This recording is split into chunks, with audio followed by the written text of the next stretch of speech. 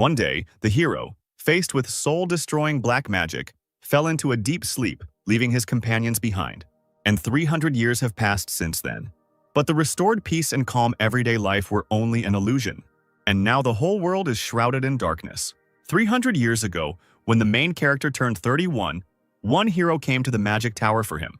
The girl said that she had heard that once every 100 years a genius magician appears, and she asked him if it was him, calling him a boy. Archmage Lin just looked at the girl silently, slamming the book he was holding in his hand shut. Still silent, he approached the bookshelf and, under the gaze of the stranger, put it away from the shelf. Ignoring the girl behind him, Lin began to sort through the books that were lying on the floor, and the girl decided to call out to him, asking him if he could hear her at all. With a stone face, the guy replied that he was neither a genius nor a child, and his name was Lin.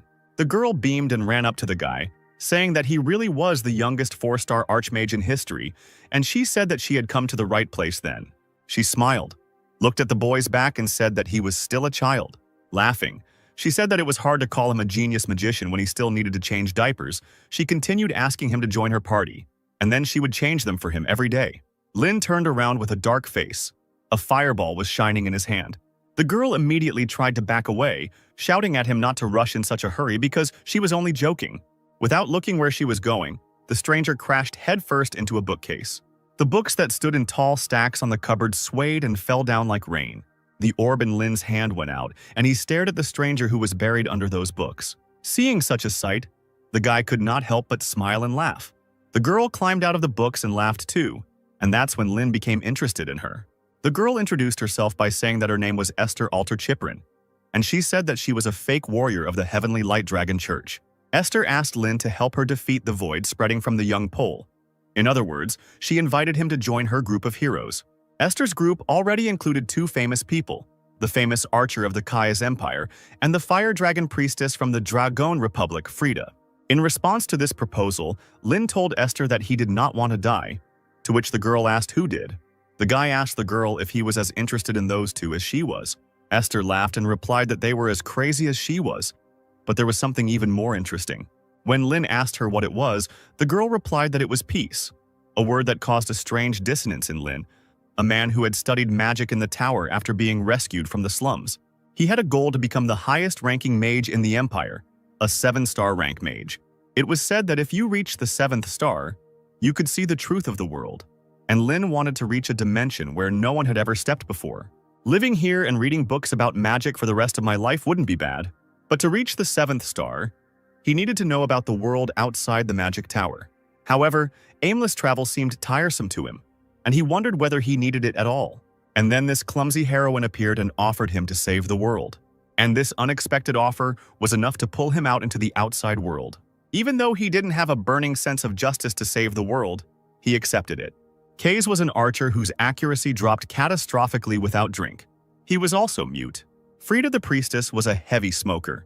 She said that, as a priestess of the fire dragons, she should at least be able to cast a breathing spell. And then she would blow black smoke into Lin's face, giving out a crazy laugh. After this, a monster could suddenly appear and attack with loud screams. And although the party members had their shortcomings, they were masters of their craft. This monster prepared to attack people, and its eye lit up with a green light. But before he could do anything, a bright flash of light had already curled up in Frida's hand, blinding him. And then a huge wave of fire headed towards the monster. The party was strong. The terrible monsters they encountered on their way and the minions of the abyss approaching the server were nothing to them. Esther often joked with Lin. She would tell him not to dare fall in love with her. In the evening, she asked him when it would all end, and if he wanted to go on a trip with her. While Frida was fighting the bat, Esther nonchalantly told Lin that she was afraid that he would be deceived by another girl, since he was so innocent. And thus, in the company of his companions, Lin spent 5 years. As their journey to save the world from the abyss came to an end, Lin's body began to show signs of erosion. This was the result of 5 years of being attacked by enemies.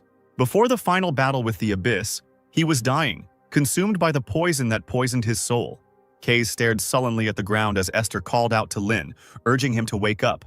She asked Frida to do something, but she replied that she could not lift this curse.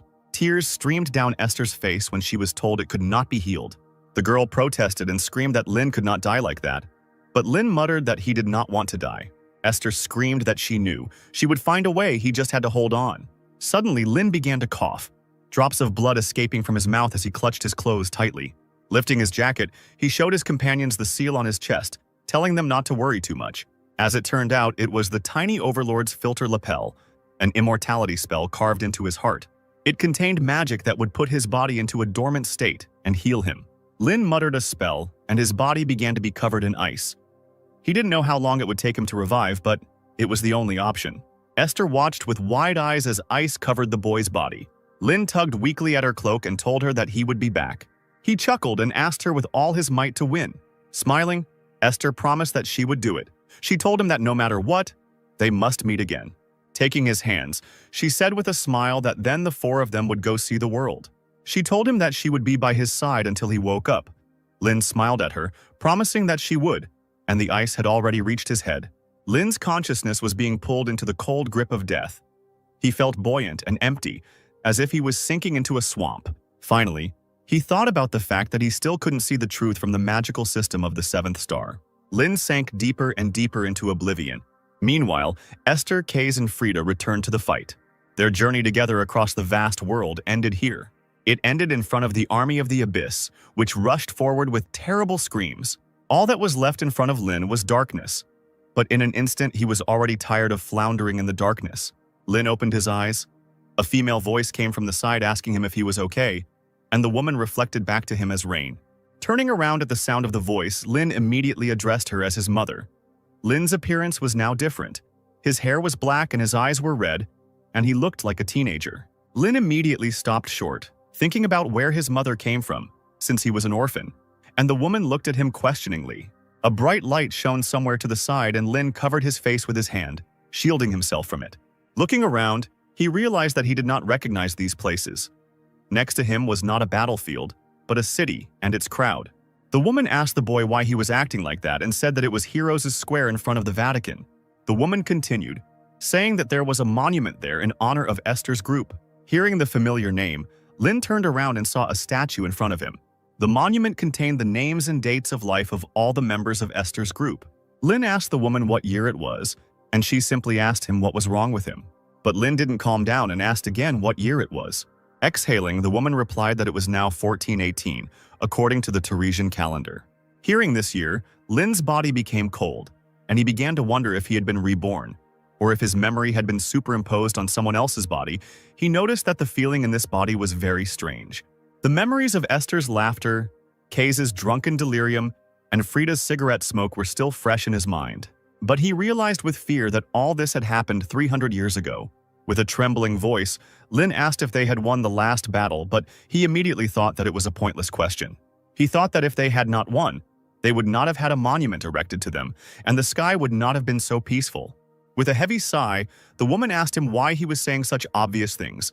And then she said that they said that now, if you climb the Vatican Tower, you can see the frozen remains of Lord Lin.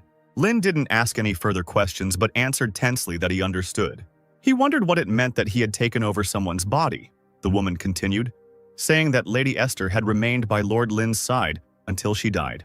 She noticed that it was so beautiful and so sad, and then she asked the boy what he thought. Lin, in response to this, laughed, sweating, and the woman asked him why he was laughing because it was a sad story. Remembering his last moments with Esther, he thought it was amazing that she had kept her promise. Lin walked closer to the monument and reached out his hand to the plaque. As soon as he touched her, he pulled his hand back, thinking that someone had not kept their promise after all. Lin burst into tears and said he had not kept his promise. Lin didn't know what the three of them said about him next, but he became a historical figure. The emperor personally erected a monument to him. Many towers of magicians and families of magicians revered him as a saint. And Reina's mother watched her son with excitement. Lost in his thoughts, Lin thought about how these 300 years had left him with only magic. They left him with memories of travels to many places and the faces of his comrades who smiled brightly at him. Now these adventures could be read about in books. Now these memories have become legends. He recalled that Esther had once said that moments become memories when they are shared with someone. So his memories are not yet memories. Until he dies and meets them, they will remain unshared. These are memories he must live with alone, like an unanswered echo. Noticing movement out of the corner of his eye, Lin turned around and saw a cup of tea. Smiling, Lin accepted the cup from Rain's mother. thinking that his friends were gone now, but they had left him this world. Looking at the cup, he thought about what he should do now, and then he remembered Esther again. Lin's eyes widened, and he thought about what else he had to eat and work with. The Holy Human Empire divided the mage class into 7 levels. Eventually, Lin reached the 5-star level of a mage. Only 2 people in the entire history of the empire had reached the 6-star level, known as a sage. Lin thought that, one could say, they had not reached the end of the truth. But Reina's mother waved her hand at him, getting ready to leave. Seeing the outstretched hand, Lin remembered Esther and thought that if he hadn't left with Esther, he would have reached the 6-star level and then grown old and died. But he would regret it all his life. Even if someone could turn back time, he would leave to travel with her again and again. But now Esther is gone. The girl hoped that this world would be filled with laughter. As Lin followed her mother outside, she thought that this world, which they had all desperately defended together, was truly the way she wanted it to be. He remembered again that those who reached the end of magic would be able to see the true face of the world. So in this life, he must become a 7-star magician. Stopping again at the statue of his friends, he thought that in order to escape from this sadness and emptiness, he would try. He remembered Esther with a wide smile and flushed cheeks, calling him to look at the flower. He remembered Frida saying it was too romantic to show such things to a charmless brat. Kays only watched the flowers from the side. Lin then shouted that he would rather read another magic book than look at this. He asked what was so wonderful about this flower field. Lin thought that the people in Esther's group were all equally eccentric, but he really enjoyed traveling with them.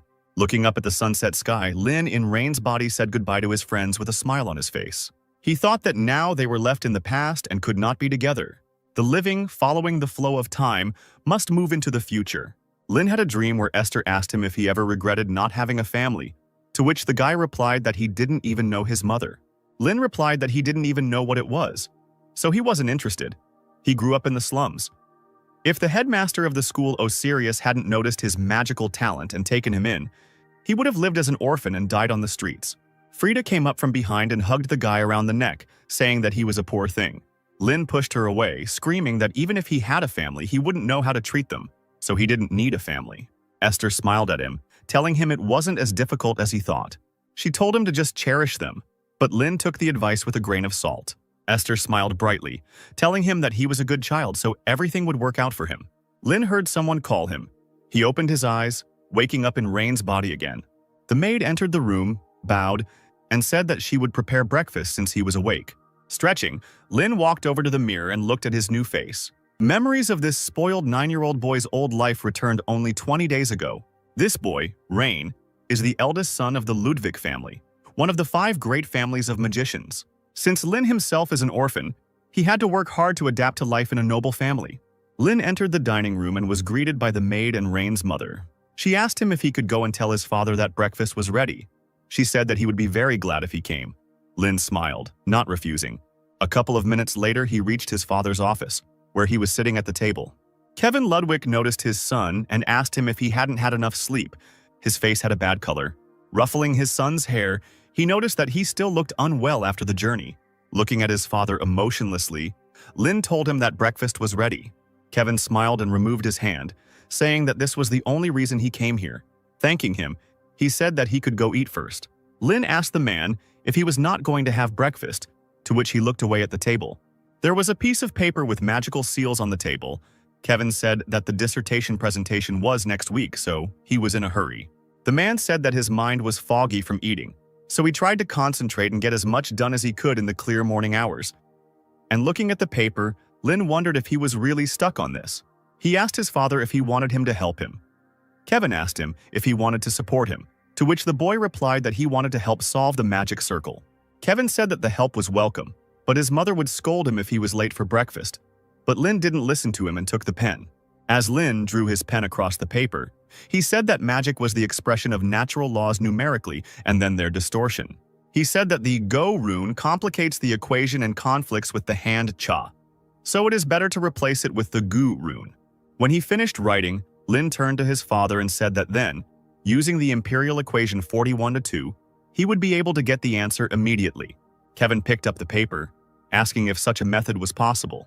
The man thought that this was a difficult problem that even the best scientists could not solve, and yet this was a high-level spell that was 200 years old. Looking up at his son in surprise, Kevin asked him how he had guessed. Digging through Rain's memories, Lin realized that Rain, in terms of his knowledge of basic magic, was a completely ordinary person. However, given that he belonged to a line of mages, this meant that he did not inherit the talent for magic. Lin did not answer his father's question and asked him if he could have breakfast with them now. Smiling, Kevin rushed to hug his son, saying that now they could all eat together. Raina's family was small: mother, father, 6-year-old sister. A little girl, Siri, looked into the room where her brother was sitting. Her hair and eyes were the same as Rain's. She was a sweet girl who inherited the traits of the Ludwig family. Lin turned around, noticing someone's gaze on him. The girl flinched when she realized she had been noticed.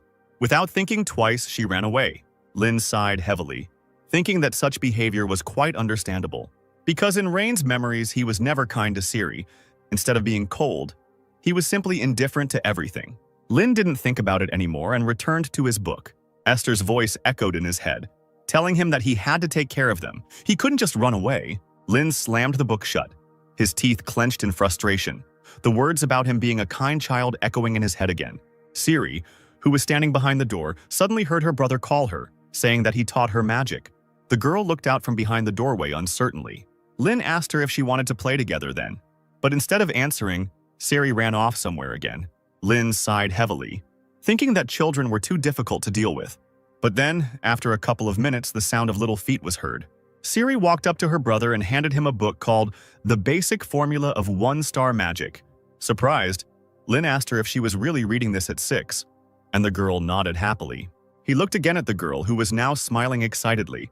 Esther's voice came back to him in his head, asking him if he knew the meaning of this flower. In another memory, she happily shouted that she would tell the story of a certain cliff. Lin always complained that Esther treated him like a child, but in reality, he loved these moments more than anything in the world. Siri sat on her brother's lap and began to show what she didn't understand. Lin began to explain to her that a house with a thatched roof and a brick house are different.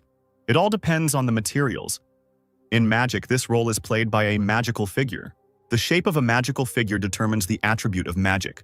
For example, if you draw a triangle, it will be the attribute of fire, the shape of a fan, the attribute of wind. Lin continued by saying that the next step is runes. Runes determine the effect of magic, and runes are magic words.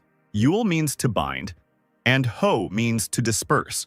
For example, if you engrave the Yule rune on a triangular magic square, you will get a spell of binding with the attribute of fire. Lin said that it actually uses mathematical formulas.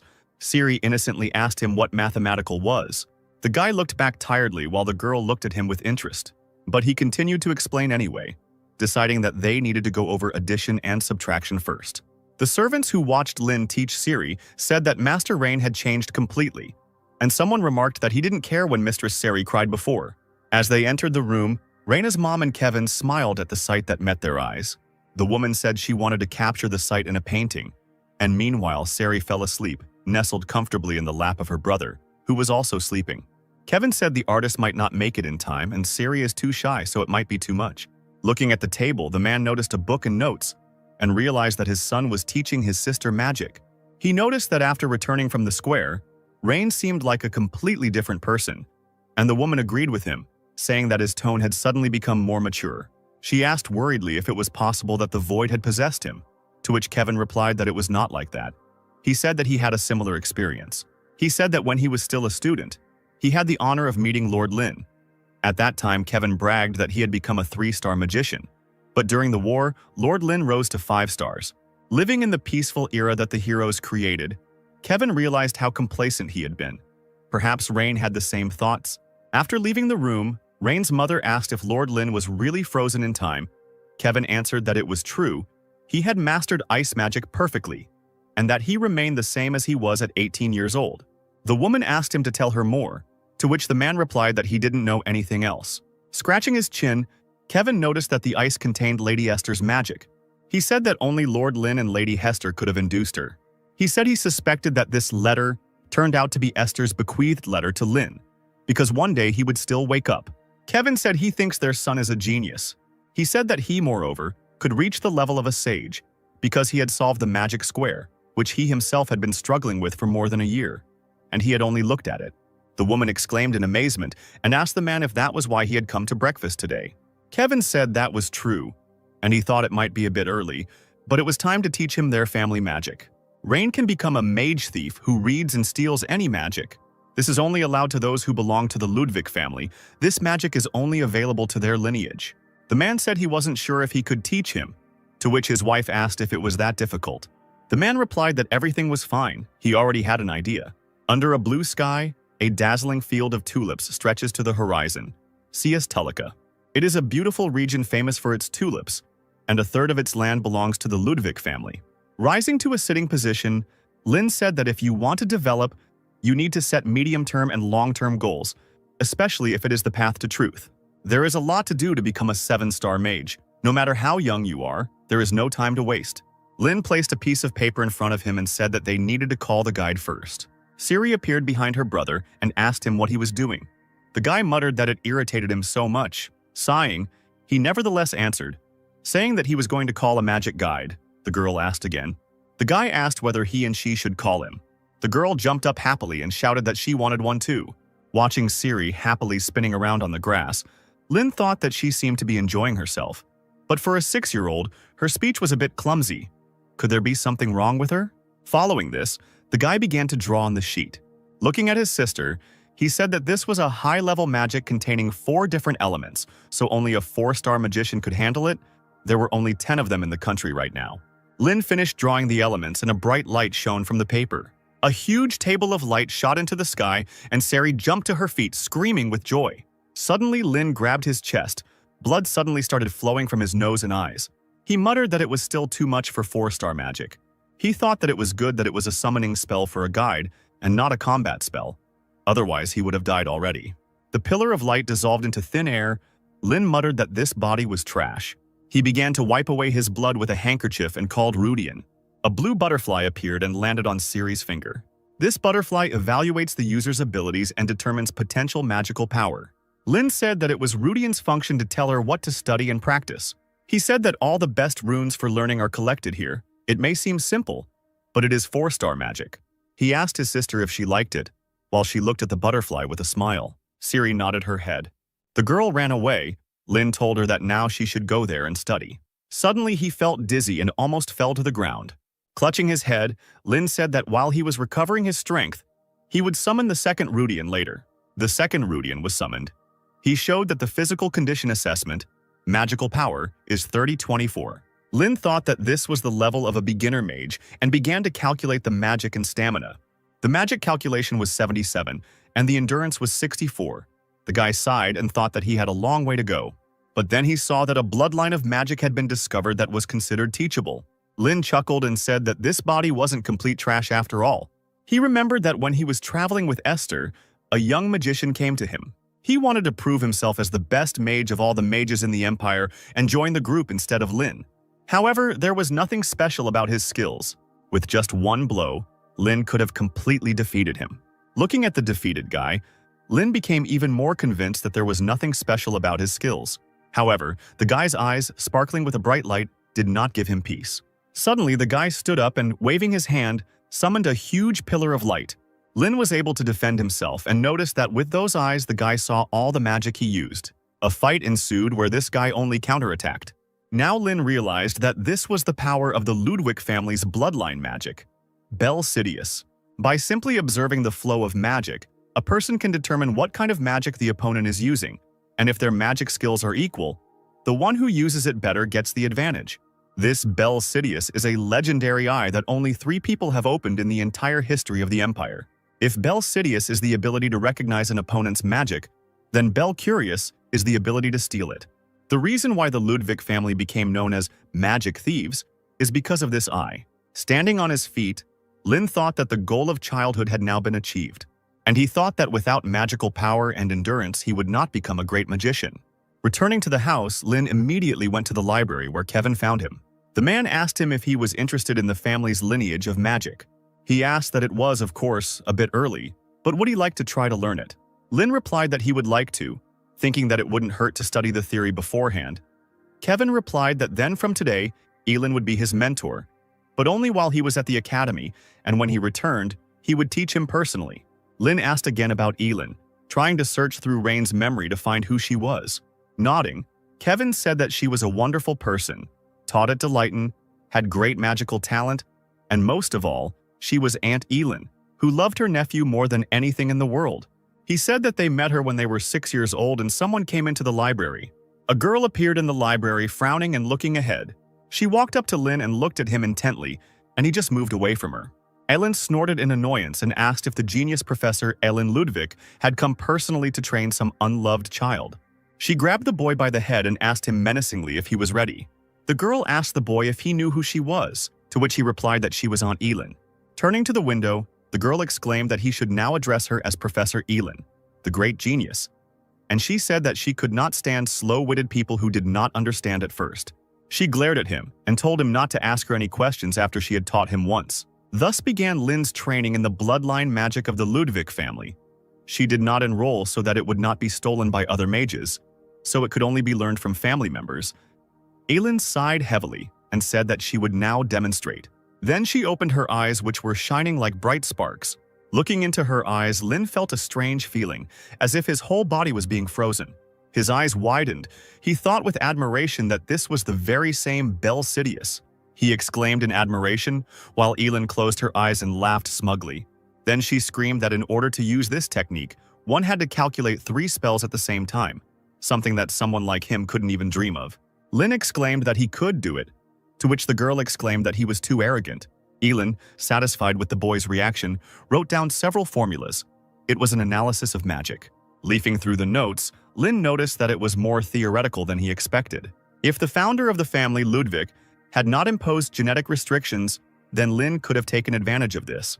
Leaning towards her nephew, Alice asked him if it was too difficult for him since he didn't even understand what it meant, to which he replied that he just needed time to understand. Alice had not expected such an answer, and so she hesitated to do the honor of helping. Lin bowed to his aunt and thanked her for guiding him, and he said that he would now figure it out on his own. Alice asked him if he didn't need any guidance, and when there was no response, she told him not to ignore her. Lin sat down at the table and began to read the notes.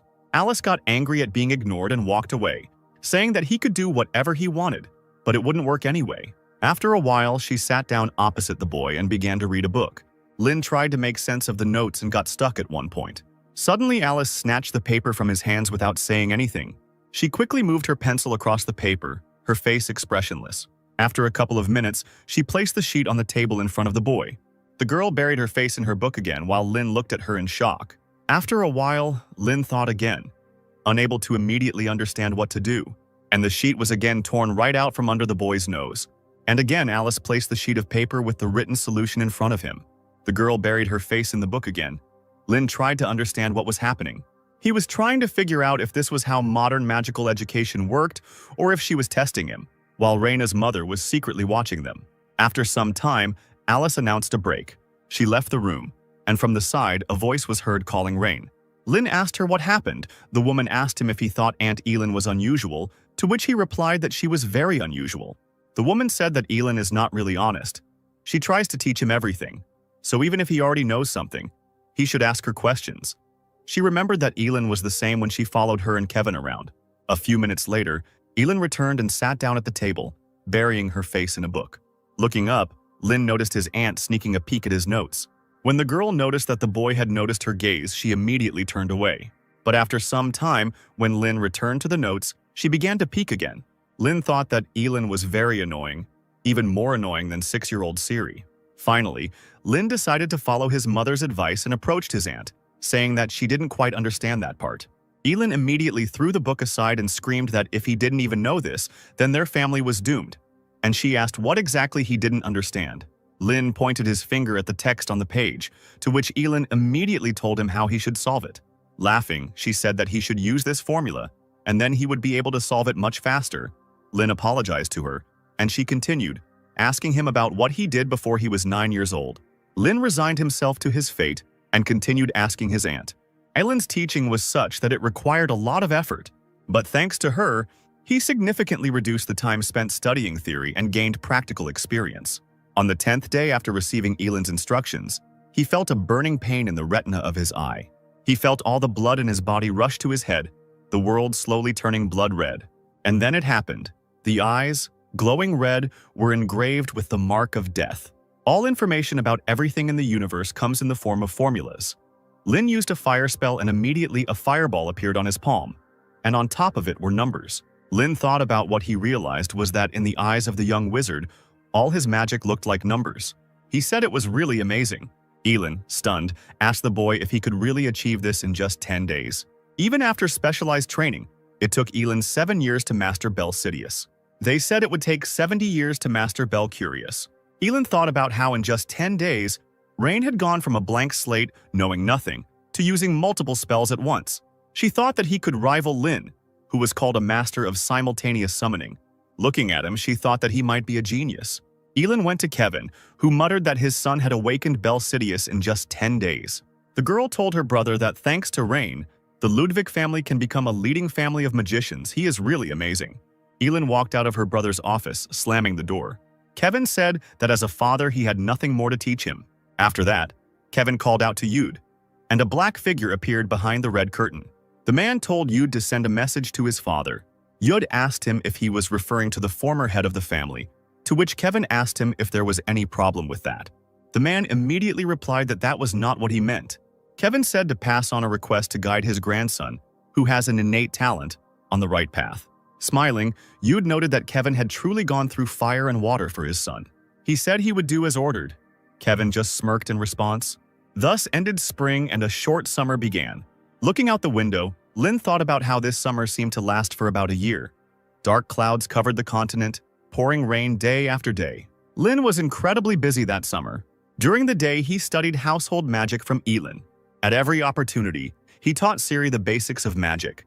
And at night, he concentrated on training his physical and magical strength. The development of modern magic that Lin learned from Elin and from books was truly astounding. And for Lin, a person living 300 years ago, it was quite shocking. He noted that such complex formulas were simplified to such an extent that the activation time was reduced and the power was greatly increased. The level of magic has increased significantly compared to 300 years ago. But now Lin can lose to a modern 4-star mage. He thought that magic grows with time, and with his current state, becoming a 7-star magician in this era is absolutely impossible. He needs strength and incredible knowledge. At dinner, Lin told his father he had a favor to ask, and Kevin asked again. The boy asked his father to send him to the city of magicians. He said that it would take about 3 years. The parents' eyes immediately popped out of their heads. While chewing bread, Siri asked her brother if he really wanted to go somewhere, to which he said yes. He said that he was thinking of going to the Golden Rose in the City of Magicians, where the best magic university, Delighton, is located.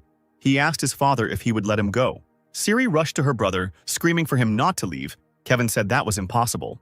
He told the boy to think about his age because he was only 10 years old. It was too early to leave home. Kevin said that children from magical families enter Delaith when they turn 16. Then it is not too late to go to the City of Magicians. And he also said that he had already scheduled a very important meeting. Taking a letter out of his vest, Kevin told his son that this letter was sent by his father, his grandfather. Elin, who was sitting at the table and eating a steak, immediately froze with a piece of meat in her mouth. Choking, she coughed silently and asked her brother again, to which he told her to wipe her mouth before speaking. Lin immediately guessed who his grandfather could be. Kevin said that in their family, only 3 people awakened the Belcurious. Lin's thoughts were confirmed, and he thought that this was indeed the Belcurious Scalzi Ludwig motivator. Kevin told his son that his grandfather would personally guide him through Belcurious. Alice rushed to sob into her mother's skirt, and Elin began to wipe her mouth while the man told his son that he should first visit his grandfather. After some time, the carriage reached a huge mansion. Kevin and Lin got out of the carriage and walked down the corridors, Lin looking around. Kevin told his son that he would go and greet his grandfather first. After a while, the man came out of the room and called Rain to meet his grandfather. The man standing by the window turned his red eyes behind him. He raised his hand and pulled out 2 fingers, around which red triangles of the spell glowed. Suddenly, he dropped his hand sharply, which activated the spell. Lin was immediately overcome with an unusual sensation. Everything around shook. The chandeliers on the ceiling swayed. Books began to fall off the shelves. Lin wondered in fear what this old man was thinking. Meanwhile, Scalzi had no intention of retreating. His hand glowed even brighter with the same spell. Lin decided to put his thoughts aside and respond to such a gesture. He raised his hands and they glowed blue. But the next moment, Lin's spell in his hands faded away, as if it had never been there. The man said that it was Belcurious, and Lin involuntarily shuddered at the voice. Looking at the man, he noticed that his eyes were glowing with a bright red light. Scalzi said that this spell can control visible magic at will. After recovering from the shock, Lin smiled weakly, admiring the man. Lin exclaimed in delight, in response to which his grandfather asked him if he wanted to try it too, while Kevin only sighed understandingly. Scalzi's eyes dimmed, and he said that mastering Bell Curious was not enough. In order to use it properly, a master must fully understand it. He asked the boy what level he was at now. Lin replied that he could barely do a speed calculation of a 3rd-star spell, and he himself thought that he could handle spells up to 5 stars, but Scalzi also said that it was almost amazing. He said that, however, Bell Curious requires a huge amount of magical power, so in his current state, he was still far from that. In response to this, Lin asked about it being just a long way, and he asked if it was impossible. Scalzi was caught off guard when the boy screamed at him to take him to this level. Scalzi said his training will be very hard, so he will learn the right way. He said that his first greeting was too rude. He apologized for it and greeted them. Kevin was about to leave when his father called him and said that they could have a drink together after they confirmed Rain's suitability. Kevin, not expecting this, turned to look at his father with wide eyes. Scalzi did not look at his son, but raised his hand to wave to him. Kevin bowed low to his father, saying goodbye and thanking him. After some time, winter came and snow fell in flakes to the ground. At this time, Scalzi and Lin were practicing outside. The man raised his hand to the sky. A bright flash was shining in his palm, and he exclaimed to his grandson that he should be able to use Bell Curious freely. Lin rushed back as his grandfather shouted at him to cast the spell quickly and not screw it up. Scalzi's lightning struck the ground, knocking the boy off his feet, and the man screamed, asking his grandson if he was just going to stand there and watch as the enemy's spell was activated. And Scalzi himself thought with admiration that this boy had an amazing talent. If you teach him one thing, he will comprehend 1,000. He is a genius who masters in one go what would take others a month. All that remains is to master the use of eyes and develop magic. Lin ran around his grandfather as he told him that he had to risk his life in his studies in order to grow significantly. Lin shouted back at him that he understood everything. A bright fireball glowed in Scalzi's hand, and he told his grandson that he would release it now. Looking at his grandson, he told him that if he couldn't dodge, he would die. Lin ground his feet, preparing to meet the spell. Rushing forward, Scalzi gave the boy the signal to take action. Lin screamed loudly as he used Bell Sidious, and his eyes glowed a bright yellow. Meanwhile, the fireball was getting closer and closer to him. Scalzi shouted loudly at his grandson to hurry up. Lin stared at the orb, thinking that he needed to master his opponent's magic with Bell Sidious, and then manipulate it with Bell Curious. The ball came closer and closer, when suddenly a bright red light lit up in the boy's eyes. Everything in his eyes began to move in slow motion. The fireball disintegrated into numbers. The grandfather who stood behind turned into a silhouette, covered in numbers. Lin's eyes widened as he realized that he had been able to activate the Bell Curious, the universe being converted into equations and fed directly into his brain.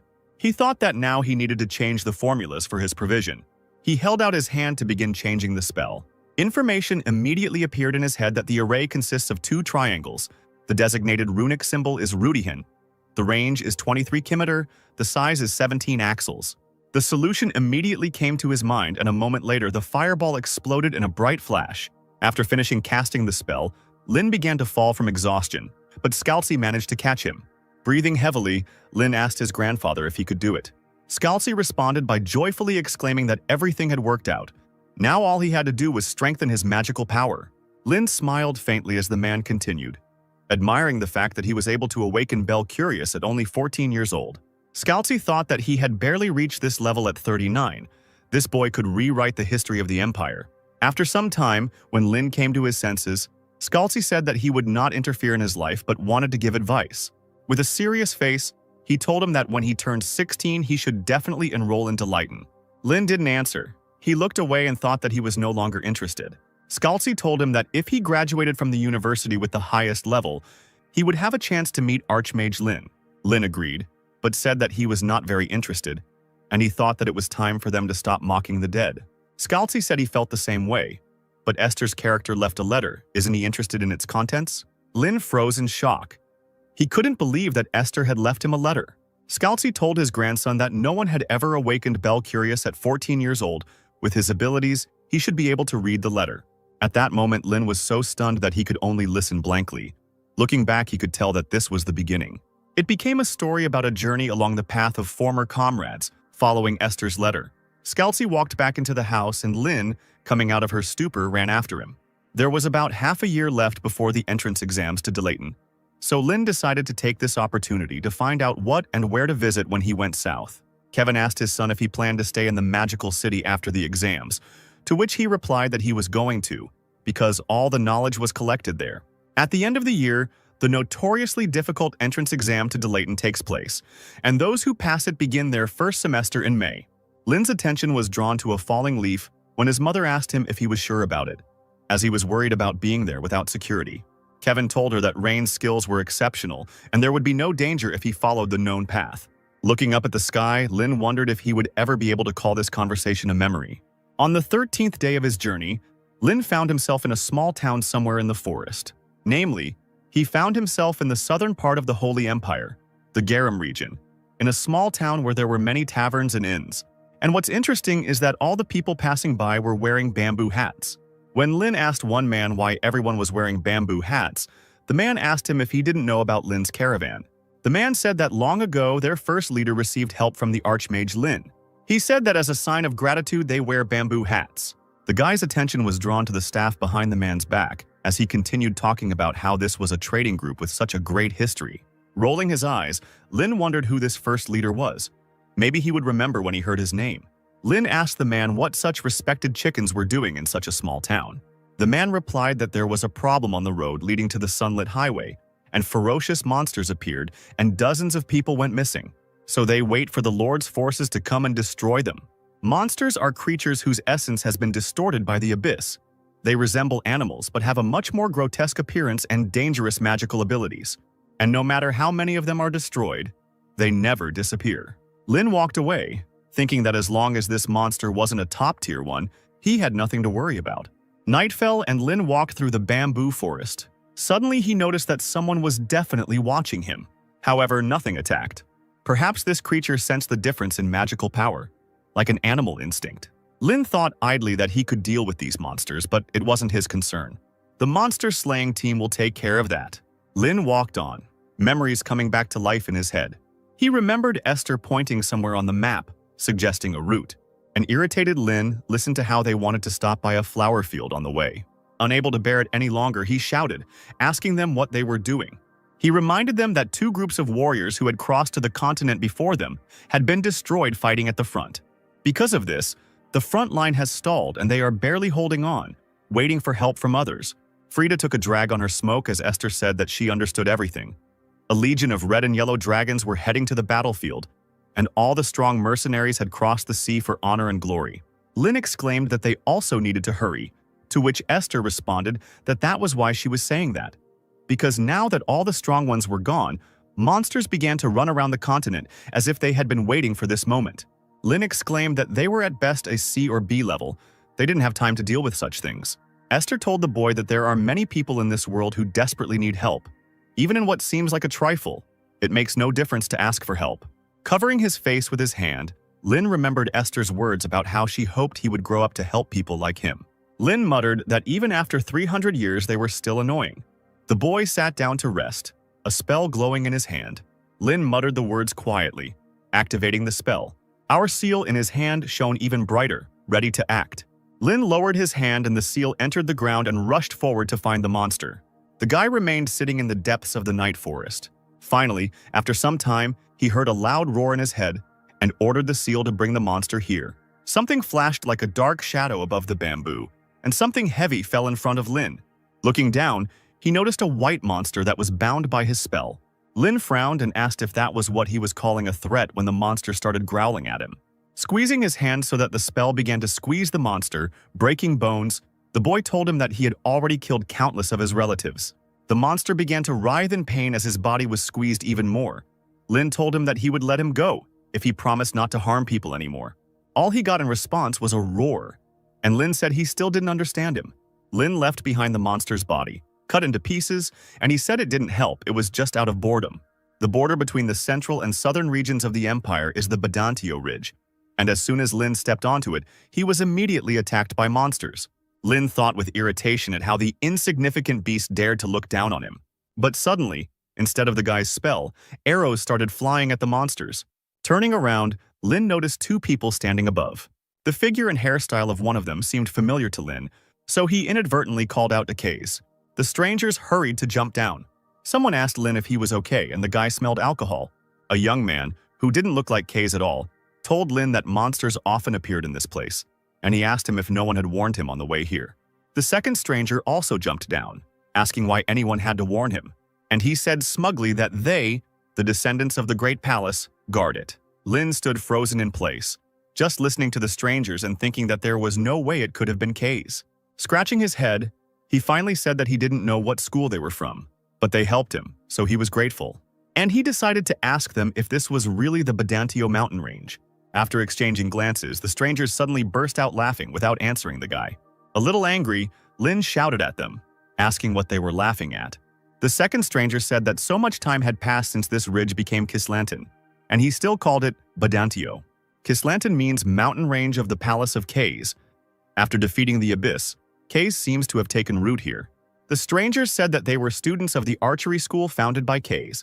They also said that traditionally this passage is guarded by him, who was recognized by the school director. Watching the drunk guys, Lin couldn't help but laugh, thinking, is drunk archery really the main subject of this school?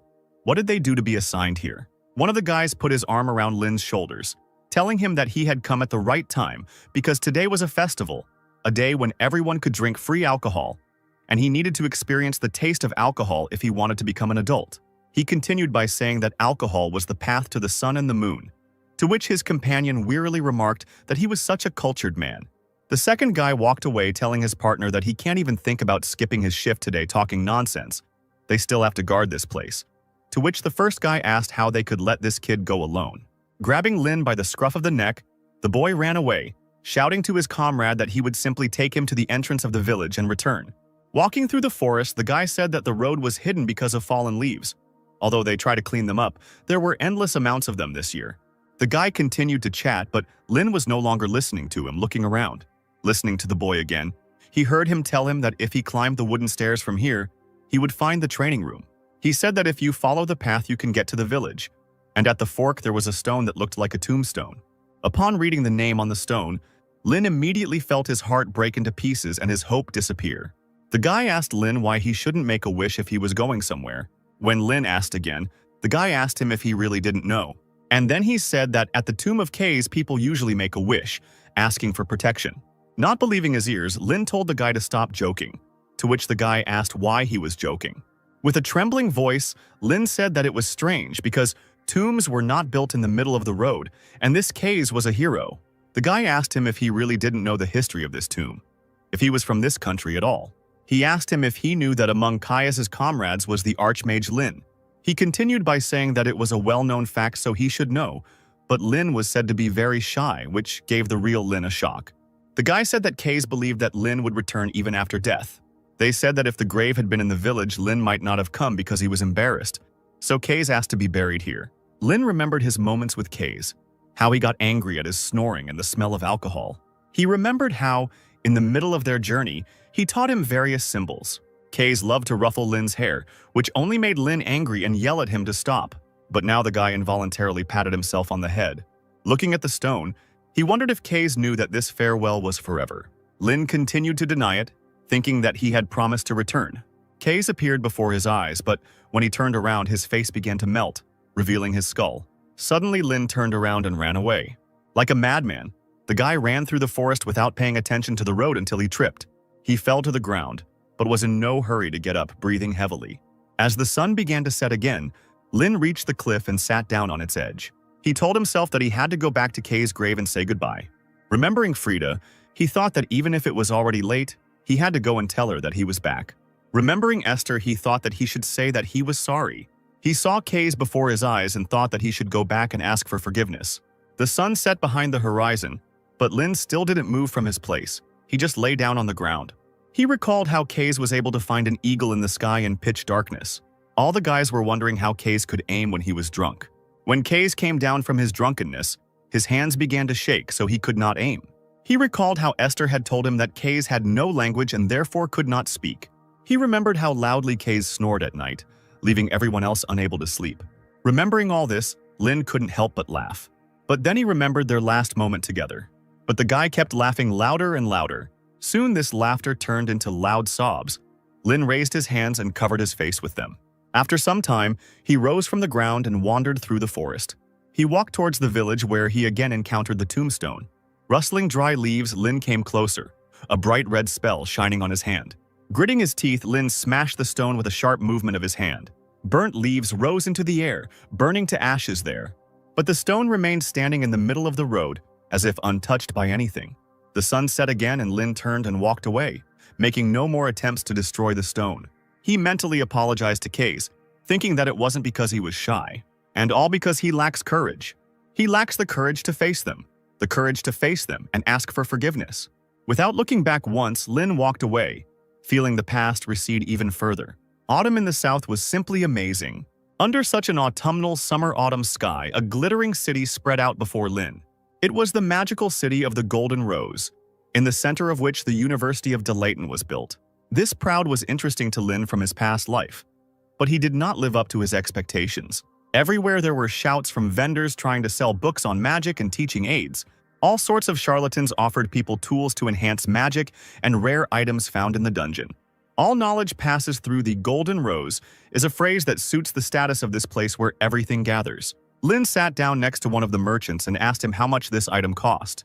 The seller replied that it only cost 10 coins, causing Lin to ask again. Smiling, Lin said that he paid at least 80 coins for it back then. Suddenly, the seller called him, saying that the bell had already rung, which meant the exam would soon begin. Lin hurried to give the money to the seller, almost forgetting why he came to this city. Suddenly, a scream was heard, and a man flew past in front of the guy. People were shouting for someone to catch the thief. The thief ran further through the crowd. Lin thought that the security here was not very good. Turning away, he thought that this was a big city, so the guards should be able to handle it. But then his thoughts were interrupted by the fact that someone crashed into him. Having collided with the guy, the old woman lost her balance and fell to the ground. Lin apologized excitedly and said that he had to go already, he was late. The old woman quietly muttered that it was a family heirloom and that her grandson needed it for the entrance exam. Continuing to mutter, asking for help, the old woman stood up and walked on. Turning away, Lin thought that now was not the time. He had an exam. But suddenly he heard Esther's voice telling him to help her. Coming closer to the old woman, Lin asked her if the man had stolen something from her. Frowning, the guy stopped the old woman, telling her to wait here. After chasing the thief, Lin climbed onto the roof and flew further with the help of a spell. Lin was burning with anger that he still had so much to do, and he was doing this. A bright flash of light flashed in his hand, and he told the thief that now he would turn to ashes. But before he could do anything, a voice was heard from behind and someone's hand touched his shoulder.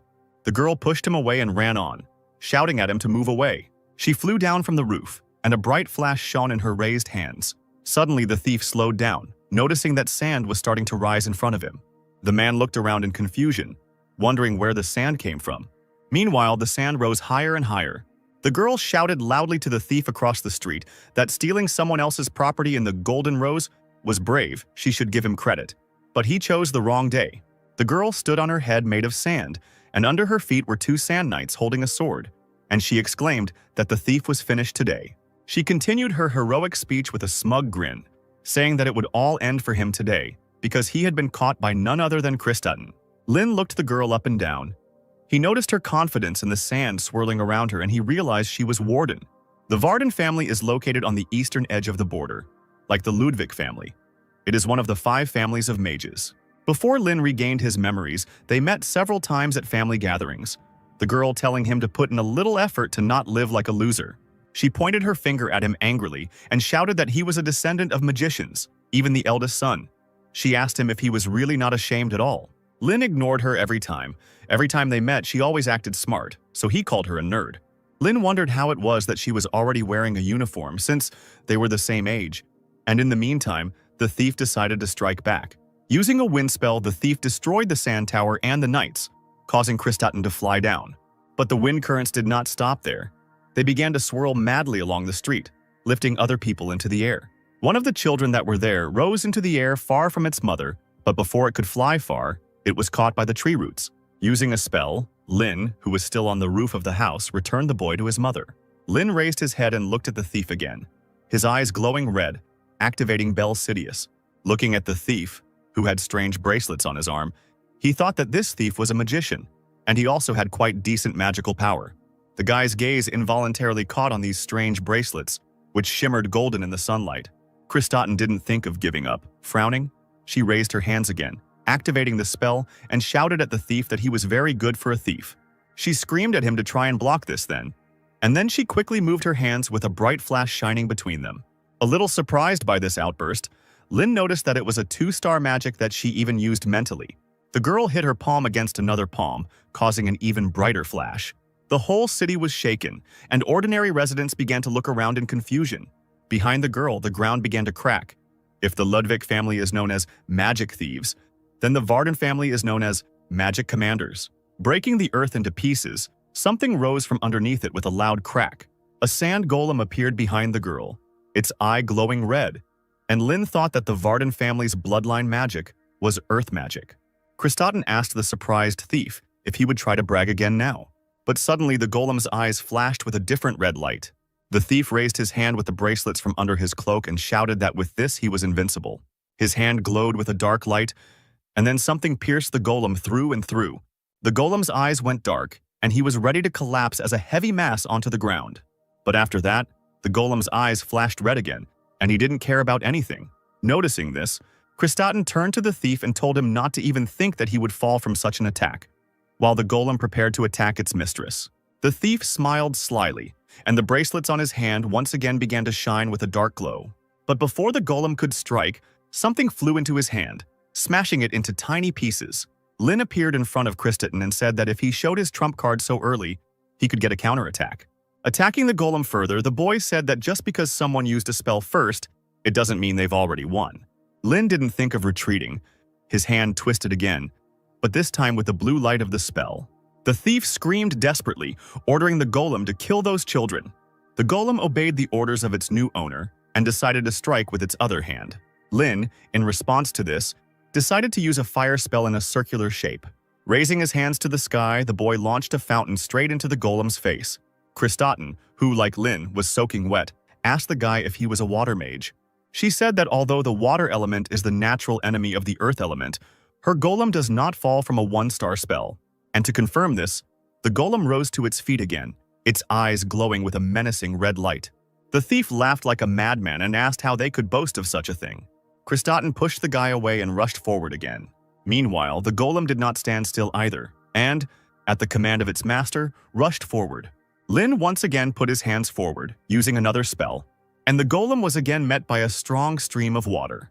Kristaten, who was once again behind the guy, shouted at him that he should already understand that this doesn't work. The man still wouldn't stop and continued to shout at her to stop wasting time and just die. But Lin didn't give up. He continued to use the spell, pressing on the water golem. After a couple of seconds, sounds were heard and cracks began to run across the golem's body. Noticing this, the guy began to spray water even harder at the stone golem. The golem stepped back, and then he noticed that his last hand was beginning to crumble before his eyes. However, she was still intact enough to strike again, which is what the golem decided to do. Lin grabbed Kristaten by the collar and quickly jumped to the side, dragging her behind him.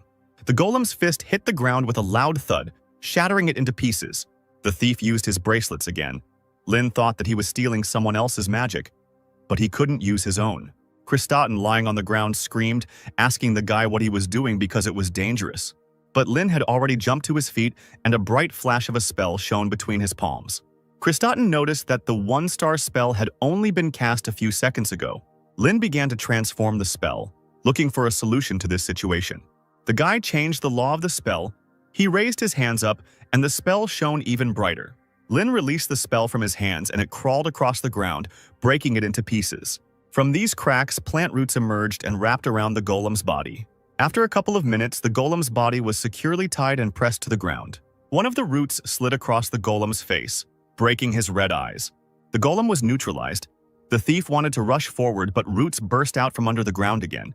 Approaching the shackled man, Lin tore off his bracelet and asked what it was. Taking a closer look, the guy realized that it was an artifact, and it looked interesting. The thief shouted at him to give it back, to which Lin replied that he had stolen it. The guy thought that stealing control over the enemy's magic was similar to Bel Sidious. There were 2 magic circles engraved on the stone, which meant that he could steal up to 2-star magic. In a panic, the thief asked the boy who he was and how he was able to cast magic so quickly. But Lin didn't answer him and just turned around, walking away and thinking that even if he told him, he wouldn't believe him. Approaching the old woman, Lin returned the artifact to her, telling her to pass this thing on. The old woman took the artifact back with tears in her eyes, and the crowd erupted in joyful shouts. People began to shout compliments to Lin and Lady Varden. Hearing about Lady Varden, Lin immediately remembered the exam and froze. Without paying attention to anything else, the boy broke loose and ran away. An unknown person in a cloak approached the chained thief and put a sword to his throat.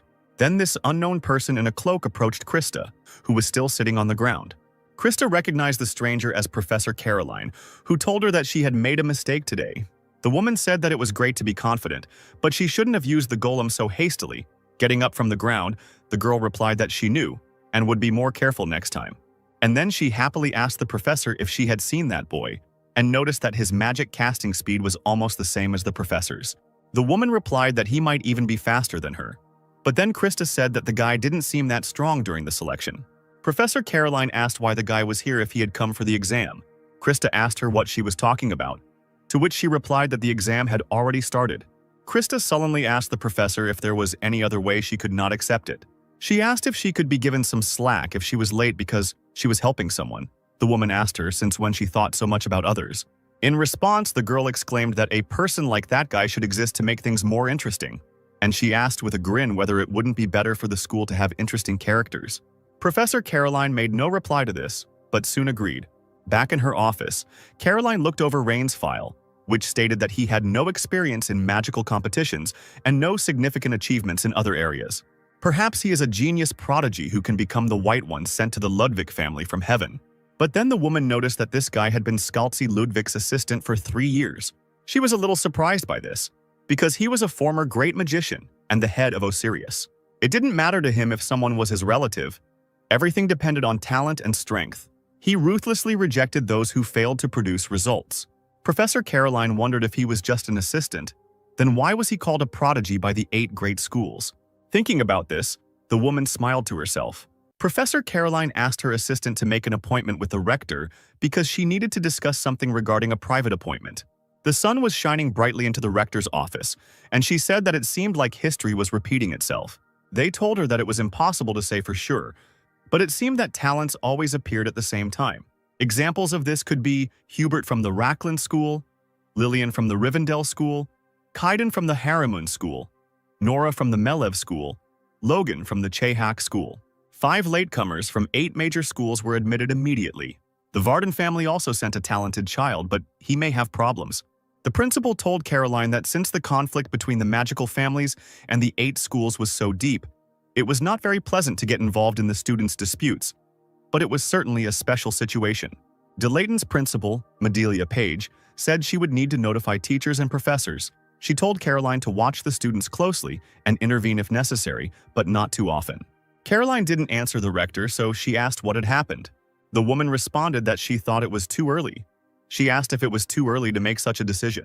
The rector asked her to tell her more, and then Caroline said that she thought there was another genius in this generation besides Krista. Madelia asked if there were any new students she didn't know about yet, to which she received a negative answer. She then asked if this was the child she wanted to give an extra test to which Caroline replied that she wouldn't believe her even if she told her. She could very well have seen him at the family meeting. Madelia told her that she still had a bad habit of slapping her hands. Caroline replied that it was just her personal opinion, but maybe they could give Ryan Ludwig the opportunity to do so and not interfere at all. Madelia thought about this, and the professor continued saying that she was interested in how he would behave in this situation. The rector replied that they would have the results soon, to which Caroline agreed, saying that Owen was there after all. The rector asked whether he really said that he would not accept any award, to which she received the answer that he absolutely does not like it when it turns out that he is a hero. It brings him problems. Caroline said that he preferred to read his books in peace, to which the rector replied that he was strange. The professor grinned and replied that strange people make good magicians, as her teacher always said. But then she noticed that Madelia seemed a bit gloomy today. After a short silence, the woman replied to the other that she was still as insightful. She said that if Rain Ludwig caught that thief, then it seems to be connected to the Dark Church. Caroline said she didn't think so, but Madelia asked her if she remembered ever saying anything stupid, and then said that special cases had contacted them first. With a serious face, she told Caroline that she had a bad feeling about this, so she needed to be prepared. The next morning after the chaos, Lin was informed that he had been accepted, even after he missed the exam due to being late. Professor Caroline suggested that he pretend that he had passed the additional exam and was included in the list of successful candidates. She was worried that the extra exams would be seen as a disgrace for those who failed the regular exam, but that wasn't a problem for Lin.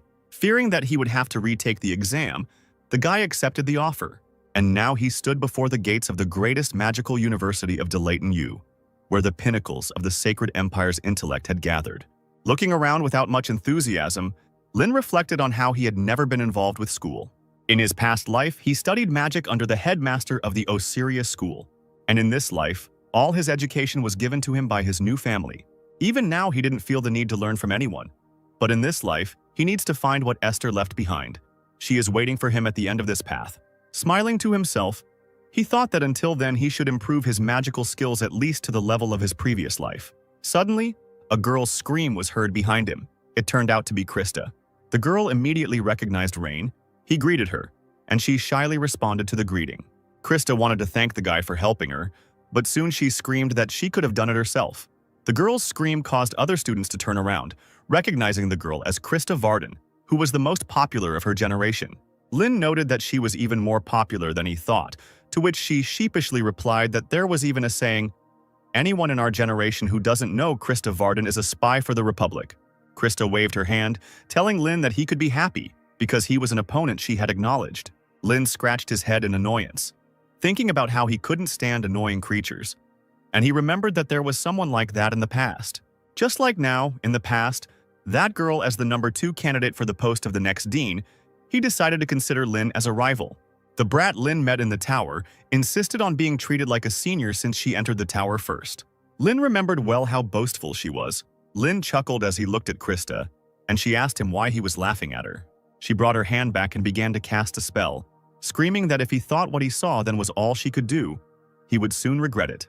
With a wave of her hand, the girl summoned a sandstorm that filled the entire corridor. Lin couldn't understand why she was acting like that in a place like this. Krista asked the guy with a grin whether he had already understood what her true abilities were, whether he felt that he wanted to give it his all. The guy thought that this girl didn't care about her surroundings. He thought with irritation that she looked like Giselle. Maybe she was her reincarnation, and he decided to put her in her place. But suddenly someone's mocking voice was heard, which said that this was such a dramatic performance. Looking at the girl, he reproachfully noted that on the one hand, she was the best newcomer, and looking at Lin, he noticed that on the other side was a genius prodigy who had barely passed the additional exam. Coming closer, he said it was like comparing extremes. Krista immediately recognized the guy and named him Hubert. There were rumors in the crowd that this Hubert was from Rohwinham School. He was a graduate of Delayton High School, and he had also been a rival of Krista for a long time. Krista called off the storm, to which Hubert encouraged her to continue as it was great fun, to which the girl responded that the quality of the audience was too low, so it wasn't fun. She smirked and said that it would also be a shame if he got caught in her magic and flew away somewhere, so he should be grateful to her for her attention. Hubert laughed and said that it brought tears to his eyes, and he asked if it wasn't too shameless to open his mouth, when even she couldn't handle it herself. He said that she should know her place or she would regret it. Frowning, Krista said that a finalist shouldn't talk like that, and she asked him why he didn't show what he could do. Hubert noticed that her proud nature had not changed, and he said that she would disgrace her family if she continued to live like that. Hubert's attention turned to Rain, and he said that he was so insignificant that he didn't even notice he was there. Bowing to the boy, Hubert asked him what he, the brilliant young master, was staring at, whether there was something on his face, or whether there was something in his words that bothered him. Lin tilted his head in boredom and replied that it wasn't so much that he was bothered by it all, but rather that he had a question. Who is this man acting so self-confident? He asked him if he knew how to use magic at all because he had to be able to handle it well in order to fight him. Everyone present was shocked by such a statement and froze in shock. Hubert's eyes widened as he asked the boy what he had just said. Krista couldn't help but laugh out loud. She exclaimed that he was trampled while bragging to the newbie. Hubert glared at her as she continued, saying that if she were in his place, she would be too embarrassed to even show her face. The teacher's voice was heard asking what they were doing there and then telling them to hurry up and come in. The teacher told Krista, as the freshman representative, to come in and get ready for the oath. Lin turned away from Hubert and headed into the hall under his gaze. Krista was dragged into the hall, but at the end she called out to Rain. She exclaimed that she would leave everything as it was for now because there was no time, but next time he might not even think about it. They would settle everything properly. The other students looked at Rain and wondered what this meant, since they couldn't even be compared. Someone told them that Krista would actually have a hard time. The student asked him what he meant, to which he replied that the young gentleman was the assistant of Director Scalzi. Soon everyone would see how strong he was. All the first years gathered in the hall, and the 1338th Delayton entrance ceremony began. Krista, as the freshman representative, gave her speech. Lynn listened to all this with boredom, thinking that it would all end as soon as possible. But then, the rector's welcoming speech to the first-year students was announced, and Lynn perked up a little. Madelia walked onto the stage as the host announced her as the best mage in the entire empire. The crowd began to whisper animatedly among themselves. Lynn thought about how she was the greatest mage in the empire, the current head of the Council of Mages, and a direct descendant of the founder of magic, Imitsa Page. When Madelia showed everyone, the guy noticed something in her appearance. As it turned out, he noticed her purple hair, which was a result of genetics. A microphone flew up to Madelia, and she greeted all the freshmen at Delayth and introduced herself again. She congratulated the 233 freshmen gathered there on their admission, but said that half of them would not survive until their second year, either being held back or expelled. The entire hall froze in silence as it listened to the rector's speech. With her hands spread, Madelia continued, saying that of the 117 survivors, about 60 would go on to third year, and only half would graduate, leaving less than 30 graduates each year. The rector said that Delayton was such a place where talents were honed. They would be constantly tested under the guise of polishing to determine if they were raw gems.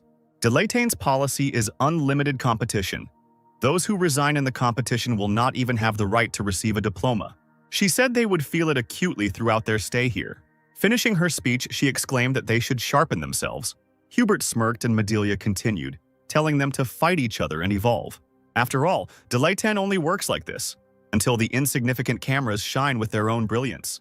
Madelia told them that she would be happy to meet them again in 3 years. She said that after these 3 years, she will greet them as a fellow magician. Smiling, she said that only then would she wish them luck. After a while, the crowd began to clap hesitantly. Then the audience burst into joyful shouts and Madelia walked off the stage. The students stood up from their seats, clapping their hands loudly, and Lynn thought about how much he was looking forward to this day. Meanwhile, the professors stood on the balcony and watched the new students. Caroline said they were chaotic, but she liked the energy, to which they countered that energy should match ability. The woman asked Professor Owen what he thought. Tall replied that he expected this party to be of a high level, but so far he sees only idiots with manure in their heads. He said menacingly that they were all doomed to failure.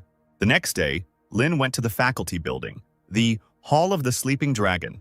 He noticed that the building was truly majestic. Lynn found his office and went in. There were no people there yet. The guy sat down at a desk by the window and began to sort through his notes. A voice came from the side, saying that they were now classmates, so they should take care of each other. Lynn turned his head with a smile. He froze when he noticed Krista sitting down next to him. The guy covered his face with his hand, and the sky immediately darkened. Krista smugly said that he had the honor of sitting and competing with her, the best student, from the very beginning.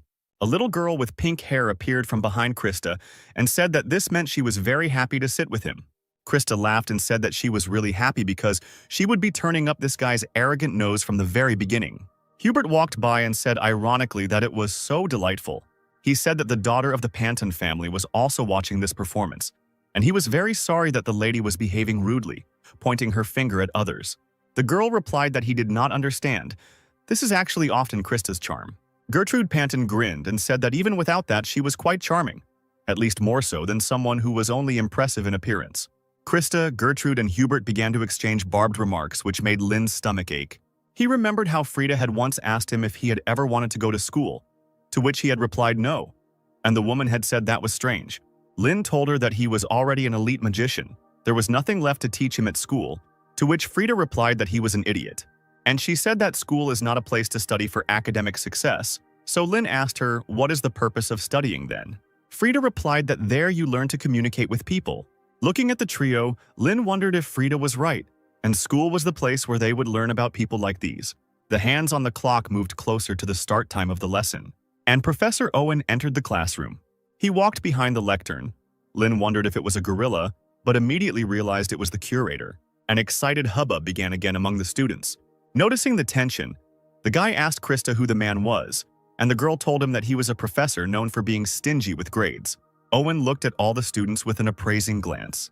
She noticed that many were yawning, talking among themselves, and in general were not in the mood to study. Covering his face with his hand, Owen made a displeased face. He muttered that he had no motivation at all when he thought about spending a whole year with these pathetic monkeys. Taking a piece of chalk in his hands, he said that they only have manure instead of brains. After asking someone where he was looking while he was talking, he snapped his fingers and sent the chalk flying. The chalk immediately flew into the chin of one of the students, forcibly knocking his head back. Noticing that the students were laughing, Owen raised his voice and said that they didn't know anything. They think that the whole world belongs to her. Since they have come to Delayton, they dream of becoming a court magician of some noble nobleman or living in Clover, having built their own tower of magicians. They should cast aside their illusions if they ever become like that. They can call him master, but for now they are just monkeys, barely growing fur, and they still have a whole mountain of things to learn. He asked them if there was anyone from the 8 major schools there, and several students, including Hubert, raised their hands. Owen sighed and said that the worst thing here was them, the idiots from the 8 main schools. He said that the strange mathematical formulas they used in the name of school traditions were simply astounding, so he didn't even expect any contribution from them. They just needed to be left alone. He then asked if there were any noble families of mages, and Krista and Lynn reluctantly raised their hands. Owen told them they were just disgusting. He said that it was all because they were acting all know-it-all and arrogant, and without experiencing any difficulties, he told them to go home and learn to change their clothes on their own first. Lynn thought grimly that their professor was a great ape with an unparalleled talent for rhetoric, perhaps even more suited to the role of a cult leader than a magician. The man said that his task this year was to make them at least useful magicians, even better than monkeys. He sternly said that there was no place for anyone worse than a monkey here. Anyone who couldn't cope would be thrown out, so they should at least try to evolve. There was a deathly silence in the audience. Owen asked them why they weren't answering. Were they not paying attention? Approaching one of the students, he asked him whether he should teach him to answer. Owen asked if he was scary, to which the student quickly replied that he was not scary. Then Owen asked him if he was easygoing. The man announced that they were going to have a test now. He told the students to form teams of 2 with those sitting next to them. Owen said the last team would be eliminated. The students began to talk quietly, not expecting that they would be expelled so easily. Some began to suggest that this was all just to scare them. Owen walked up to the board and began writing the test assignment on it. A few minutes later, a task in the form of a spell appeared on the board. The man said that they were given 20 minutes for everything. From that moment on, they had to solve the problem on the sheets of paper that were in front of them. Those who cannot solve it within this time and those who pass it last will be excluded. A tense silence fell over the audience again. Owen shouted that the exam had already started. The guys actively got to work. Owen exclaimed that even monkeys could handle 2-star spells if they tried. Lynn glanced at Krista, who began to search for a solution, muttering under her breath. The girl told the guy to help her and make the basic formula using matrices, and then find the answer using the cubic function. Hearing about the matrices, Lynn asked her if she was the one who suffered unnecessarily. In response, Krista screamed that he stopped talking and started doing something. Krista's mind was filled with memories of everyone saying that the Varden family was already finished. And all because the eldest and youngest daughters were so disorganized. Krista was given the responsibility, believing that she would definitely be able to restore their family. Krista stubbornly scribbled her pen on the paper, muttering under her breath that she had to become the best at everything. Lynn looked at the girl and thought about the heavy burden she had to bear. Krista asked him irritably why he was looking at her like that. Had he already found the answer from the function? Lynn handed them a piece of paper with the function written on it, and Krista happily said that all that was left was to decide. But suddenly a strong wind blew, and the girl irritably asked why this was happening right now. Lynn extended his hand, using a spell to stop the interfering wind, and then all the sheets of paper with the solution were torn to shreds. Krista jumped up and screamed in panic. Owen told her to be quiet, and he asked if they couldn't do anything without making noise. After apologizing, Krista sat back down and said in a weak voice that she would have to start all over again. Lynn, noticing something was wrong, activated Bell Sidious. Near the torn sheets, he noticed a stream of magic. Following this stream, Lynn noticed that it was coming from one person, who turned out to be Hubert. The boy thought that the 8 main schools were just playing childish pranks. The Rohirrim school is the school of wind. Their secret art has no sound or color, meaning the magic used is wind manipulation. Lynn was pulled out of his thoughts by Krista's scream. telling him to give her his paper. She told him to rewrite it quickly. Unable to bear it any longer, the girl quickly took the piece of paper from him, asking him what he was doing. She began to write nervously, thinking that there were 8 minutes left, and she already had the solution process in her head. But then Lin snatched the paper from her hand. Before the girl could ask anything, the guy told her that they wouldn't be able to finish on time using this method. Krista asked him how he could know if he hadn't tried it, to which he replied that she wouldn't understand anyway. The girl looked at the guy with irritation, almost cursing. Lin told her that the task was doable. It was just that the solution was too difficult for her. And right after that, the guy started to quickly write another solution. After some time, the solution was already completed. Lin told Krista that she couldn't be a mage if she burned out so easily. He told her to remember that a strong magician must remain calm at all times. And he himself remembered that in the world where he lived, even 8 minutes was not enough. We had to fight fiercely with the enemies, winning every second. The price for a few seconds of delay was not just exclusion, but death. He thought sadly of all the lost people who had died because of his delay. Lin told Krista that this time he would take the lead, and that she just needed to help. He told her not to delay them. Hubert and his partner had already finished the entire task and got up from their desks and went to the professor. Hubert handed Owen the solution sheet and asked him to evaluate it. Owen took the paper and placed it on the table. He raised his hand over it, which glowed with a bright blue light. The spell on the piece of paper activated and it rose into the air, releasing steam. Owen, with the same stone face, noted that all the runes were working fine. Considering that she had done it before everyone else, that was not bad. Hubert smiled and his partner relaxed. But then the man told them not to be so confident because it was not good. Sitting down at his desk, Owen told them that the problem would only take 2 minutes to solve, and so he gave them only a C. Bowing slightly, Hubert said that he couldn't accept it. He said that he had solved it first and his formula was perfect, so why such a low score? He asked what the reason was, to which Owen sternly told him to stop fooling around. Looking at the boy with a piercing gaze, the man told him that he knew better why he had a C. Hubert's partner asked the professor what it meant, and Lin appeared behind her. Lin asked the girl to step aside. Other students began to whisper that their answer sheets had also been torn up earlier. The students were surprised that they had already finished. Hubert looked at them in amazement. Lin handed the paper with the solution to the professor and asked him to evaluate it too. Smiling slightly, Owen exclaimed that they were already finished, and he was delighted to expel these newcomers from the magical family. Lin said that if someone can't use magic just because the wind blows, they can't call themselves a mage, and Krista handed over a piece of paper. Snatching the paper from the girl's hands, Owen told the boy that he liked his spirit, but it couldn't compare even to his mother's wart. Looking at the solution, the processor noticed that the magic circle was different from what he had proposed. Lin said that one magic circle is shaped like a fan, and the other is drawn as a circle. The professor asked him why he changed it, to which the guy answered him that the rune J works well with water attribute magic. Based on this, he simplified the formula for this rune to work. Lin said that if the rune requirement could be solved with a first-order equation, the activation time would be accelerated, to which the professor remarked that I was reminded of this in high school classes, and he knew it very well.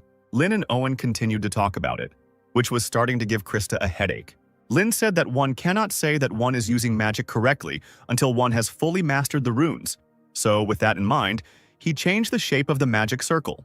Owen thought about how he was trying to shorten the activation time based on his understanding of the runes, and he said that was a smart answer. But whether it would activate properly was another story. Lin didn't deny it, but simply nodded. He grinned and suggested that the professor check it out for himself. Owen raised his hand over the solution using magic and exclaimed that he couldn't wait to see it fail. Krista tensed up, and the professor continued, saying that if he made a magic circle with a double attribute, the math to solve it would become several times more difficult.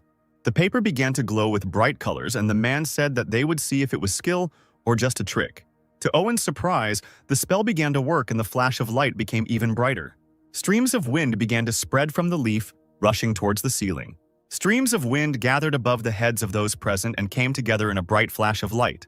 In this flash of light, a bright star lit up, indicating that the spell had definitely worked. Noticing this, Owen suddenly clapped them lightly. He said he had been teaching for 13 years, and he had seen many geniuses.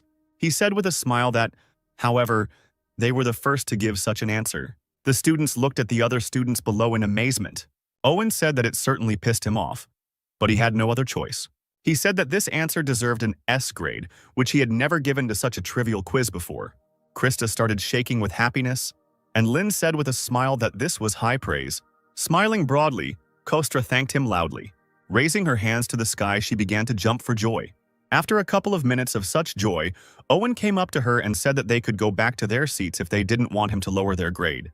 Turning to Hubert and his partner, he told them that they could leave too. The assessment was over. Krista walked past Hubert with a triumphant look. Lin stopped in front of Hubert and stared at him, causing the latter to flinch. Lin's eyes darkened with irritation, and Hubert asked him with a smirk if he had anything to say. Taking up his book again, Owen told them not to make him repeat it unless they wanted to get discipline. Walking past Hubert, Lin told the boy with a menacing voice that next time everything would be different. Some students were able to pass the symbol test, however. And then she endured her first lesson, listening to the harsh criticism of Owen's processor. Lin turned to Krista, pointing out a part of the work. However, the girl did not answer him in any way. Then the guy asked her if she was listening to him at all. The guy raised an eyebrow in surprise, not understanding why she was acting like this. The bell rang, and Professor Owen told the students that this was the end of the level. The students breathed a sigh of relief, noticing the expressions on the students' faces. Owen asked them what was wrong with them. Was it really too hard? He told them not to worry, because next time he would show them something even more difficult. Those who failed would be left behind. So they should drill today's lesson into their heads as if their lives depended on it. Standing up from her desk, Krista turned her back to Lin and addressed Rain. Lin asked her what she wanted to tell him. Still not looking at the guy, the girl quietly thanked him for helping her with the test. The guy told her that her voice was too quiet and he asked her to repeat it. With a red face, Krista turned around and told him not to make fun of her. She shouted that next time she would definitely return the favor, so he shouldn't be impudent. They were still rivals. Continuing to scream, she told him that they had helped each other only this once. The other students discussed Krista and Rain, still shocked that they had received the highest grade. Someone said that it was quite logical that Krista received such a rating, to which the other said that they were in pairs. Krista and that genius were on the same team. The next day, Krista and Lin got to the dorm. The guy asked her to return the favor and asked her what floor the dorm was on, to which she answered that it was on the highest floor of the freshmen.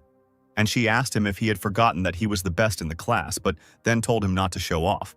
Lin told her that she started it herself. He asked her about whether promises that she cannot fulfill do not seem frivolous to her. Krista walked away in irritation, shouting at the end that she was looking forward to this. Lin entered the dorm when everyone around him started talking about him. Someone recognized him as the son of the Ludwig family, but another immediately stopped his thoughts by saying that he would not get a room next to Krista.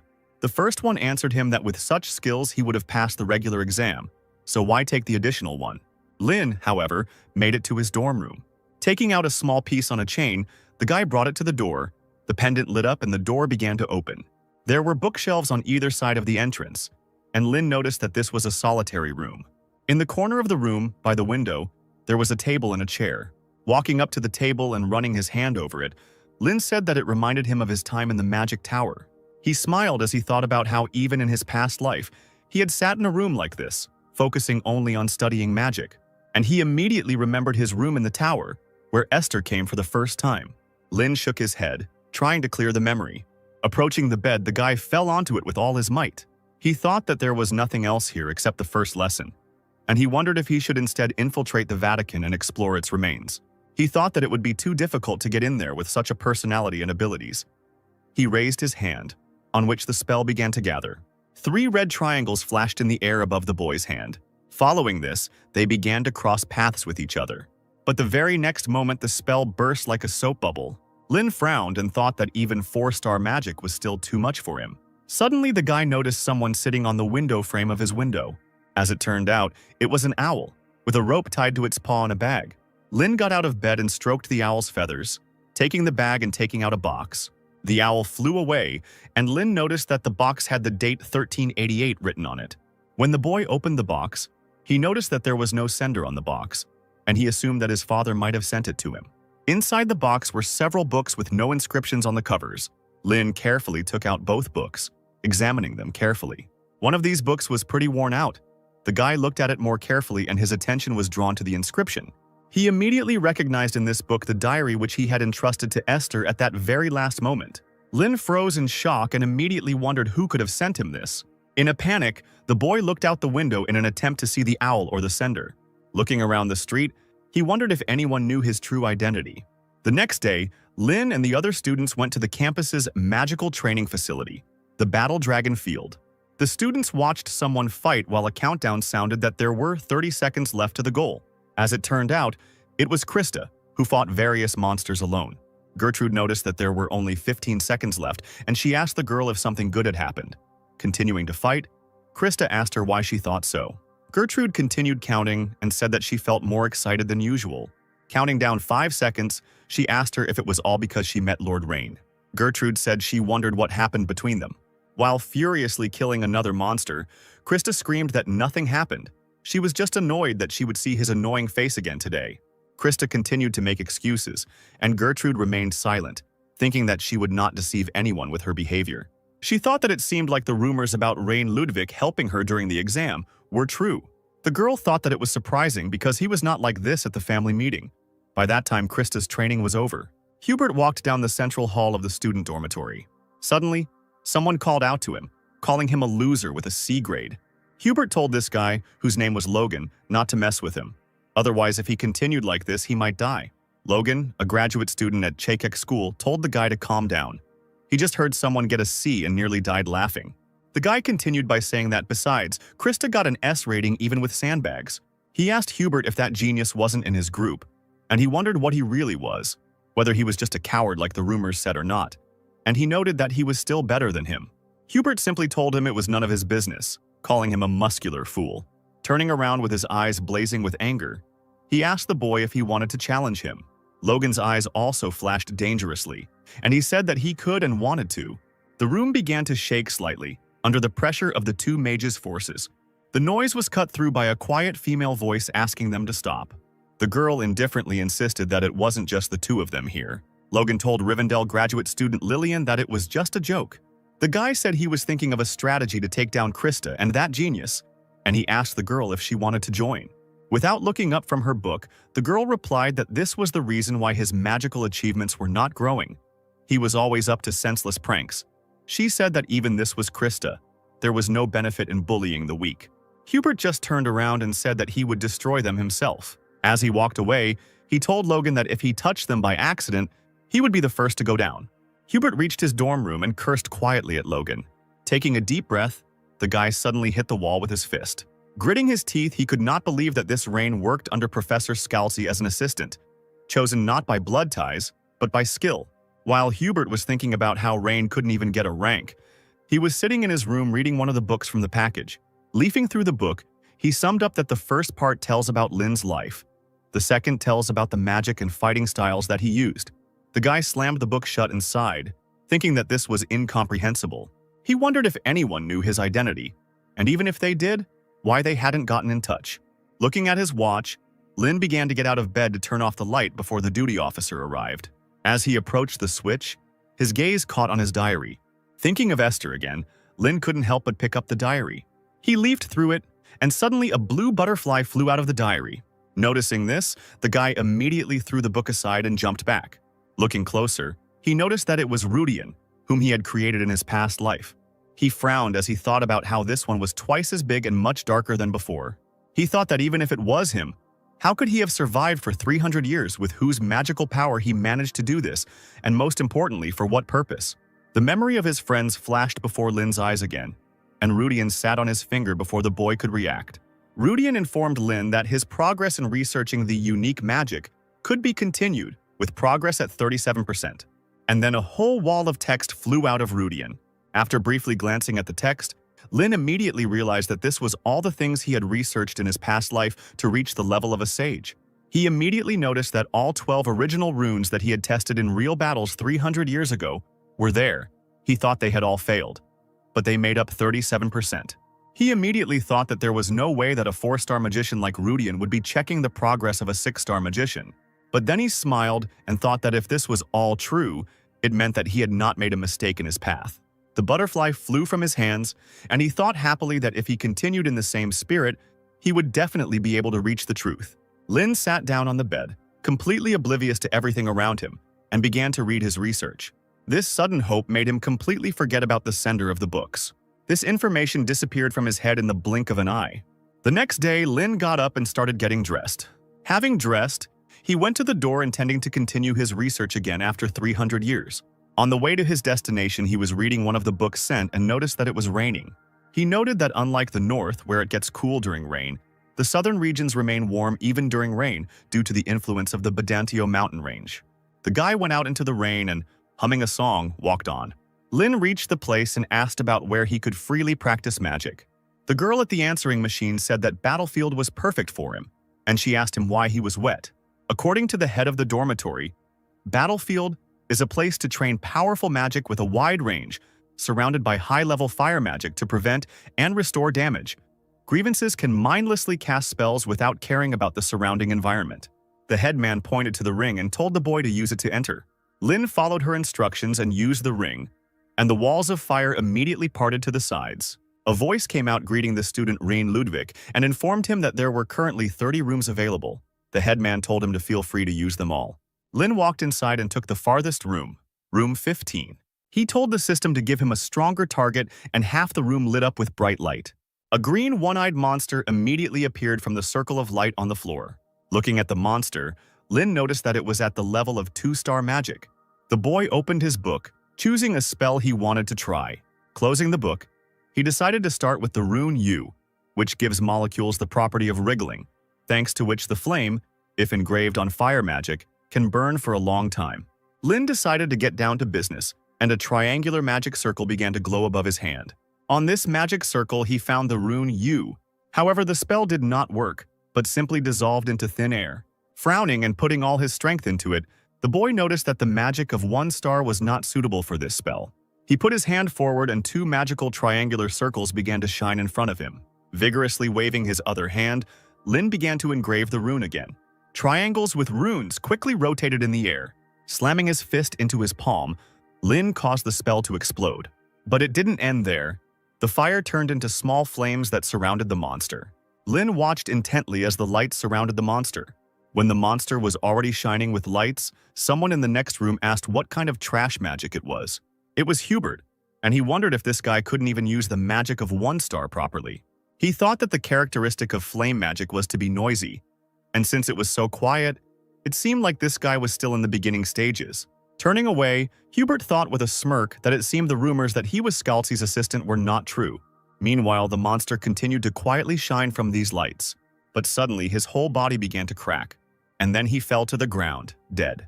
With a sigh of relief, Lin noticed that he had barely managed to cope.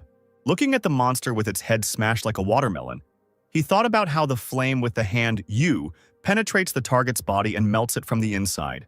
But it took a full 30 seconds to melt the 2-star monster, making Lin wonder if he needed to refine the rune, and then realized that it was a possible problem in mathematical theory. Smiling to himself, he thought that he still had a lot of time to work on this. He thought that no matter how much he messed up, he would always be able to solve this problem. Before, he had never thought that magical research could be so exciting. Sitting down on the floor, he turned to Rudian again. He informed him that the theory of mechanics had been restored and the U rune had been changed. Lin noted that Rudian not only detects magic nearby, but also summarizes and reports on the research conducted during the day. Rudian informed him again about the progress, which had increased by only 0.1% today. Noticing the improvement, the boy wondered whether the mathematical theory had improved or whether the rune had become more perfect. He thought that there might be some sense in such training, but he did not think about it any further, because he still had a lot of time. But then a strong gust of wind blew into his face. As it turned out, it was Hubert, who was also practicing his wind magic. Several one-eyed black monsters were flying around him. One of the monsters decided to go on the attack, and Hubert clenched his hand into a fist. And then the wind currents cut the monster into small pieces. The other 2 monsters were knocked down by the wind currents. Hubert quickly turned around and cut the bodies of these monsters with his hand, using magic. Looking at the guy who was shaking off his hand, Lin thought that he was not bad. At least it turned out well. Hubert continued training and Lin continued to watch him and noticed that something was wrong. The next day, Lin headed back to the classroom for class, where they were taught the procedure needed to cast magic. This procedure was divided into 3 parts. The first was the creation of a magic circle, the second was the engraving of the rune, and the third was mathematical calculations. Owen said that among them, many magicians have difficulty with the 3rd stage. Mathematical calculations. If at any of the stages an error in calculations is made, then a catastrophe will occur. He said that in order to prevent them from turning to coal or shattering into pieces, the magician Lin created a mathematical formula known as the Lin discriminant. Having started writing on the board, the professor said that he would now give an example, and they should try to solve it using Lin's discriminant. Taking out his pocket watch, the man said that it might be too much for them, so he would give them 10 minutes, and he said that this formula was made to be very easy even for dummies like them. The time began, and all the students held hands. Lin wondered who had passed on this formula. Thinking about his friends, he remembered that they didn't even know this formula. They barely knew how to add and subtract, so they couldn't learn it. But, delving into his memories, he thought that there was one person who could remember her. One person came to his mind, that annoying child who had proclaimed himself his disciple and stubbornly followed him around. This child was a man named Tarina. Lin wondered if he had passed it off as his idea, but then he thought that couldn't be true, since it had been 300 years ago. A touch on his shoulder pulled him out of his thoughts. Looking at Krista, he told her to let him see it if she didn't understand something, to which he responded that it was nonsense because she was a great genius. Noticing that Krista was talking, Owen gave her a non-stern look and the girl quickly apologized. The guy asked her what she wanted to ask then. Without answering, Krista handed him the box. When the guy asked what it was, she quietly said that it was cookies. Lin looked at the girl in surprise, and she said that she had stolen it because she had a little time left after her magic training. She pointed out irritably that she still owed him. Lin lazily thanked her and began to open the box. When he opened it, he didn't see any cookies, but only some coals. The girl continued to chat enthusiastically, and Lin froze in silence. Rubbing the bridge of his nose with his fingers, he wearily wondered if it was really a cookie. Still, he decided to ask again. When he received an affirmative answer, he asked her if she used mud instead of flour, to which she exclaimed that they were real. Enraged, Krista began to yell at him, but something else caught Lin's attention. He heard one of the students exclaim that he couldn't believe it had been that easy all this time. He said that Lin really was a genius, and Krista had stolen Owen's chalk. The students continued to praise Lin, saying that he was simply a god, or that he was an angel sent by God, which made Lin himself feel embarrassed. The disciples continued to talk about this. Someone said that he could be the reincarnation of a great sage, but not a god or an angel. They talked about how they envied him because he could handle any magic freely, which made Lin feel even more embarrassed and covered his face with his hand. Noticing the guy's embarrassment, Krista wondered why he was so blushing. Looking at his red face, she mockingly asked herself in her head if he was really that embarrassed because of a few cookies. She continued to smile, thinking about this proud boy being embarrassed because of the cookies, and in the meantime, Owen approached her with a threatening look. He sternly told her that for a monkey who does nothing in class, she knows how to protect herself. He asked her if she was interested in attending special classes. Krista wanted to justify herself, but she didn't have time. Owen announced the end of time and told everyone to hand in their answers. The fourth period of study was attending classes. Lin and Krista came out of the class and the girl asked him about what club he was going to join. Krista, without waiting for an answer, said that she would definitely join the Magic Volleyball Club because the descendants of the Magic family are obliged to maintain dignity while playing volleyball. Lin asked her again without interest. He asked her about the connection between volleyball and dignity. Krista didn't know what to answer, and so she started screaming, asking him why he was asking her something just to cut her off. He told her to take her time and look around, and he said goodbye to her. Krista ran after him. There are various clubs in Dilaton designed for the exchange of experiences and competitions between students, and they were created for this purpose. This is how the Combat Magic Club and the Fire Attribute Magic Club were created. A Festival Magic Club was even created. Clubs are created by students with common goals or motivations and receive funding for their activities after approval by a faculty advisor. This gives everyone the opportunity to dedicate themselves to research outside of classes. Lin thought that there were a lot of great places here, so he should look around. And he noticed with irritation that because of Krista, who was following him closely, he could not concentrate. She followed him, exclaiming that the magical family should join the volleyball club. The guy answered her that he hadn't heard that, but even if so, it was not a problem. Krista asked why it wasn't a problem, to which Lin replied that his father told him he wouldn't interfere wherever he went. Gertrude appeared from behind Krista and said that this couldn't be. She told him the same thing as Krista, in response to which Lin asked her if it was necessary. He smiled and said that he found the Fine Arts Magic Club much more interesting, and there was also this local development club. He thought happily about how in those days people were clinging to survival, but when the world became free, everyone was gradually able to do what they liked. He remembered Esther one evening talking about how when Lin grew up, the world would be a prosperous place. She hoped that Lin could protect these lives. Gertrude began waving her hand near Lin to break him out of his thoughts, but to no avail. The guy, without saying anything, walked on. The girl asked him where he was going. Lin told her that he was going to check out the local development magic club. Gertrude watched him go, wondering if he didn't know that magic volleyball was an integral part of all Soviet get-togethers. She said that the glory of the Ludwig family, which has been rivaling the Page family for over 100 years, could end with Lord Rainey. But then she remembered that the eldest daughter of the Page family had disappeared after a certain event. Smiling, she thought that even if the Ludwig family lost heart, a new era would begin under the leadership of Lady Krista. Realizing this, Gertrude turned to Krista with a joyful expression. However, there was no one behind her. Having lost all her enthusiasm, she thought about whether she could go after Lord Rain. Krista actually followed Lin, justifying herself by saying that she was just curious about what the Magical Development Club was like. Finally, they reached the hall above which the name of the club was written. As Krista continued to make excuses, Lin glanced at the sign and wondered if this was the right place. From behind the door came the voice of a guy asking how he could accept such ridiculous conditions. Krista and Lin quietly looked inside. The other guy answered him with a grin that the strong take everything. That's the main thing. DeLayton is right. Logan told the guy that the room would be useful to them, so they should give it to him. Lin asked Krista who the guy was, to which she asked him if he really didn't know. But she still said it was Logan, a junior at Chehak High. Now Lin asked about the Chehak school, and the girl told him that it was a school that specialized in producing magicians with an emphasis on martial arts. Logan asked the guy with glasses if he really wanted to settle everything with a duel, if he had the courage to fight the Elder. He continued by asking why they even needed this ridiculous lust of magical development. While the other students leaned on the couple in the doorway, Krista said that this happened often, because a club needed a room to run its activities.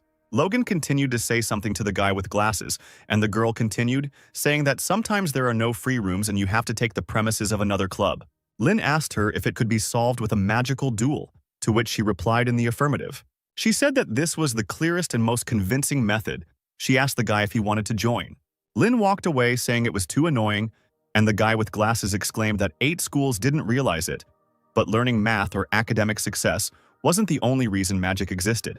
Logan mockingly asked him what else she needed it for, to which the guy replied that it was true that academic achievements led to the development of magic. He continued by exclaiming that agriculture and aid were areas where magic was not used. He exclaimed that if they could find a way to use magic, it would easily solve problems like poverty. Pointing his finger at Logan, he shouted at him that the seniors had created this club to make this happen. He shouted that he thinks about people who are having a hard time every day, and therefore he absolutely cannot give up this club. Logan just laughed, saying that if it were possible, the archmages and sages would have done it already. Suddenly, he came closer and grabbed the guy with glasses by the collar. Lifting him off the floor, he said that he couldn't even hold the club against a rookie, so it was all useless. He mockingly asked the guy if these seniors had produced any results. He asked if he really believed that such pathetic research, left behind by these insignificant people, could change the world. Logan told the guy that he didn't even dare fight with magic, so it should be nothing. And he asked why he wouldn't help the person in front of him rather than some stranger. Clinging to Logan's arm, the boy replied that he couldn't do that. Logan noticed that he couldn't open his eyes properly. He asked him if he had just woken up. He squeezed his collar tighter and told him to wake up quickly. Logan began to swing his arm to throw the guy, shouting that he would help him wake up now. But suddenly a flash of lightning flew into his hand, causing him to unclench his fist. The guy fell to the floor, entering the room. Lin asked Logan why he didn't have a magical duel with him. Looking at the guy, he asked him who he was. Lin replied that he was a new member of the club, his finger still emitting smoke. Rudian in the room was still reporting that the process of researching the unique magic in the surrounding space could be continued. Now the progress was almost 38%. Magic did indeed open up many possibilities, but there were still many things that magicians could not do. In the past, Lin was able to create an oasis in the middle of the desert, which means there is an opportunity to help travelers looking for water. Esther turned around and asked Lin if she could ask a question. Then she asked him if he could create spells after this journey that everyone could learn and use easily. Esther wanted these spells to help people in trouble and make their lives a little easier. Remembering Esther's request, Lin glared at Logan. Logan mockingly asked him if he really wanted to join here. Behind the guy, Logan noticed Krista, and he also noticed the guy's red eyes. Turning away from the bespectacled boy, Logan apologized for speaking his thoughts out loud and said that as a student of one of the 8 great schools, he was on his way to greet the noble Lord Rain when he encountered him. As he got closer, he noticed that he had just mentioned a magical duel. With a threatening look, he asked him if he had made a mistake. Frowning, Lin answered him that he heard correctly. He asked him about why they didn't have a duel since he wanted to fight so much. Laughing, Logan asked him if he seriously thought he could beat someone like him. Lin just laughed in response and asked him if he was really afraid. Maybe he should give in. He asked him what if he didn't use combat magic. Logan's eyes widened in surprise, and Lin asked him if that would be enough for him, or if he could only use the 3 spells that the club had developed. Logan looked dumbfounded and asked him if he was serious. Still with that same carefree grin, Lin replied that he didn't think he would lose. Logan just laughed, saying it was a total failure. Covering his mouth with his hand, he said it takes 3 days to approve membership. He said that it was therefore just a personal challenge, and Lin told him to get to the point. Logan replied that if he lost, he would surrender, and he would drive out all the troublemakers himself. But if he wins, Lord Rain will apply for expulsion from Delatane. Laughing, he said that the reason would be that he felt an insurmountable barrier after meeting Logan. Krista, unable to bear it, slammed the door. Frowning, she told him to stop joking and just stop trying to take the premises. Logan told her that outsiders should shut up. Lin agreed with him and told her to stay out of it. Krista asked him if he understood what was going on, to which he said that there was nothing to understand. He was going to win anyway. He told Logan to choose the time and date himself. Laughing, Logan asked him again if he accepted the terms. Walking past the guy, Logan said that he would invite the professor as a judge. Passing by Krista, he said that they would not delay and would meet today at 6 o'clock at the Dragon's Blood Arena. Turning around, he said with a threatening look that they would see each other there. As he walked past the students in the hallway, Logan muttered smugly that they had caught a really big fish this time, so the seniors would be pleased. He told himself that it would be a fantastic day. Krista was still standing at the door, and she asked Rain if he had forgotten his position here in order to participate in a magical duel. While leafing through the book, Lin asked her if it was because he was a freshman, to which the girl told him not to joke. Noticing that the guy was not paying attention to her, she turned around and walked away, telling him to do whatever he wanted. Lin looked after her and wondered why she was so angry. Getting up from the floor, the guy with glasses told Lin that what he did was something logically incomprehensible. The descendants of a magical family never engage in magical duels. Lin noticed a ring with a dragon with spread wings on the guy's hand, and realized that he was already a second year. Lin asked the guy why this was so. He replied that it was because you had too much to lose compared to what you gained. He said that he was more puzzled than grateful, and he asked why he had helped him. The guy replied that he wasn't going to help, but you could say it was for the task. The guy with glasses said that he was grateful anyway, but it seemed like he was underestimating Logan. Lin asked him if he was really that impressive. The guy replied that he was a king-type mage, and was especially strong against general mages who specialized in long-range magic. Moreover, thanks to his strong physical abilities and character, he has already participated in several duels and won more than 90%. Sitting down on the table, he told Rain that he had embarked on a very reckless adventure, all because he had spoken carelessly. He went on to say that he may have exaggerated when he argued with Logan. It is not such a great club. While wiping his glasses, he said that he grew up in a village and that the villagers collected money for his education here, and he decided to repay them in his own small way to make the village better. That's why he joined this club and started studying magic. But things didn't go as planned. Over time, the anxiety and worry only increased. But he continued to cling to it for his own personal reasons, but he never achieved anything. He asked Lin if it was really a shame. Laughing, the guy with glasses said that it was simply the will of God that he drop everything and take part in this duel himself. But Lin asked him what was pathetic about it. He said that he had agreed to this duel himself, and he asked if he could borrow some books related to the club's magic to look through. Taking the books, Lin walked away, saying that he would return them when the duel was over. The guy with glasses called out to him. Suddenly, Lin asked him if he knew why Archmage Lin started practicing magic. He himself answered by saying that he started it to survive, and everyone starts for personal reasons. Lin walked down the hallway to the sound of other students sniffing, wondering if the rumors had already spread.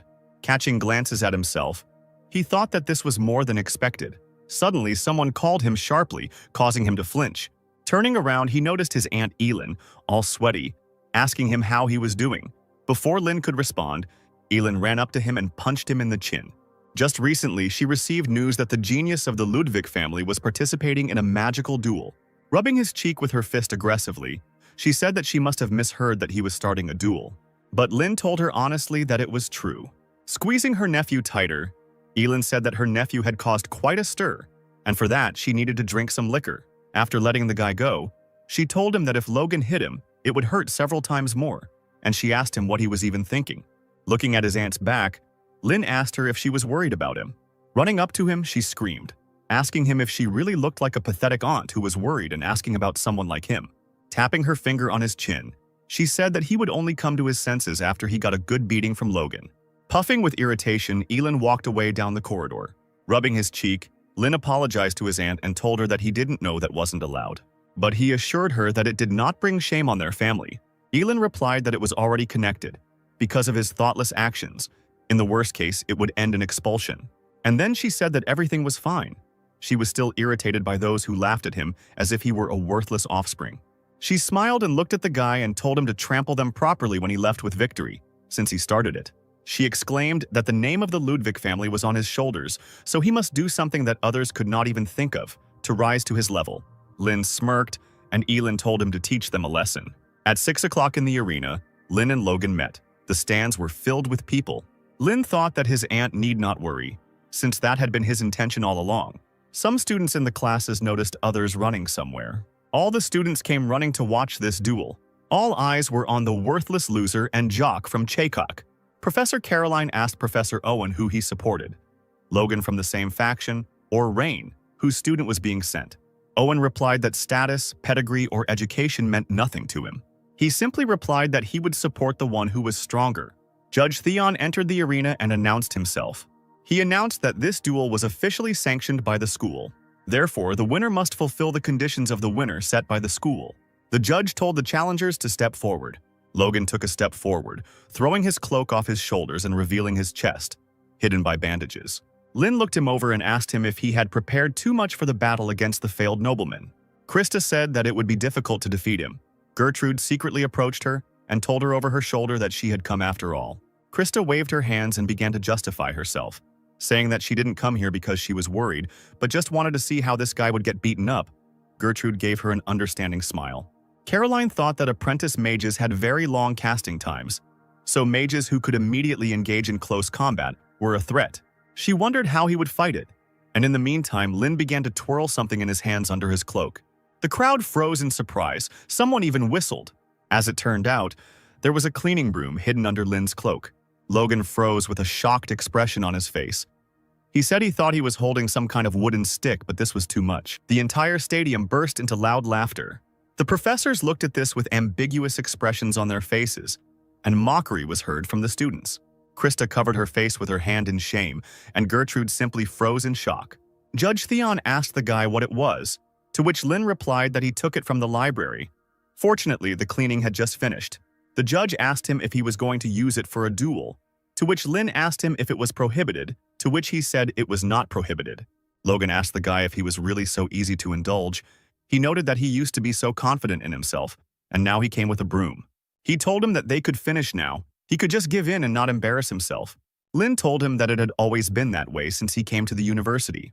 He noted that from a senior's perspective, it was truly unfortunate. Logan asked him, confused, which senior he was talking about. But Lin didn't answer him, but only continued, asking him why young people at this time are so good only at empty talk. They are not witches sending curses. He asked him since when magicians began to win with words. Judge Theon told the boys that they were getting too close and he told them to move away.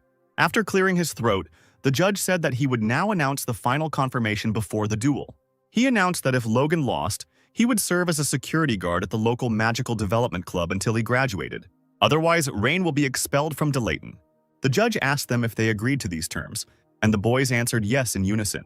Theon, raising his hand with a spell, told them to disperse. Logan and Lin moved a few meters apart and the referee began the countdown. Using magic, he summoned a golden clock that began to count down 10 seconds. Students from all over the university ran to the duel. Elin's assistant asked her if she wanted to take a look, and she would sort it out, to which she replied that she didn't want to. The assistant noticed that she was so calm when her nephew was facing a serious test. Elin asked her threateningly if this meant that she could not remain calm. Elin turned to the window, and the assistant began to say that she had not meant it. Smiling to herself, she mentally told her brother that Rain could be a sage. As Logan began to remove the bandages from his chest, he said there was no need to watch. He said that the outcome was already predetermined.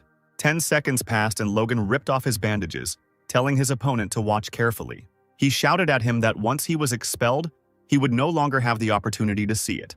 Waving his hand, Logan cast a spell on the mark on his chest and exclaimed that this was the secret technique of the Chehak school, strengthening the body. Gertrude noticed that he seemed to be going to finish it in one go. The mark on Logan's body glowed green, and that green light began to flow through his veins. Noticing the speed of the spell's activation, Hubert thought that a small mistake could lead to broken bones or ruptured internal organs. Caroline thought that it was no wonder that Logan was considered one of the great graduates of Chehak school. Lin gripped his broom tighter. Lin closed his eyes and exhaled, collecting his thoughts. Logan's eyes turned red from the strain, and he exclaimed that he would finish this in 10 seconds. Lin continued to stand in place, and Logan jumped up and rushed forward. Lin stood there with his eyes closed, even as his opponent came very close to him. As Logan raised his fist to strike, he thought that this guy couldn't even move, but the result would be the same even if he could. He thought that body fortification was a spell that both attacked and defended. It created a wall of magical power on the surface of the body to defend and exploded the magic at the point of impact to damage the opponent. As he flew forward, he thought that this could not be stopped. He would end this duel with this blow. But suddenly, a broom handle approached his fist. Lin began to spin the broom in his hand, pushing away his opponent's hand. But he didn't stop there. Turning around on the spot, he swung the broom. Lin swung his arms and hit Logan hard in the chest with the broom. The force of the blow sent Logan flying upward. The professor's eyes widened and they froze in shock. No one expected that Logan would fly back with one blow from some broom. Owen noticed that it was a staff technique from the Osiris school. He remembered that 300 years ago, this amazing achievement elevated the Osiris school to the rank of one of the 8 major schools. This staff technique was developed by the great magician Lin. He thought that even mages needed strength to engage in close combat. That's why it is said that he created this technique with the help of the hero Esther. He wondered how the heir of the Ludwig family had mastered this technique. And in the meantime, Logan woke up. He immediately turned around in the air and landed on the ground a few meters from the enemy. Caroline kept her eyes on Rain, still surprised. She noticed that even from such a blow, the broom was not yet broken. She thought about how if the guy hit the body surrounded by body reinforcement with a normal broom, it should have shattered into pieces, she replied. The incredible magic control that was needed to enhance the strength of this broom. She wondered what this guy really was. Lin twirled the broom and threw it over his shoulder, and the entire stadium exploded with cries of delight. They started shouting that Logan had simply been thrown out while he was still on his knees. Suddenly, he felt a sharp pain in his chest, and saliva began to flow from his mouth. As he leaned on the ground, he thought that the reinforcement of his body had been broken, and he couldn't believe that it had happened with the broom that this useless scum had used. Lin said mockingly that 10 seconds had already passed and the end had not yet come. The guy said it wasn't fun to torment a promising junior, to which Logan shot him an angry look. Twirling the broom between his fingers, Lin said he was done in 6 seconds. He moved the broom behind his back and told his opponent to attack. Logan stood up with difficulty, thinking that he was showing off just because he was able to land a punch. Deciding to take a different approach, Logan quickly lifted his leg. Releasing magic, he smashed the ground with force, shattering it into small pieces. The destruction reached Lin too, causing him to jump. Logan didn't stop there and jumped up, swinging his leg. The guy kicked one of the fragments in the air with all his might, shattering it into even smaller pieces. These pieces flew straight at Lin, but he successfully deflected them with a broom. All the fragments fell to the ground and silence fell over the arena. Not noticing his opponent nearby, Lin began to look around. He slammed the end of his broom onto the ground, casting a spell. And suddenly, a huge boulder started flowing from the dust towards Lin. But Lin managed to notice him in time and fight him off with a broom. But in the meantime, Logan jumped up to kick his opponent. The guy flew down with force, bringing with him a roar and even greater destruction.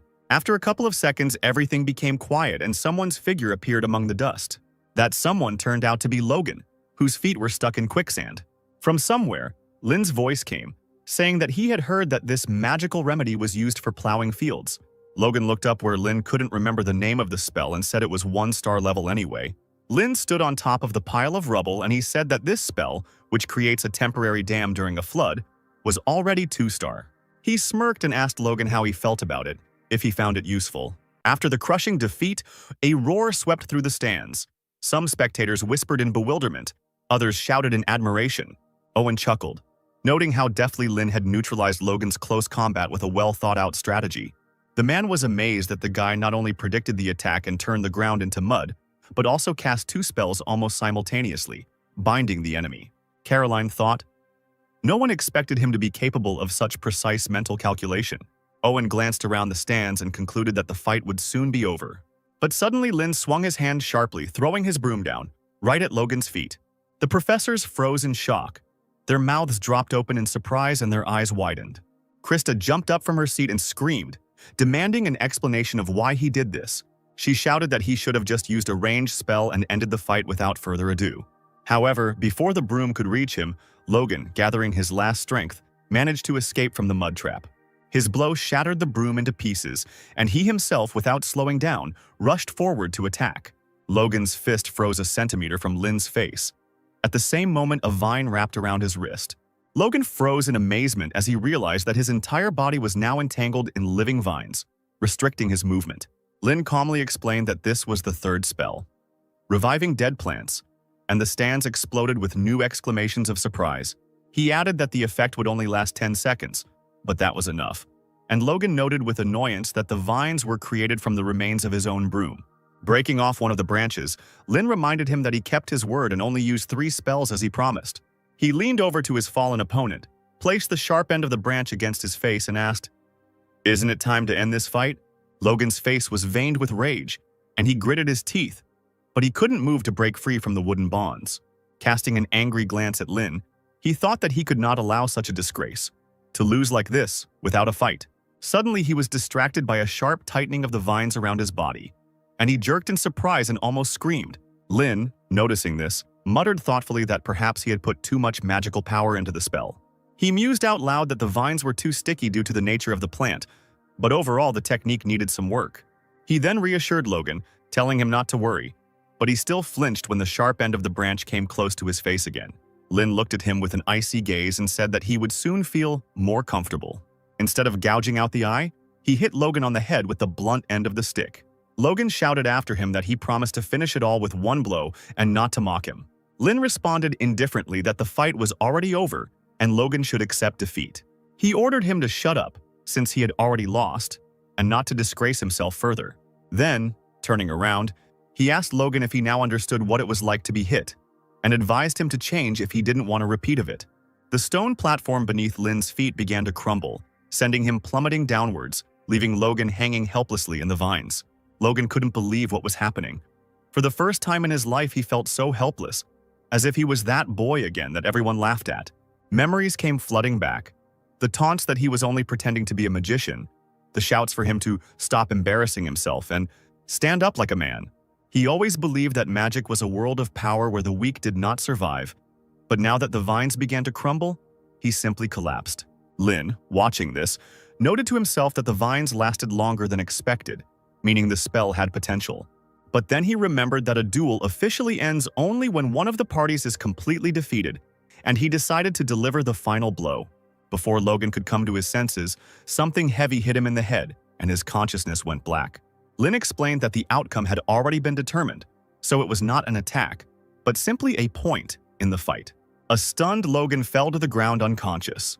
The judge sighed and raised his hand, summoning a flying microphone. "The winner is Ryan Ludwig," echoed throughout the stadium, and the applause grew even louder. As the stadium applauded, Lin looked around and noticed a familiar figure hurrying towards the arena. It was the president of the club who had started it all. A breathless guy running towards him, waving his arms. He began to thank Lin for his kindness, but Lin interrupted him, asking what kindness he was talking about. Lin noted that in all 3 spells he felt the guy had potential, although not perfect. He added that the efforts of the senior students were clearly not in vain.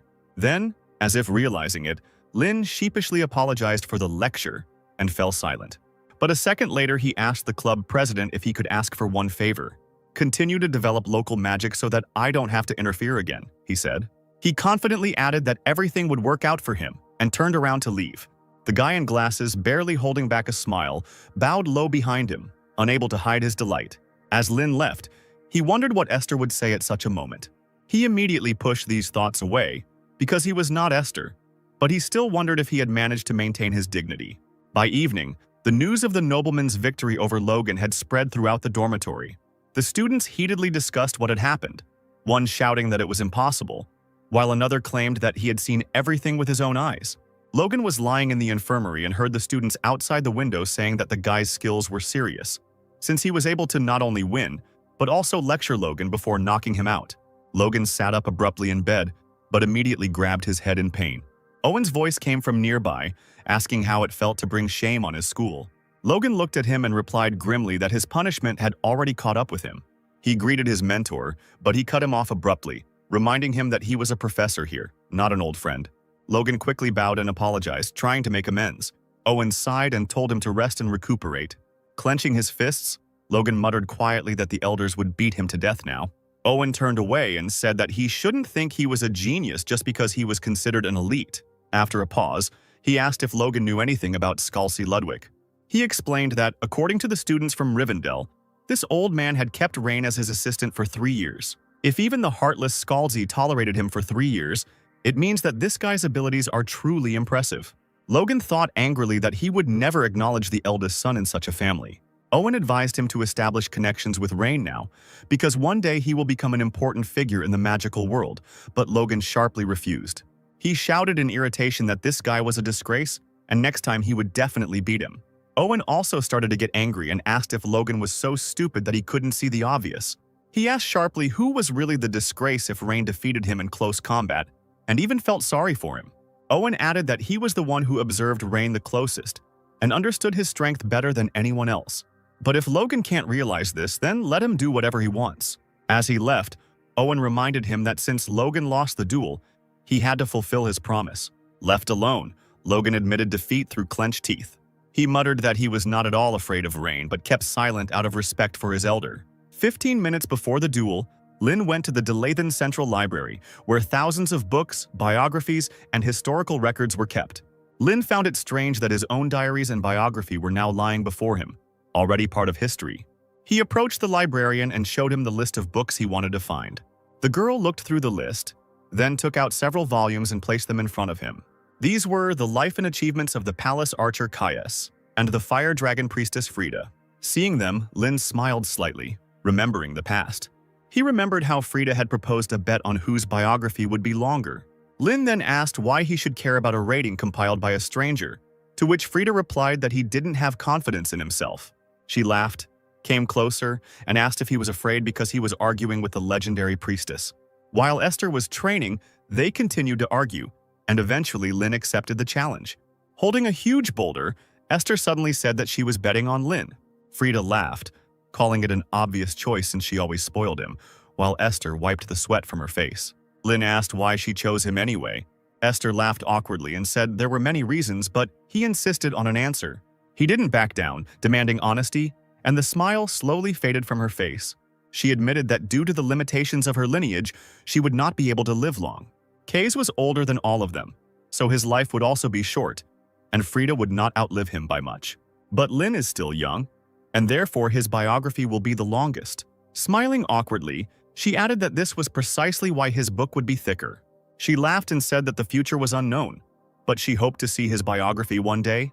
Remembering this, Lin bitterly thought that he had died first. He looked at the book in Frida's hands and mentally congratulated her on winning their argument.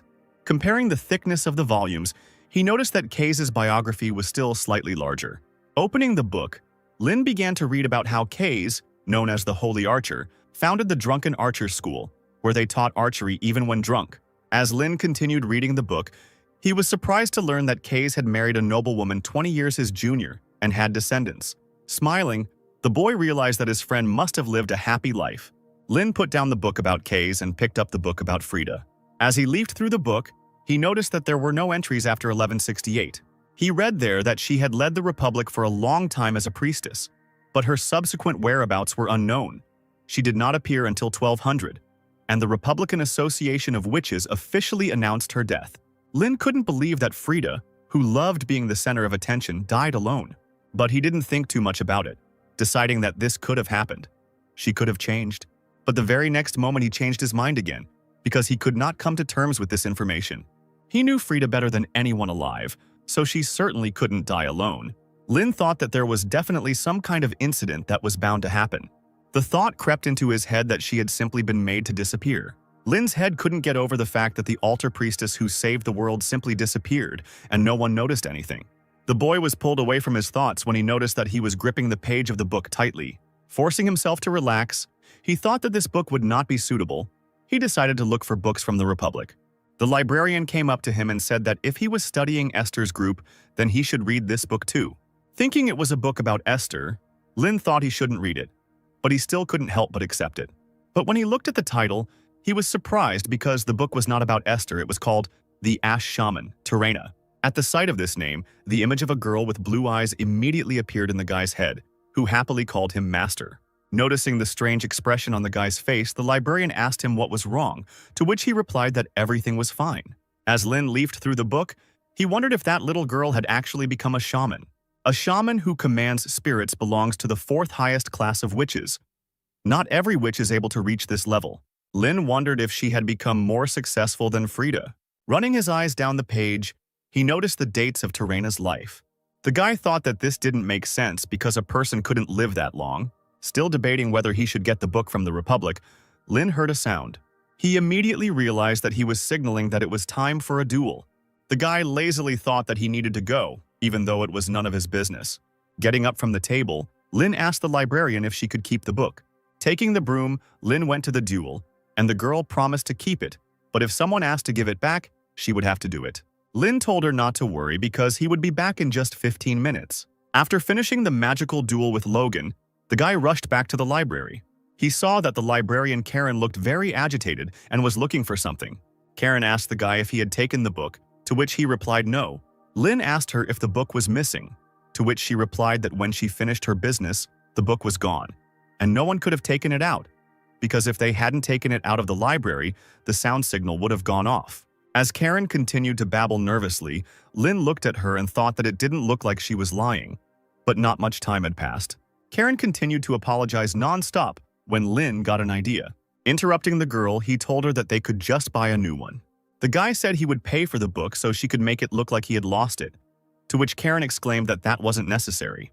After some more persuasion, Lin was able to convince the girl, thinking that this was not something he should be principled about, but she was very attentive. Suddenly, Karen said that she was surprised that a person like him existed, and she thanked him sincerely with a smile on her face. As night approached, Lin returned to his dorm room and lay down on his bed. He thought about how lately he was constantly hearing thanks. Thinking about the head of the club, he thought that it was a waste of time, but he doesn't feel bad, which is strange.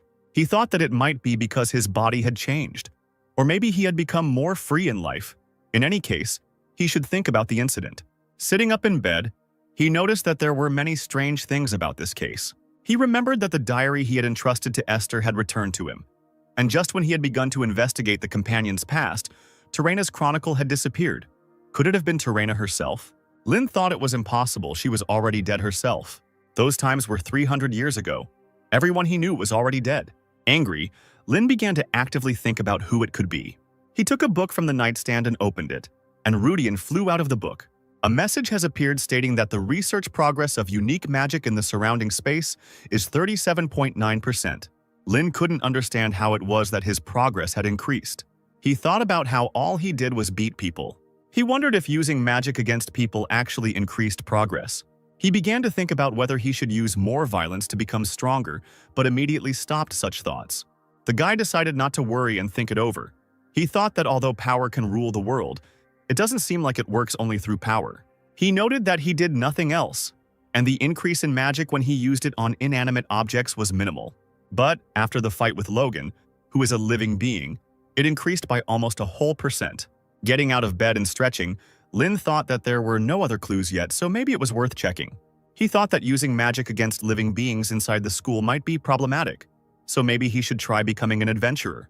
When he thought about it, he realized that he would still need money to buy books. He asked that it wouldn't be so bad. The day after the resounding victory, many girls crowded around Rain, trying to get his attention. Looking up from his book, Lin sternly told them that he had no desire to remember their names or get closer, and asked them to leave. The girls only laughed in response, telling him not to be so embarrassed. The young men began to talk about how this Rain was deceiving girls again. Lin listened with a dark face about how he had been seducing someone since early morning. Krista walked between the girls with a stony face, ordering the girls to clear the way. The girls immediately ran in different directions, and Krista took her place next to Rain. Gertrude walked up to Rain and whispered in his ear, asking him if his last name was Casanova. And then, proud of herself, Gertrude went to her place. Lin was about to turn to Krista when she sternly asked him if he could not talk to her. Taken aback, the guy asked her if she was angry, to which the girl, interrupting him, said that she asked him not to talk to her. Leafing through the book, she calmly said that they had already talked. There was no point in it anymore. Lin assumed she was angry about the magical confrontation, and sighing, he said that they were certainly not friends anymore. Slamming the book down angrily, Krista told the guy that she wasn't angry and was genuinely happy. Looking at the guy, she said that it was unpleasant for her to watch him pretend to be weak, having such skills. She told him that strong people had to show their strength, so he needed to square his shoulders and walk with confidence, and she said that he had won over her and Logan. Slamming the book on the table, the girl said that thanks to this, she could now trample him, and she thanked him for the fact that now she would no longer hear any talk about bullying the weak. Pointing her finger at Rain, Krista said that next time she would grind him into dust. Everyone else in the class couldn't help but hear Krista's screams, and they assumed that Rain and the top student were arguing. They noted that it was simply a great confrontation. Lin noticed that it was Owen's job and asked her if she would stand there any longer and have her points deducted. Having come to her senses, Krista sat up and calmly thanked the guy. Gertrude thought that if she had rehearsed this dialogue all night, she must have at least tried. When Lin came back to the library, Karen told him that they had a problem. When the guy asked what the problem was, the girl replied that it seemed like all the books about terrain had been discontinued, and all the publishers had reported that there were no books and there wouldn't be any. Lin asked about the reason for such an event, to which Karen told him that it was not exactly known, but they say that the Golden Children, the body for investigating the heresy of the Light of the Dragon Church, suddenly put all books related to Terraina on the censorship list this year. The guy couldn't understand why she was considered a heretic after her death. He asked the girl if she had read these books, to which she replied that, of course she had. She said that since she worked in the Central Library, these books were required reading. Besides, she was a follower of the Archmage Lin and Frida, the Dragon Priestess, and Terraina left behind as many great achievements as those two.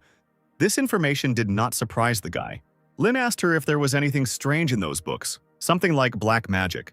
Karen replied that she didn't remember such a thing, and since it was a biography, even if there had been any dangerous content, it would have been censored. The guy shrugged and said that they needed to go to the black market, and the girl asked why. Lin said that there was everything there, from books that had fallen under the status of heresy to magical items destroyed in the pool, so he would quickly be able to find works related to Terraina. Karen voiced her suspicions about the price. Since the books were censored, Lin thought that this could actually be a problem, and it would be difficult to ask the family to buy something like this. Karen said it would cost at least 3 gold, so her salary wouldn't be enough. Scratching his head, the boy thought that he needed to find money, but he thought that in this life he would not have to worry about such things. He thought about how he could get a lot of money in a short period of time. The first of his ideas was to sell magic on the street. Next, he thought about becoming a teacher. But all this took a lot of time, so the only thing left to do is move on to a strategy with high returns and risks. Thinking about where he could make money by risking his life, Lin immediately realized what he had to do. Turning around, Lin thanked Karen and said he was leaving. The girl asked him where he was going, to which the guy replied that he needed to try something. He said confidently that he was going to take part in an adventure and make money at the same time.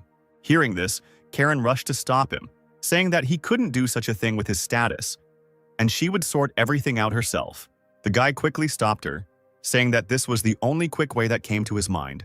The next morning, one of the library workers noticed that Rain Ludwig had taken Terraina's biography. He said that a first-year student during the first semester can't take something like that, and he asked who gave him the book. The girl standing next to him answered that it was Karen, who had been working for them for 4 months. The worker asked the girl where she was, to which she replied that she had a day off. A girl passing by overheard a conversation about how Karen had not yet received permission to issue books, and apparently Rain had been begging her for a long time, but the worker said that she was not the one to make mistakes. The girl suggested that the name might have been written incorrectly, and Professor Elin often comes here. The workers noticed that Karen's handwriting was very messy, making it really difficult to tell who had taken the book. And since everyone is talking about Rain right now, Karen might have accidentally made a mistake. Besides, she's been spending a lot of time with Rain lately, And when she's in love, she could make even worse mistakes. The worker decided that there was no problem then, and you just need to correct the reader's name to Professor Eland's. If we talk about adventurers in the past, their work was always dangerous but at the same time profitable. There was still a chance to run into scammers among such people. However, now it has taken on a different form. Adventurers are either masters of combat who help people or mercenaries who exterminate monsters. If they reach the highest level, they will be treated as a hero. Lin entered the Adventurers Association building, and conversations could be heard from all sides. The guy heard talk about how things were going well with earnings lately. It wasn't the same feeling without dead ends and labyrinths. To which another man said that after the Red Dragon Legion left, the mountain range was full of monsters. It was literally a gold mine. Others said that the spider rats were a nuisance and dangerous, but the rewards were substantial. Lin decided for himself that he would then go after these spider rats. Approaching the counter where the girl was standing, Lin said that he wanted to register with the association. The girl asked him to show his ID or student card, since he was a student. The guy asked her how long the registration would take, to which the girl, taking his student ID, said that she would just check his details and it would be done. Looking at his student ID, the girl noticed that he was Ludwig, and she was talking to him like a commoner. She couldn't understand why he needed to register as an adventurer at all, and Lin asked if there was anything else required. Handing over the piece of paper, the girl told him to fill in the necessary information in this section. Pointing her finger, she told him to be sure to check the last part. Lin asked what it was. Lighting a stick, the girl replied that it was a special form for noble families, something like that they were not responsible for problems that arose during work. The guy asked if there were people who tried to hold the guild accountable. The girl replied that she had heard that this happened often 100 years ago, so they developed such an agreement. Handing over her ID, she said that registration was complete. Now his ID is made of iron, then the level will rise in turn. Brass, silver, gold, platinum, diamond. Lin asked if everyone started at the bottom, to which she replied that this was not always the case. If a person had combat experience before becoming an adventurer, then the level in the association will depend on the level of the above. This simply shows whether someone has the ability to carry out assignments. The girl continued to explain, saying that you need to pass an exam to reach the level, but the guy interrupted her, saying that he understood everything. She asked him if he wanted to know anything else, to which he replied that that was enough for him. The girl wished him success and said that the higher his level, the more difficult work he would be offered. Looking at the entire ID with a smile on his face, Lin thought that now he had the opportunity to receive a reward for exterminating monsters, and with the ID, he could enter dangerous areas, thereby increasing his scope of activity. He calculated that he now had 44 silver coins, and he decided that he would first catch the rat spider that people had talked about. Looking at the quest rack, he noticed that one head was worth 2 silvers, and it looked like they were pretty weak to be worth that much. Scratching his head, the guy said that all he could do was catch as many as possible. Deciding to get down to business, Lin headed to Dragon Peak. Looking around at the red peak and the city in front of it, he noticed that the place had changed a lot. As he entered the city with the red arches, he immediately heard someone selling life force potions for 10 coppers. People immediately started buying up the potions at such a low price. Lin thought that with the dragons controlling this territory, everything here was occupied by monsters. The merchant, noticing the adventurer, told him that if he went further, he would run into monsters, and he advised him to buy a potion, but Lin simply walked on. A tall staircase appeared in front of the guy, and he thought that this staircase leading to the dragon's abode was still in place. Crouching down to take a closer look at the steps, Lin noticed that they were kept clean. Smiling, he mentally addressed Frida, saying that it was good, her house was safe and sound. Rising to his feet, Lin stretched and said that he had looked everything over, so now he was going to destroy all the pests on this land. But suddenly from behind he heard a voice calling him. The girl asked him if he was a magician, and then she said that it was useless to hide, you can't fool her eyes. Lin told her that he wasn't hiding. He asked her if everyone could tell who he was just by looking at her uniform and asked her why she was bragging, to which she told him to shut up. The stranger invited him to join their group. They just lacked a magician to complete the team. Lin asked again, and the girl enthusiastically decided to introduce everyone. A huge man appeared behind the guy, whom the girl introduced as Bart. Lin turned around in fear and met his gaze, and the girl continued saying that he was a very strong silver-level fighter. Lin finished telling her not to play a prank on him. He can't be human because he looks like a monster. To which the stranger told him to be more polite because Bart is sensitive. Behind the girl stood another guy, whom she introduced as Sam. He was a priest and a doctor. And finally, she exclaimed that her name was Rem, and she was a genius shooter. Looking at this suspicious group, Lin asked them if they were a group of criminals waiting for entry-level adventurers. Rem asked again, in response to which Lin asked them if they were really trafficking people and using their abductions as a cover for joining the group. Bart's eyes widened in menace, causing Lin to flinch. Noticing the strange expression on the man's face, Lin shouted at him that they could fight if they wanted to. But suddenly this huge, menacing man burst into tears, and Ram and Sam began to calm him down, saying that this was not the first time something like this had happened to them. Lin asked the girl why they needed someone with an iron level at all. Rem replied that they didn't care about his level at all. She identified people by smell, and she noted with a smug smile that he was strong. She said that Bart simply couldn't bear the thought of walking alone on a mountain road infested with monsters. Sam said that young students sometimes get into trouble when they come to earn money. He told the guy that they were not insisting and he could go, but he should be careful. Lin turned and walked away, saying that he felt more comfortable acting alone. Rem sighed and said that nothing could be done. She continued to reassure Bart that everything would be fine with this guy. Once Bart had calmed down a bit, Lin heard Rem say that it was time for them to go exterminate the spider rats, and they already knew where they were, so they could just go have some fun. Rem took a map out of her bag, but suddenly Lin came up to her and grabbed her by the shoulder. With a wry smile, Lin introduced himself as Rain and exclaimed that if they needed any magic, they could feel free to contact him. And so, together with 3 new comrades, Lin set out on his first hunt as an adventurer. Meanwhile, somewhere deep in the cave, a huge monster on 8 legs was crawling around, with many bones lying around it. Somewhere in the forest, one of the rat spiders was gnawing on a tree, when suddenly a voice was heard that said that they had been walking for quite a long time, and there was no trace of these rats. Bart said that these creatures are very shy, so they hide, but here and there are traces of gnawed trees, so they are definitely somewhere nearby. Bart asked Rain if he was okay with splitting the reward 4 for 4, to which Rain said it was fine. Rem crouched down to examine the gnawed tree, and Bart asked the guy if he knew anything about these creatures, in response to which he asked him to tell. The man said that spider rats are monsters with the body of a spider and the head of a rat. They live in colonies, which include a queen, an army, and workers. The latter are carnivorous pests that gnaw trees, and the warriors attack people. Lin asked about the queen who was not on the mission. Sam told him that it was because this colony did not have a queen. The man said that the army is being exterminated, but the queen, who almost never comes to the surface, is not touched. This is the basic strategy. Lin asked why they weren't touching her. Shouldn't they all be exterminated? To which Bart replied that the danger of the queen was no match for the army, and that finding her would require a full-scale operation that cost a lot of money. Smiling, Lin noted that if such a monster were caught, the reward would be appropriate. Rem continued to search for rats, digging in the grass. And she said that in this colony there are none anyway, but it is difficult to catch her because she is a tough opponent even for skilled adventurers. Finally finding the rat somewhere in a ditch, Rem jumped into it with a loud scream. The spider rats looked up at the girl, looking up from eating the deer. On the fly, the girl took out her bow and quickly fired several arrows. Bart also set to work, cutting the rats in half. While Ram and Bart were actively fighting, Sam and Lin stood aside and watched. Somewhere above, another adventurer appeared, who called out to his comrades, shouting at them to come here, because there was a whole bunch of them here. Rem shouted at Bart to hurry up and deal with the others. Lin asked Sam if he could really not fight and get his share for this matter. The man answered him that it would be enough if he later made a fire and got water. Sam told the guy that the two of them had never intended to involve him in the fight in the first place, to which the guy replied that he didn't understand why they even invited him into the group.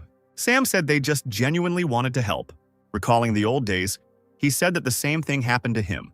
He had to earn money to pass the exam to become a priest. And they, only after hearing this, accepted him into their group, although they saw him for the first time in their lives. He had already collected the necessary amount long ago, but he was still with them. And when they were together, he could feel the love of God. Lin asked if he was talking about unconditional love and remarked that God would like that. Sam just laughed in response. The man said he didn't know the reason. He felt a sense of unity that religion couldn't describe. He said it was like wanting to be one. And the reason is simply because it's a lot of fun. Sam said that the days spent together, the travels they took together, made his chest feel warm. The man quickly came to his senses, apologizing to the guy for talking so much and saying that he, as a follower of God, should be ashamed. But Lin suddenly agreed with a smile, saying that traveling with someone really is great. Remembering his comrades, Lin suddenly remembered terrain. He asked Sam if he knew about terrain. The man asked him if he was talking about the Ash Shaman. While the adventurers were chasing rats, Sam calmly told them that everyone knew her. Lin asked him if the church had recognized her as a heretic. The man replied that it seemed so, but at the same time it seemed as if it wasn't. Meanwhile, the adventurer, who had run away from his comrades, met a huge monster. Sam and Lin's conversation was interrupted when they heard a loud scream. Everything around shook. The adventurers began to look around, not understanding what was happening. But then a huge spider rat came into their field of vision, with the body of that adventurer sticking out of its mouth. Rem immediately tensed up when she noticed this monster and cursed quietly. The huge monster was getting closer and closer to the adventurers, looking at them with its dark eyes. Everyone screamed in panic that it was the queen. Lin panicked and asked Sam how this happened, because they said that this colony did not have a queen. Sam only noted its size and said that this queen was twice as big as usual. Rem answered the guy that everyone had simply forgotten about this queen a long time ago. With her red eyes shining, the queen raised her head and screamed piercingly. The adventurers immediately panicked and ran away. Bart shouted after the fleeing men to stop, because they needed to fight her face to face. Feeling something strange, Sam yelled at Rem and Bart that they better leave. Rem replied that there was no problem, the queen was just a huge rat, to which the man responded that that was not the issue. The man exclaimed that when the queen appears, the remaining individuals turn into groups of mass murderers.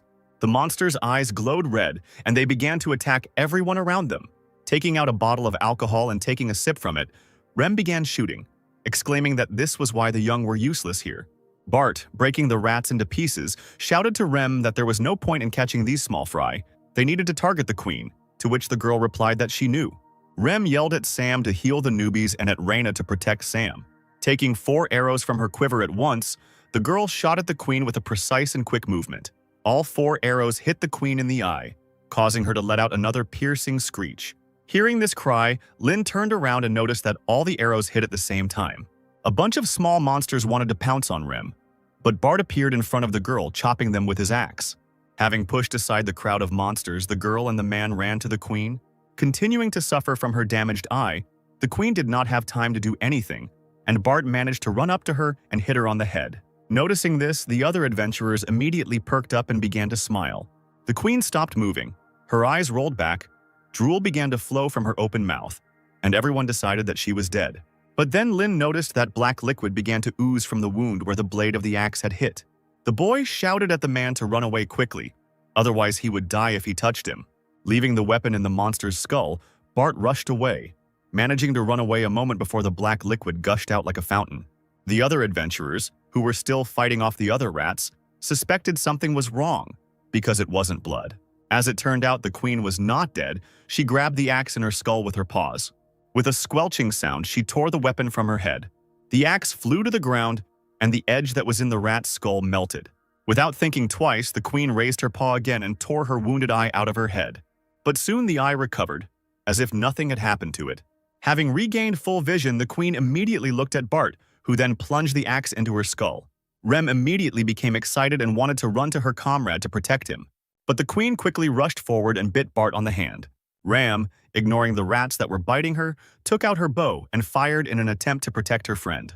The rats continued to bite her, but the girl did not pay attention and continued to run towards the queen. When there were even more rats around, the girl screamed in irritation, trying to push them away. A panicked Sam shouted for Rain to help them. Lin just froze in place, not hearing anything around him.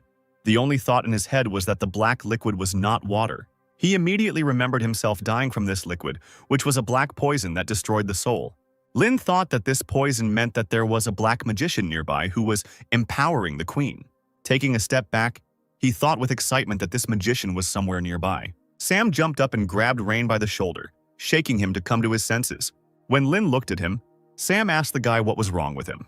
He told him that he can't use offensive magic, so Rain is the only one who can fight. Sam shouted at the boy, begging him to help. Lin had cold sweat running down his face, his expression darkening immediately as Sam shouted that he didn't want to lose his friends. Lin looked around randomly and noticed that Rem was still trying to deal with the rats that surrounded her. Bart was clearly losing the fight with the queen, who also had his hand in her teeth and had already knocked him to the ground. Finally, Lin said something, but Sam couldn't hear him. The boy repeated his question, asking the man how much they would get if they killed her. A little confused, Sam answered him, saying that they would get about 20 gold. The guy still had sweat running down his face as he exclaimed that it was almost 1,000 regular spider rats. He nevertheless agreed and with a quick movement launched an arrow with a spell at the queen. The spell, as soon as it hit the victim's body, immediately worked, exploding and tearing apart her flesh. Lin walked out in front of the now wounded queen and called out to her, calling her an ass with hands. Holding out his hand with a fire spell, he desperately screamed at her to attack, and he would make a roast out of her. Lin summoned another spell onto his hands and slammed his palms together, causing a bright flash to occur. The guy opened his arms, causing a bright light to fill the entire space, causing Sam to close his eyes. The rat also couldn't stand such a bright light, and she covered her eyes with her paws. Almost unconscious from blood loss, Rem noticed that the rats that surrounded her fell to the ground from the bright light, and she was caught by a root. The light went out and the root quickly threw Ram and Bart aside. The boys fell to the ground next to Sam. Lin, who was in front, shouted at the man to take care of them. Without waiting for an answer, the boy called the other adventurers and told them that if they wanted the healer to return alive and help everyone, they had to protect him. Rem lay tiredly on the ground in her own blood, looking around. Having resolved the situation a little, Lin shouted to the queen that he would deal with her himself. The wound that the explosion had inflicted on the queen began to heal, becoming covered in black poison again. And suddenly, with a loud sound, a new whole paw burst out of the rat's flesh. Taking a deep breath to calm himself, Lin noticed that the rat was missing one leg, but it didn't seem to care. Deciding to act a little differently, the boy rushed forward, casting a spell as he went. He quickly ran past the rats and behind him, the spell exploded. Getting closer to the queen, Lin began to cast a spell again. The queen wanted to hit him with her paw, but the guy managed to dodge. Sliding on the ground, the boy said that he was using the spell's power at full capacity. But the spell was never cast. The queen struck again with her paw, which distracted the guy, forcing him to dodge. Landing a little to the side, Lin thought that there was no guarantee that 3-star level magic would work, and there was also a limit to the power he could use, and he forced himself to calm down. The guy decided that first of all he needed to understand the enemy, and he decided to use Belsidius. Looking at the queen, Lin noticed that many dark spirits were crowded around her. The boy noticed that it was 3-star level dark magic. The regular rats didn't stop attacking, but Lin still managed to come to his senses and dodge. The boy extended his hand and cast a spell, causing a thin twig to wrap around a tree branch. Pulling himself up, he thought that there was too much poison and his body could not handle such a dose. He thought that if he couldn't remove it with Bel Curious, then he would have to use 4th-tier magic. But he immediately thought that it was too reckless, and if he failed, it would be the end. He couldn't forget that there was a dark mage somewhere nearby, and the risk was too great. And Rem was watching Rain. She couldn't help but notice how the guy's face distorted in painful thoughts. The girl slowly rose from the ground where she was lying. Sam looked at her in surprise. He worriedly told the girl that she should not get up and that she needed to stop the bleeding, to which the girl objected, saying that she was fine. Sam tried to say something else, but the girl interrupted him with a loud scream. She looked at her comrade and, in a calm voice and with a smile on her face, told him to take care of Bart.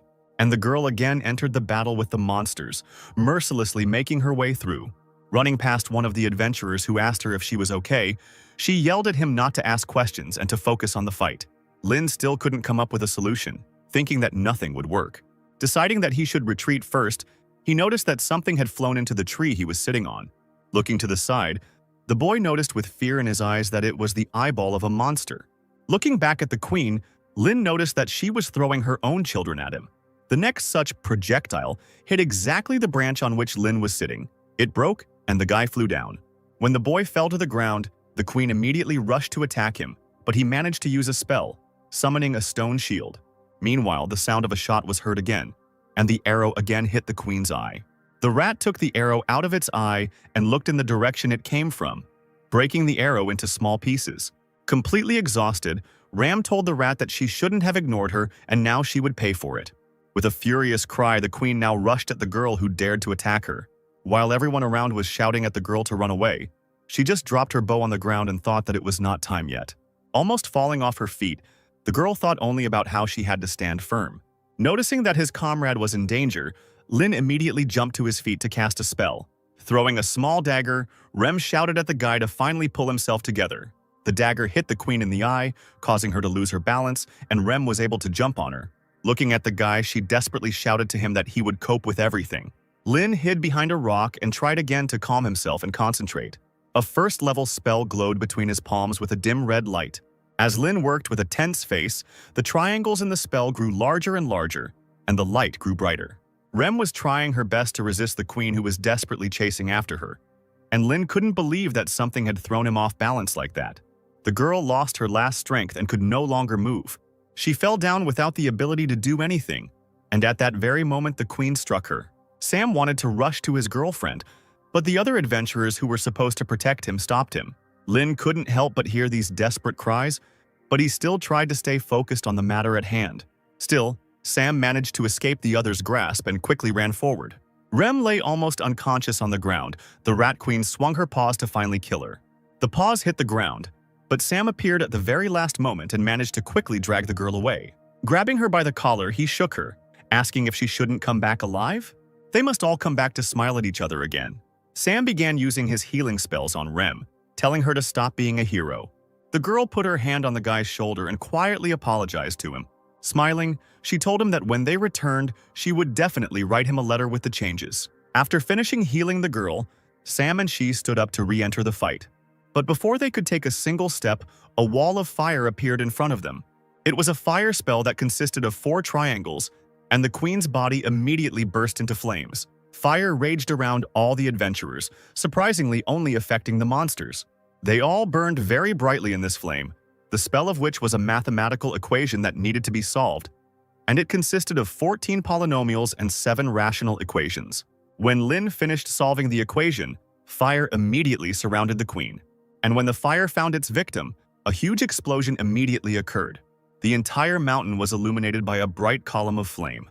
The force of this explosion was so great that all the adventurers who were nearby were sent flying in different directions. Soon the fire died out, leaving only sparks behind. Rem woke up and looked forward. The girl noticed that the queen's body had burned to such an extent that only a pile of coal remained. Sitting behind the rock, Lin smiled sadly and noted that it was pathetic. Feeling incredibly tired, he said that before he could use such a spell 7 times in a row. All that remained of the queen finally turned into ashes, which were carried away by the wind. The normal rats turned back into less dangerous creatures. The red light disappeared from their eyes, as did their confidence in victory. The rats jumped to their feet and, frightened by the huge number of people, ran away. While the other adventurers chased the rats, Sam ran towards Bart, who was still lying on the ground. Rem couldn't help but notice that this sinister queen was killed with 1 shot. Sam knelt down in front of brother and exclaimed that he would help right away, and Rem felt her head spin. The girl asked the guy how their friend was, and he replied that he had a strong constitution, so he would recover without any problems. Bart, who had come to, apologized to the girl and asked her how she was, to which she replied that she was fine. She said that this time luck was on their side. She noted that now they would know that queens regenerate, and such information is not even in the database of the Adventurers Association. Remembering that the queen died with 1 shot, the girl immediately remembered Reyna. Lin, meanwhile, lay unconscious, his back leaning against a rock. The sun sank below the horizon. The comrades ran up to the guy and examined him. Sam said that he just ran out of mana. He would rest and everything would be fine. Rem noted that he had spent all his strength. Sam said that this magic was definitely done by rain, and the girl replied that she thought so too. She asked why he was hiding behind the rock then, since the queen was attacking from that direction, and he did not need cover. And if he had revealed himself, his name would have been on everyone's lips. Sam told her that this was not the most important thing now, and they would talk about it later. The girl did not argue with him. Lin dreamed of moments from his life. One day he told his comrades not to write down the name. He said that he had already said that he did not want to join the ranks of the team of heroes. They could convey this to His Majesty, to which the officials said that he could not understand this, because this was the decree of the ruler, the date to honor those who sacrifice themselves for humanity. Esther asked why he was acting like that. Did he really not like them? Frida asked him if he was joking, adding that he was being a troublemaker and going too far. But suddenly the guy screamed at the top of his lungs that it wasn't because of that. He said he was not like them. Frida's face twisted into an irritated grimace. Lin said he doesn't carry the same evil fate as Frida and Kay's. He continued by saying that he had no mission to fulfill like Esther. Clenching his fists, he exclaimed that he did not give his all for someone because of his pride, and that the fact that they were here together was just a simple coincidence. He said that because he had no right to put his name in, otherwise their reputation would go down the drain. The team members looked at each other, and then they laughed loudly. Kay's, as usual, ruffled the guy's hair. Frida began to say through her laughter that he was just a cutie. Esther, relieved, told him not to worry about it, and an irritated Lin exclaimed, waving it off, that he had not worried, but had come to the conclusion with the brains in his head. Taking the boy by the hand, Esther told him, no matter what others say, he was and is part of the team. He doesn't have to worry about self-sacrifice and other things. He can do whatever he wants. She told him with a smile that this world had already recognized him as the archmage of the team of heroes. After some time, Lin woke up and found himself on Bart's back, with the city lights shining nearby. Looking around, the guy asked where he was. Rem noticed that he was already awake, and she said that the school was already nearby, so they returned to the Golden Rose. Relaxing, Lin felt his whole body ache and thought that he had overdone it. But fortunately, they went unnoticed by the Black Mage. Bart asked the guy if he was the one who used that fire magic.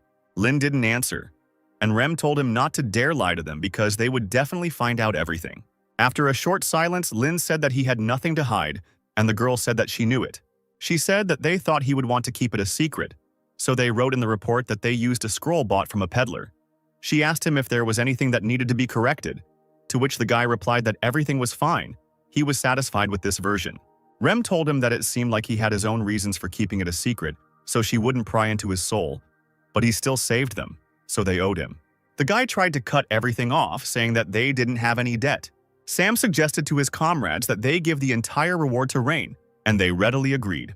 Looking out, Lin still noticed a strange expression on Rem's face and asked her what was wrong with her face. Didn't she say that justice was her specialty? He asked her if she really expected him to say that they were all great and offer to share the reward, to which she replied that there was no harm in dreaming, and everyone laughed. Lin dropped to the ground and said that they could give him 5 gold pieces and split the rest, but Bart objected, saying that it would be fairer to give him everything. The guy continued to persist and said that he hadn't done anything special, so he could only take the amount he needed, but they replied that they hadn't done anything special either. While Bart and Lin were arguing, Rem intervened in the conversation. She said that she and Bart were going to be the best adventurers, and since he was arguing, he could invest the money in them. She asked him how he liked the idea, and he said with a smile that it was not bad. Sam intervened in the conversation and asked Rain if he remembered asking him about terrain. Sam shook his head and said that when he was studying, he heard some things, but they were just rumors. Leaning towards the boy, he whispered in his ear that it seemed like she had been practicing black magic in her later years. A couple of minutes later, Lin said goodbye to his comrades, remaining in the square. When they turned around, the smile slowly slid off the guy's face. Back at the dorm, Lin began to thoughtfully flip through the book. After looking through it, he noticed that it certainly didn't contain any information about Terena having anything to do with black magic. Looking at the book in his hand, memories came back to his mind. In some ruined city 300 years ago, Lin looked at all that remained. Hearing a rustle, the boy grabbed his staff and began to climb the stairs. Climbing up, he slowly looked into one of the destroyed houses. And there, in the ruined city, among the houses that were half buried in the swamp, he found Terena. Finding some boards and tearing up some books, Lin started a fire with a snap of his fingers. As he rose to his feet, he heard the sound of a rumbling stomach behind him. The guy's hand reached into the bag. The frightened girl became even more afraid and began to shake even more. But to her surprise, the guy sat down in front of her and handed her a loaf of bread. Lin told her to eat if she was hungry and not to worry. He wouldn't ask for money or anything else. Esther and Kays, also walking through this ruined city, noticed smoke from a fire. Lin noticed that the girl had not even touched the bread, and he told her that she had better eat since he had nothing else. Suddenly, Terena quietly said that everyone had disappeared. Her friends, family, loved ones had disappeared. Lin asked her if her village had no contact with the outside world at all. The girl replied that she didn't know, which made the boy just sigh. Standing up, he said that he didn't even know such a village existed, but that was understandable since it was a distant outskirts. He said it was sad that there was no one left except her who could remember this place. Terena buried her face in her knees, and Lin said that no one would remember her life, which was not bad. He said that if she died, this place would disappear without a trace. Gritting her teeth, the girl exclaimed that she didn't want that. Then Lin came closer to her again and brought the bread to her, telling her to eat it then. He told her that even if she didn't want to, she needed to eat to survive. He told her not to forget the people who lived here, because there was no one else to do it. Terena snatched the bread from the boy's hands and greedily bit into the loaf, bursting into tears. Since then, Terena has followed Lin. Later, he and his team discovered that she had magical abilities. Having drawn the spell on a piece of paper, the girl directed it towards the sky, and when the spell worked, Rain came from the sky. The girl turned around with a cheerful smile. Lin never thought that she would ever become a great magician. One day, when the girl was already asleep, Esther suggested leaving her in the church in the next village. Frida agreed with this, because they would expose her to even greater danger if they took her with them. Lin was not against this proposal. He knew that the girl already had the necessary magic, with the help of which she could survive alone, relying only on her own strength.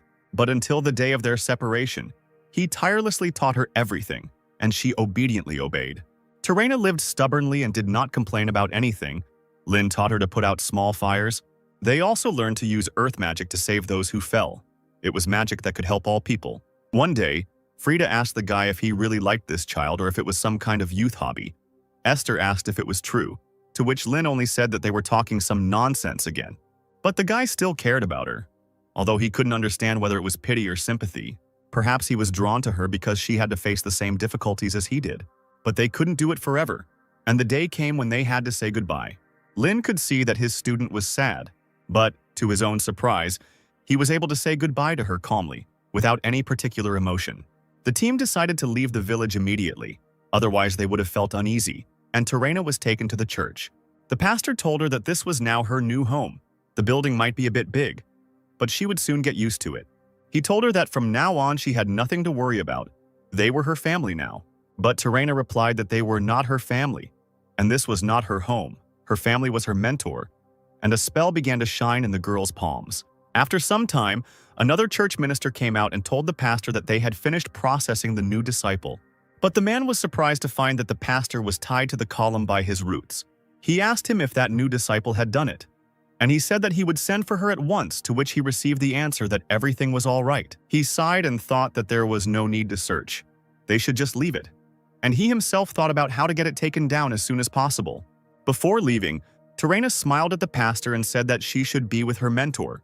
After a while, Lin turned around, hearing someone shouting behind him. As it turned out, it was Terena, who had managed to catch up with her mentor and his comrades. When Lin asked her what happened, she said that she escaped using the magic he taught her.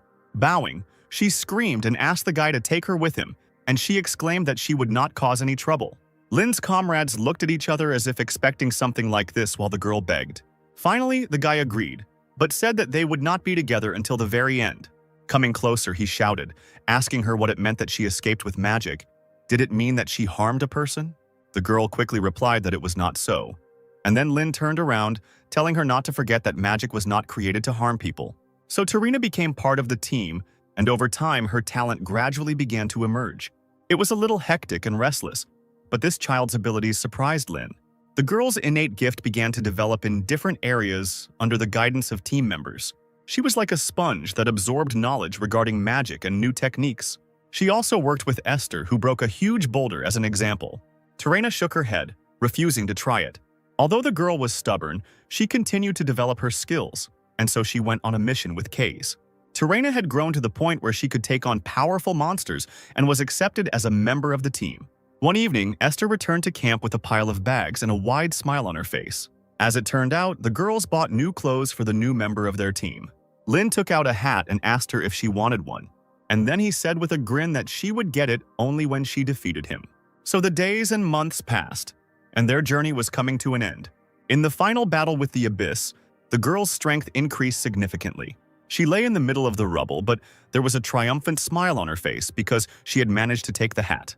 One day, the team of heroes stopped in the territory occupied by the Abyss. Lin told his student that she should stay here, in their base. The girl jumped up, not understanding why she couldn't go with the whole team. She exclaimed that she would fight.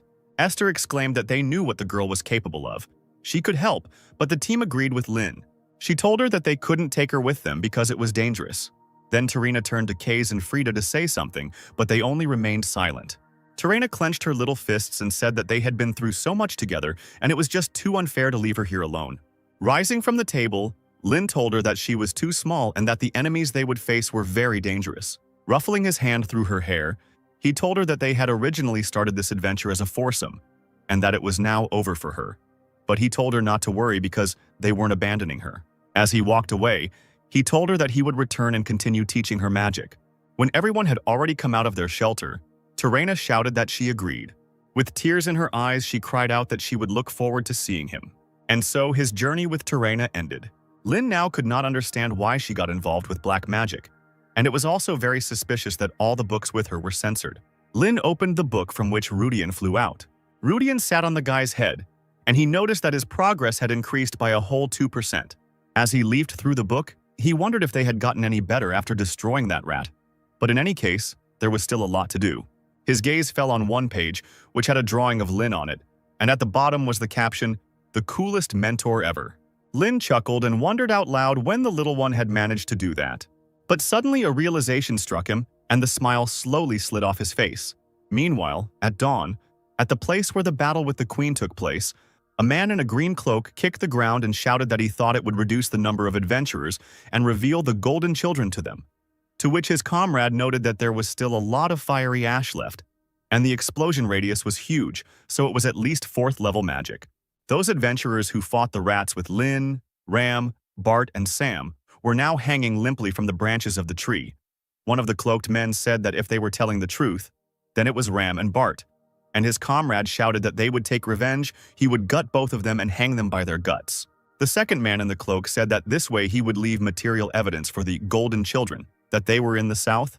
It was impossible to destroy the case just by starting it, to which his less patient comrade irritably kicked the rat's corpse. To begin with, they need to focus not on the place, and then the first asked him about that. And on what then? The second said that they should report everything to Terrain. The next day, Lin went to the Magic Development Club and greeted his clubmates. At the main table in the auditorium stood the head of the club, who noticed that the number of participants had increased. The leader greeted him and said that his name was Juan, and that he was the chairman of the Magic Development Club.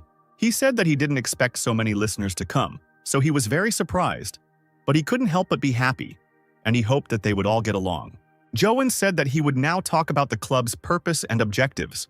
The guy started talking about how they were studying magic for the development of the area and agriculture, when suddenly his speech was interrupted by the appearance of another participant. Somewhat irritated, Logan walked into the classroom without saying anything. The guy reluctantly said hello and introduced himself. Joan was a little confused, but immediately said that he came just in time. Waving his hand nervously, he told him to sit in any empty seat. Looking around the audience, Logan noticed that there was only one empty seat left, which was next to Rain. Shuffling through his papers, Joan exclaimed that they should change their tune then. Lin snidely asked Logan if he kept his promise, to which he replied that he was just following the rules. Joan continued to talk enthusiastically about his club, occasionally drawing something on the board. Lin couldn't help but think that there was a black mage nearby, and he wasn't sure he could defeat him again in his current state. Rudian flew out of his pocket and showed his stats, where his magic power was 12,564 and his physical power was 311. Lin thought that he needed to strengthen his body as soon as possible. He thought that without training this could not be achieved, and he thought that it would be great if someone helped him. As he thought about this, his gaze immediately turned to Logan, who was sitting next to him. After some time, Logan and Lin moved to the gym, where Lin tried to do push-ups and Logan harshly scolded him. An irritated Lin tried to keep himself in his stance, under the indignant shouts of the other guy, and thought only about how he would shut up. But if he wants to develop physical strength, then he needs to listen to the guy. Then in the audience, Lin asked him to help with training, to which Logan replied that he did not understand. Didn't he defeat him then? Why should he learn anything from the loser?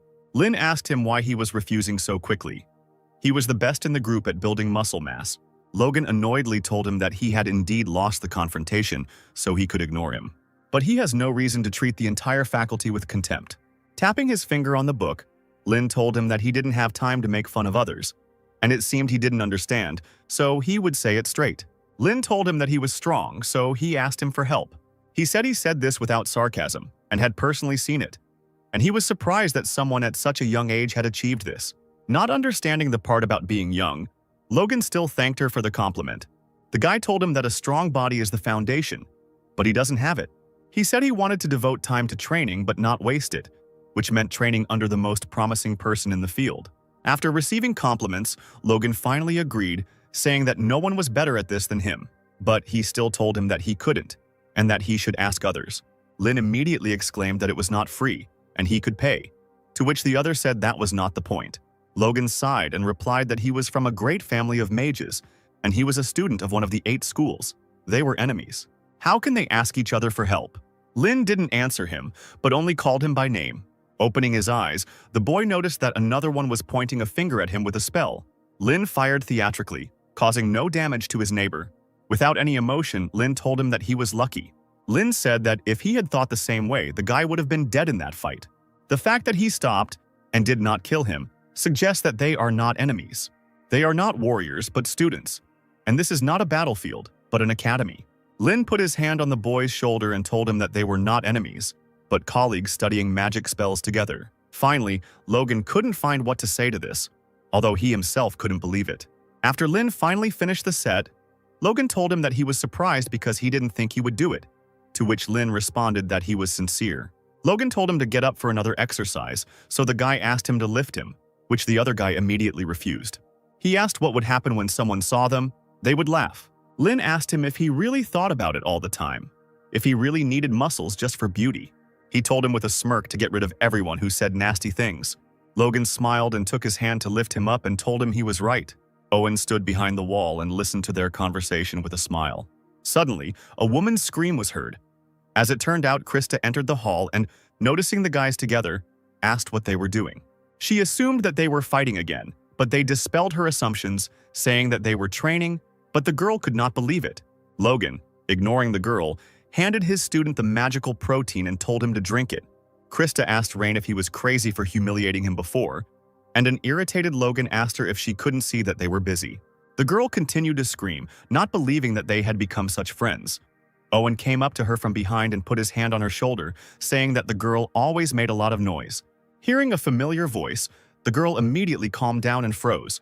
Logan asked the professor what brought him there, to which he merely replied that he had seen a group of monkeys when he passed by, and that he had an official message for them.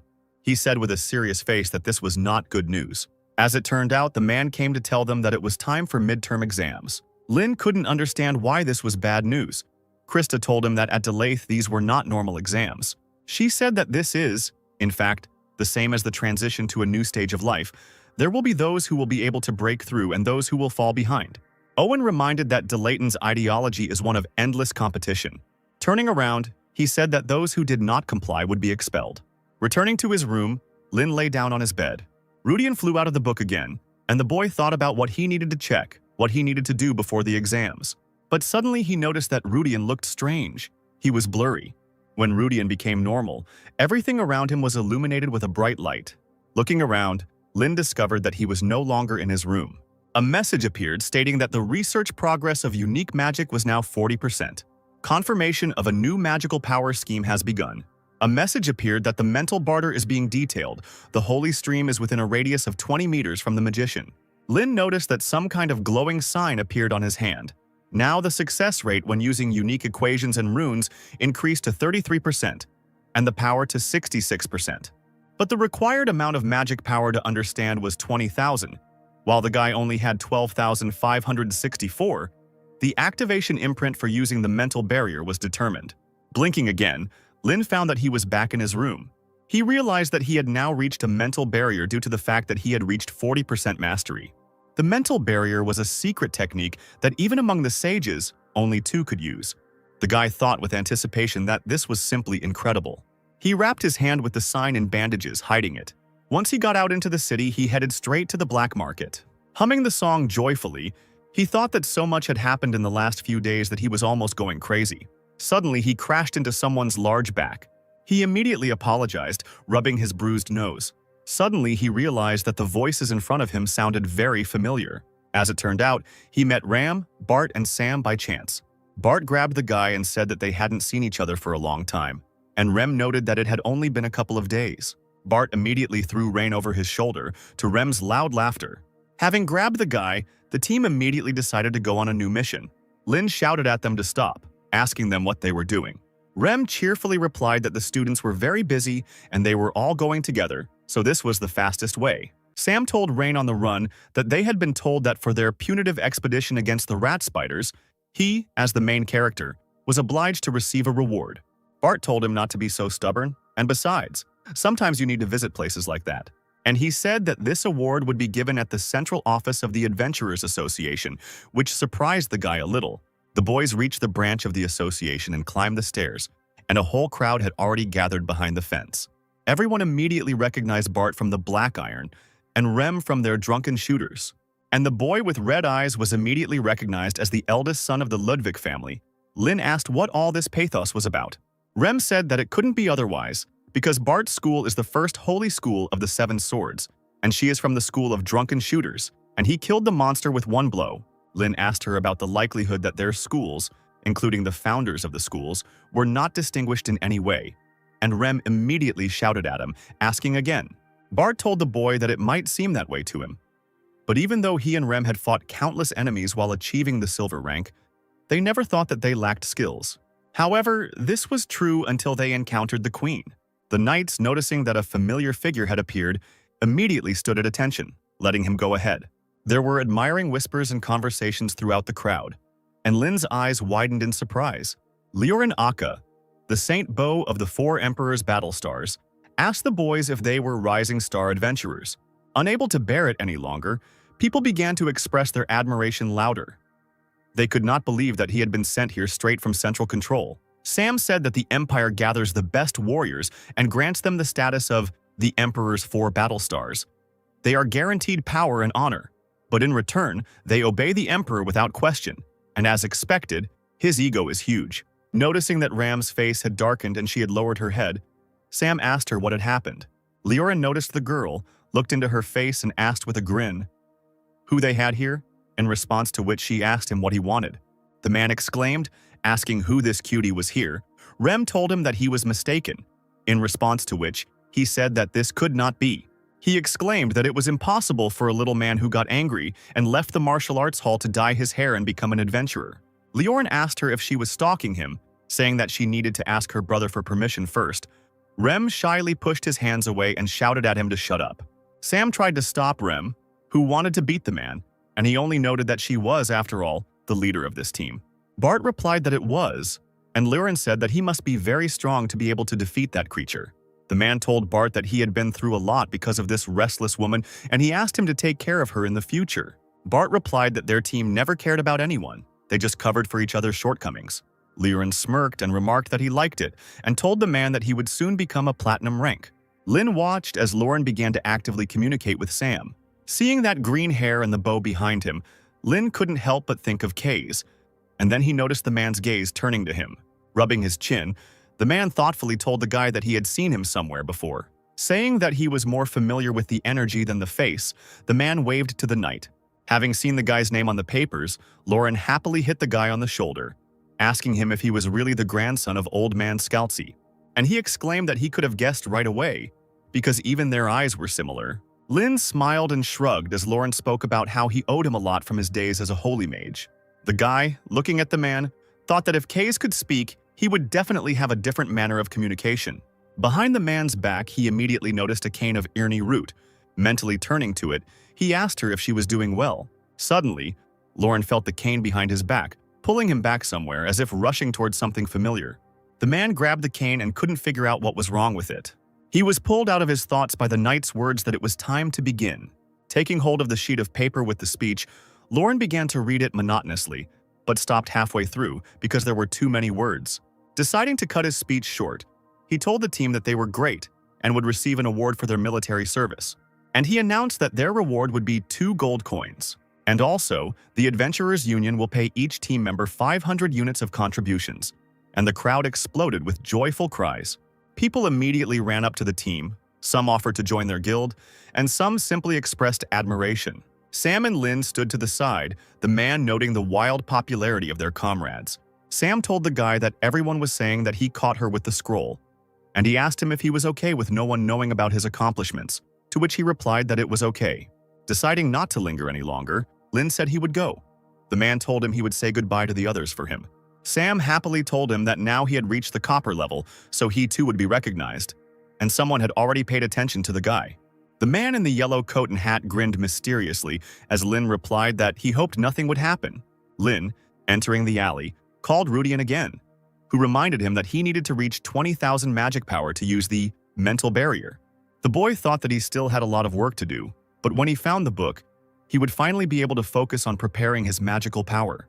Smiling smugly, he thought about how he couldn't achieve this in his past life, but now it was in front of him. Suddenly, a loud cry was heard behind him, calling for the young master Ludwig. The man shouted that he would not be able to get into the black market, and people immediately turned their attention in that direction. Coming closer, the stranger told him that he was on the right path. But for some reason, all the traders had fled from there, so the market was no longer open. Taking off his hat, the man said that he was from the Union of Magicians and said that it was nice to meet him. He asked the guy if he could spare some of his time. They reached the restaurant, where the stranger immediately began to order lunch. He told the guy that he had nothing to fear. He wasn't going to interrogate him about why the guy went to the black market. But Lin couldn't understand how he knew about it. But the strangest thing was that his magical power was quite impressive.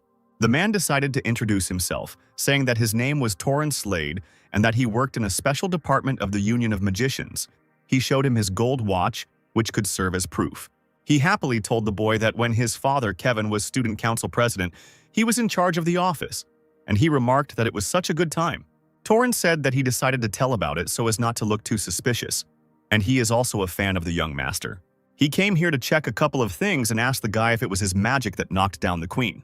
Lin frowned slightly, not understanding what was going on, and Torrance said that there were no recent records of Bart's team visiting the magic shop.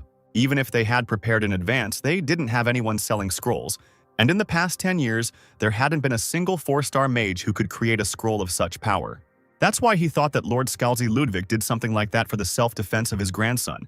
But that turned out to be wrong too. Looking at the guy with a sharp gaze, he said that then there was only one conclusion left. Lin told the man that he wasn't hiding it on purpose. It was just something he was worried about. Torrance asked him if he was talking about the black magician. Lin couldn't tell if the guy was just curious, but he was brought out of his thoughts by the waiter who placed the plates on the table. Looking at the plate, Torrance asked the waiter if this was a portion for two, to which he said that he thought there were 2 of them. That's why the portion was like that. But the man did not complain and said that he would eat everything. While he was busily devouring the meat, Lin decided it was time for him to go, but the man said that he was already getting to the point. With a smile on his face, he asked him if he wanted to join the work of their department of the Magic Union. The guy replied that he was still a student, to which Torrance said that they would invite him after graduation. He said that Mr. Kevin was still feeling well, so he was still far from inheriting the family, and he promised him that they would empower him to independently investigate cases related to black magic. And most importantly, this department was the best place for career growth. Lin just stood up and said that he wasn't interested. But the man did not back down and said that the Black Church has now become more active. Torrance said that the top department of the Magic Union is intoxicated with the idea of peace and tranquility, so they deny everything. But he is sure that something big is approaching, and it does not bode well. And, comparing forces now, I want to believe that they can prevent everything, but who knows? Lin still answered him emotionlessly that he did not understand what he was talking about and said that he would think about it. Now Torrance stopped persisting any longer and thanked the guy. As he walked away, the boy wondered whether he would have to fight with this scum in this life, which he didn't want at all. Finally, Torrance shouted to the guy that if he needed to find something on the black market, then he would definitely need to complete the VIP security order in the Adventurers Union. So they said goodbye. Torrance, chewing meat, looked after the guy. Suddenly, a woman jumped off a roof somewhere and asked the man if the guy was who they thought he was. Tyrantid, who was also from the special department, said that they said that this year's freshmen to Leighton were the golden generation, but no matter what reason he chose him, he was a natural disaster. Torrance said that he did not think that Mr. Rain belonged to the golden generation, and sitting down at the table, Tyrantid asked him why that was.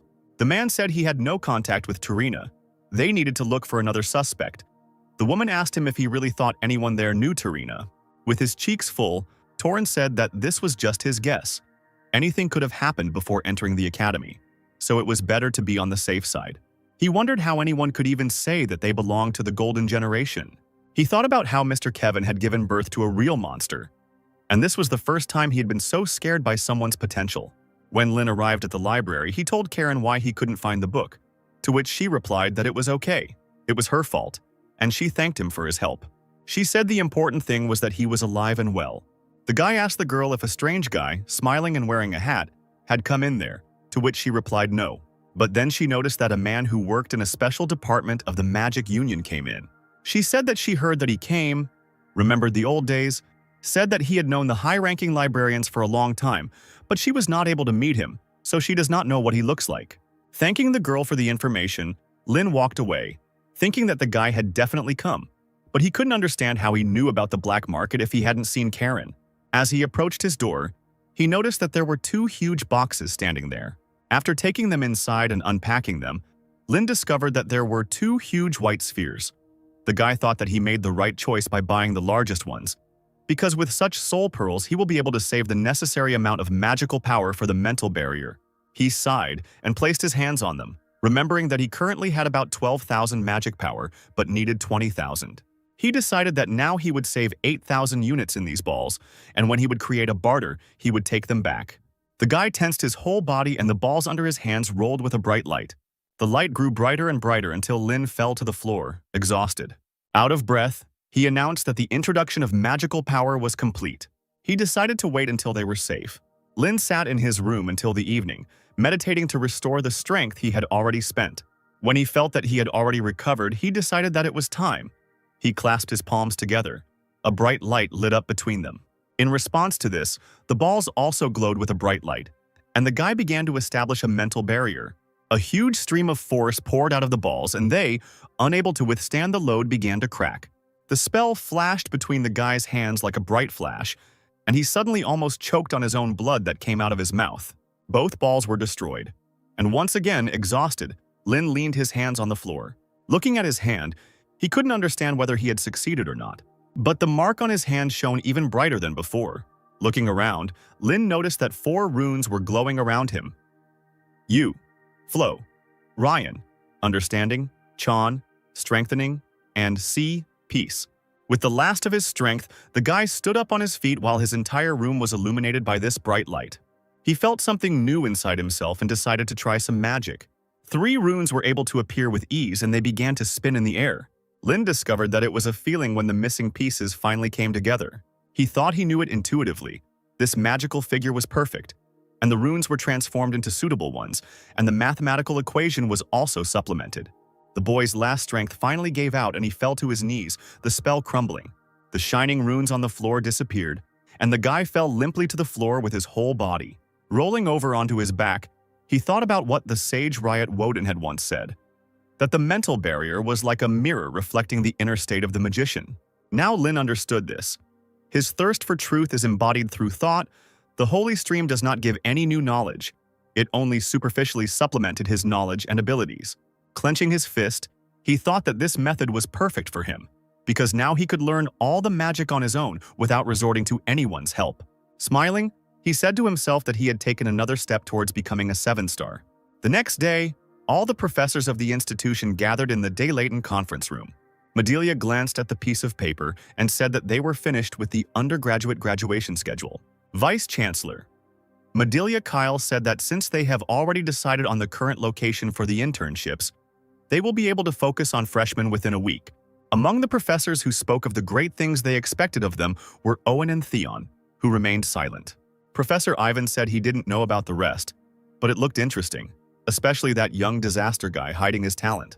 He was about to continue talking about this when he suddenly noticed that someone right in front of him was burning with rage. Elin said with a frown that he was already talking too much. Caroline hastened to reassure her colleague and told her that there was no malicious intent in the professor's words. She asked the girl if she had much time. Otherwise, after Logan, the girl she was guiding could be erased. Medelia thought only of Canessa, who could also study here if everything were as before. As the heir to the Page family, she could become a student representative and a key figure in the golden generation. Professor Marjana told the rector that they needed to hurry. Following the advice, Medelia announced to the professors that they should announce to the students that the exams were starting today. Lin sat at his desk, completely tired, thinking about how Logan was giving him increasingly difficult assignments every day. He noticed that his classmates were getting ready to go somewhere. Lin asked Krista what all the fuss was about, to which she responded by saying that there would be a briefing about midterms right now and that everyone was told to gather in the auditorium. The guy asked if the exams weren't starting next week, to which the girl sadly replied that this was Day-Layton, where the director and professors changed the schedule at their own discretion. He asked her why this was so, and then Gertrude intervened in the conversation and asked the guy what he thought the reason was. And she answered her own question, saying that this was all so that the students wouldn't have time to learn everything at the last moment. And she said that last year they announced the schedule and started midterm exams the next day. Lin responded by saying that he liked how funny the professors were. The girl replied that she couldn't believe he said that, because she was simply abusing her power. The guy said with a smile that if a student can show his skills at any time, then this is real knowledge, and the professors know about it. Gertrude laughed in response, agreeing, but thinking about how much this all irritated her. But what irritated her more was that it was true. But in any case, children from powerful families are nasty, of course, except for Mrs. Krista.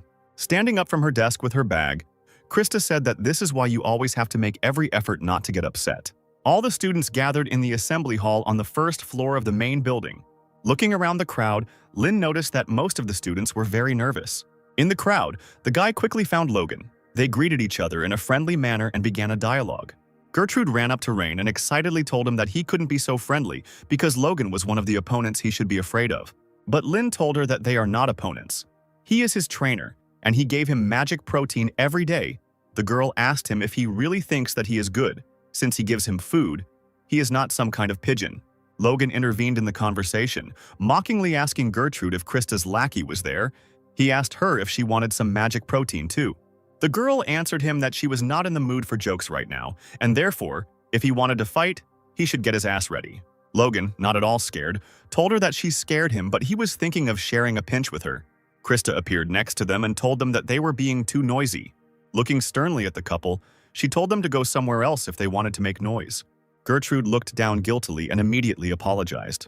Logan told Krista that she was being a bit too sensitive. Her skills were a surefire way to get through, so she shouldn't worry at all. The girl shouted back at him to stop talking nonsense, and she said that midterms were easy only in words, but they were arranged to weed out students without skills. As she walked away, she dropped that if they wanted to stay, they had to make every effort. A couple of minutes later, a loud greeting was heard that shook the entire hall. Caroline told the students that she enjoyed the tense atmosphere and hoped that the mood would continue until the end of the exams.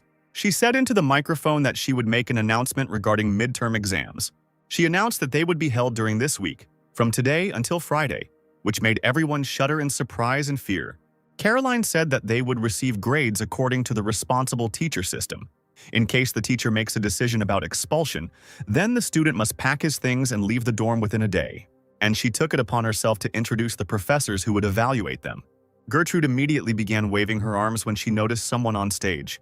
Lynn asked her, confused, what was the matter, and she, screaming, asked him if he really didn't know Professor Margina. She said that she was the head of the Magic Union, and now she is a senior teacher in Delayton. And the head of the Magic Union is the most honorable position that can only be occupied by an outstanding magician, recognized by all the magicians of his time. Logan frowned and thought that this was a very important person in the magical world. But Gertrude went on to tell Rain that it was she who had replaced his grandfather in that position, and now Lynn was surprised. Lynn thought that this woman was on the level of his grandfather, maybe even higher. The girl continued to shout that there were still outstanding personalities behind. She said about Kyle that he was a genius student who graduated with the highest scores among 1,378 groups. She said about Professor Zeron that she built her magic tower at the age of 20. And about Elin, she said that she has her own column in the Magic Herald. The girl exclaimed that these professors are the elite and are in charge of the second and third years. Hearing all this hubbub from the hall, Margana stepped forward, a bright ball of light shining between her fingers. Like a megaphone, this ball of light carried the woman's voice throughout the room, and she told everyone to shut up. The students, who had almost fallen to the floor, immediately closed their mouths. The professors were also under the spell. The woman slammed her cane down and shouted at the students, asking if they really thought they were going for a walk. And she told them that they would now get rid of the most useless among them. She said that the professors evaluating them this time were not the professors responsible for their first-year teaching and who treated them like children. And everyone immediately remembered the tough Owen and couldn't believe it. Margana shouted that they were now with heartless people who would expel them as soon as they decided that they had no abilities. And they were all wondering how many students would remain. Quieter now, and with a smirk on her face, she said that she could now see from their faces that they realized the seriousness of it. Exams are held at different sites. The location will be appointed taking into account individual characteristics. The location will be announced soon, so once they get the information, they can head there. She raised her voice again, exclaiming that in Delatane the strong go on, the weak go away. With a big smile on her face, she told the students to move forward. The first testing ground was the Red Mountain Range, Chu Lin Peak. Kyle told the students that they would have to get out of this labyrinth using all their magical knowledge and experience. The students began to talk excitedly. wondering if she would be able to get out of there safe and sound. Lin said thoughtfully that, as far as he remembered, there was no cave in this area. Kyle noticed his expression and asked him what was the matter, to which he replied by saying that this red mountain range was the sacred land of the Red Dragon Core. So it was surprising that there was a cave in such a place. Kyle was pleasantly surprised that he knew this, and he said that this cave was artificially created specifically for the exam. What is inside is controlled, so they do not have to worry about safety. He smiled and said that they could of course get hurt, but there was almost nothing there that could harm life. He told the students that they had better worry about whether they would pass the exam or be expelled. Kyle said that he would now talk about the grading system, and compared to absolute grading, he liked relative grading better. Therefore, the first place will be given to the S level, the second and third to the A level, and so on. The F level is 39th place, and everyone who ends up lower will have to retake the exam or will be expelled immediately. The evaluation criterion is the time spent on completing the labyrinth, and completing it means destroying all the targets located inside the labyrinth. But if you don't meet the deadline, you will be immediately expelled. Kyle said that the exam would be held in pairs, and nearby, Assistant Zamar was adjusting something on his magic screen. The man said that based on the results of their entrance exams, an average was calculated, and based on this data, pairs were formed, and a list was created according to which they had to be divided into pairs. Lin immediately wondered who his partner would be. Suddenly, a small clay doll fell to the ground next to him. Someone immediately approached the guy and trampled the doll with their foot. It was Krista, laughing smugly, telling the guy that heaven didn't care about him, since he had been competing with her from the very first day. They cried out to him to get ready, otherwise the same thing would happen to him as to that doll. Logan came up and asked the girl what they were doing there, and he said that he wanted to go with them too. Looking at the face dark with fatigue, the guy told Rain that he had good news. He announced to him that they were on the same team. Shaking his hand to his partner, Lin said with a smile that he was lucky and that they had to try harder. Krista screamed, asking if this distribution was strange. She couldn't understand how two of the best students could be paired together. Lin asked her if she had just acknowledged his abilities, to which she immediately shouted back that he wasn't as good as her. But suddenly she remembered that Rain had taken an additional entrance exam instead of the main one, which meant that he was, in fact, the worst of all. The other students noticed that Rain and Logan were on the same team, and they immediately wondered if she would fight like last time. Understanding the reason, Krista finally said that she would still take first place one way or another. Lin noticed that she seemed ready to put her life on the line for the exams. He suddenly asked Logan if these exams were important if he was going to graduate as the top student. The guy replied that they were very important, because they only take 4 official exams a year. Hearing this, Lin apologized to Krista, and he said that this time he wouldn't be able to be a gentleman. Smiling, Krista told him not to even hope. Kyle announced that he was giving the students 10 minutes to discuss how to get through the maze, and they could come in whenever they were ready. The exam would start as soon as time was up. Kyle said that there were a total of 20 routes in this maze, each with the same number of targets. There could only be one team on one route, so it was better to focus on their own route rather than others. And all the students began to discuss heatedly what to do. They discussed how to use magic and which one was best to use. Zmar asked the professor if there was a reason why he insisted on giving this exam to freshmen every year. He replied that the moment when one can see the true abilities of a magician comes precisely when he encounters something that he has not encountered before. In such situations, all thoughts disappear from the head. The ability to make decisions decreases and their execution slows down. However, it is in such situations that geniuses emerge. Exams are only a basic assessment to identify talents, and they find such children and encourage them to further education. This is his job. Logan suggested to Rain that they kill everything they see when they go inside, to which he smiled and said that it was all brilliantly simple. Putting aside the jokes, he said that this was indeed a good option, but it was better to have a spare one, because if you didn't distribute the magic correctly, there would be problems. Someone behind him mockingly repeated the guy's words. Krista asked him with a smug grin. If he really thought he could get better with such a plan, the guy sullenly told her to think better about how she would go about it. To which the girl said that they had already come to an agreement regarding their plan. Logan told her that the magic they would be using was not too different. She was too confident. To which Krista said that he would soon see for himself. The girl asked Rain if he had expressed a desire to graduate as the best student. She said that she had never won first place before, so she would show him today. She exclaimed that he would definitely see the difference between their abilities. Calling out to her partner, Krista quickly ran to the entrance. Entering the cave, she announced that the second team was beginning the exam. At the entrance to the cave, a magical projection appeared, in which one could see girls running through the cave. They jumped down, and Krista commanded her partner to conjure light. In her other hand, her partner had a reconnaissance spell that gave a signal. Krista told her to trust her to land, and she continued to search for targets. The girl shouted that she had found two, and the girls landed in the soft sand. Standing to her feet, Krista raised her hands up, calling on her warriors. All the students who were watching her were surprised by the speed of her spell. They were also amazed by the number, because she immediately summoned 10 of them. As Kyle watched the clay warriors fight, he thought that the magic of the Varden family, which was passed down through generations, was created by the second elder, Riot Varden. Even if we take into account that it was done by a 2-star mage, the speed of execution was still incredible. Krista had perfect control over her 10 warriors and quickly dealt with the targets. Krista's partner exclaimed that she had found 3 more targets. As they ran towards them, the girl asked the other where exactly they were. One was in the gorge for 3 hours, another one at 8 o'clock. The third was under the ceiling. Summoning her warriors once again, Krista rushed into battle with a smile on her face. The warriors got rid of their targets with precision and speed, cutting them down. The partner opened her mouth wide and couldn't believe that the girl had taken out 3 at once. Running further, Krista asked her why she was standing. If there was something in this direction, she came to her senses and answered that there was not. Then Krista shouted at her to search further.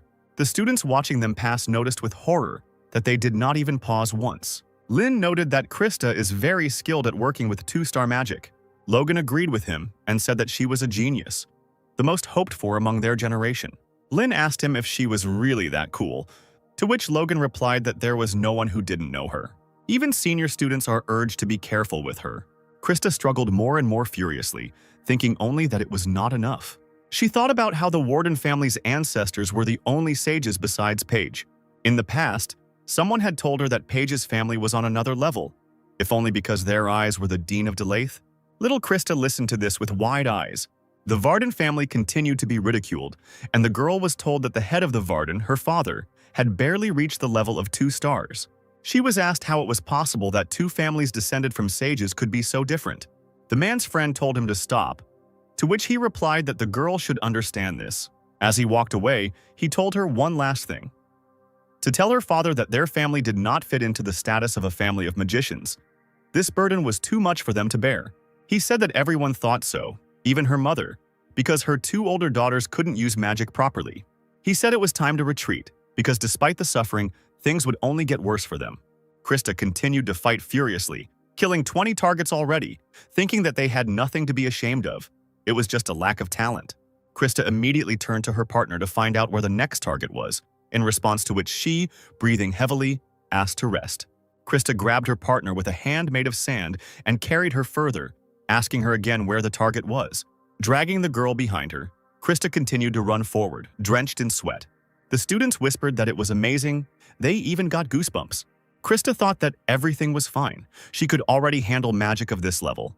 In her childhood, when she was learning magic, one day she was asked what was wrong. The girl replied that she would become the best magician, simply magnificent. She said that this way, mom, dad, and sisters will no longer be treated with disdain. As she continued to cut down the monsters, she thought only of how she would definitely return their glory, authority, and make them respect her all. Meanwhile, a monster jumped to the ground, which was several times larger than the previous ones. He waved his paw and the girls flew to the side. Krista's mother in the past grabbed her daughter by the shoulders, burst into tears, and said that all hope was only on her. Krista quickly gathered herself and summoned a golem of a larger size. Driven by the determination to lift her family up, she rushed towards the monster. With one of his fashionable blows, the golem killed the monster, slamming it into the stone. Zmar, looking at his screen, announced that there was a signal on this route that all the walls had been destroyed. He announced that the second team had completed the exam. He said it took them all 4 minutes and 13 seconds. Zmar said he couldn't believe it took them less than 5 minutes. Kyle chuckled and said, as expected from a descendant of one of the magical families. While Krista was trying to catch her breath, Kyle said that she was a great S tier. With a satisfied smile, Krista walked out of the cave. The students gossiped about how someone had not yet finished the discussion, and they had already finished the exam. Logan thought that he knew about Krista's abilities, of course, but he didn't expect this. Now he understood the reason why the elders were so wary. He thought that she was already being considered as a candidate for the position of head of the Union of Magicians. Kyle told the girls that they were, in all his practice, the second team to complete the exam in under 5 minutes. Krista said smugly that overcoming odds is a family motto. Kyle thought that the strengths of the Varden family, who settled high in the mountains, were their incredible physical and magical strength, and in order to maintain these strengths, a plan was developed. But that did not explain all of Krista's actions. He thought that it must have taken her a lot of effort to achieve this result.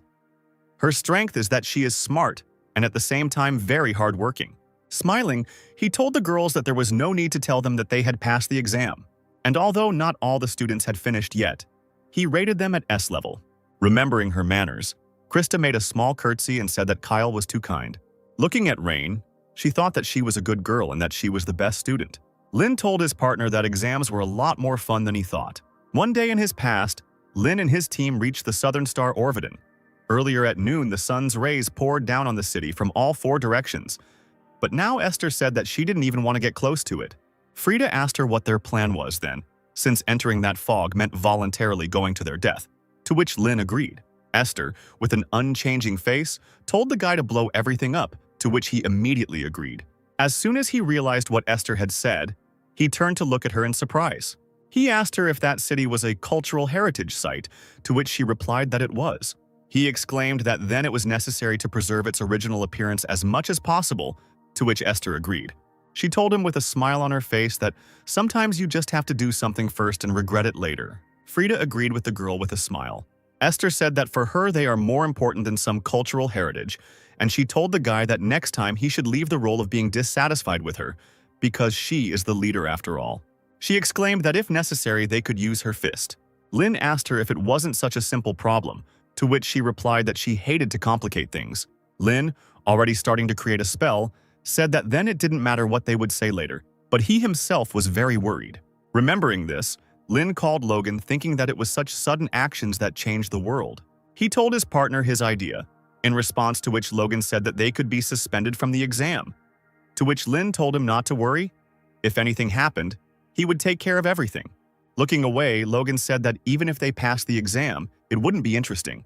After hearing about the exam suspension, Krista asked them what they were going to do. Lin told the girl to just wait and see. In response, Krista screamed, getting everyone's attention so they wouldn't forget that this was an exam. She screamed that there were other things to have fun with, but now they had to take everything that was happening seriously.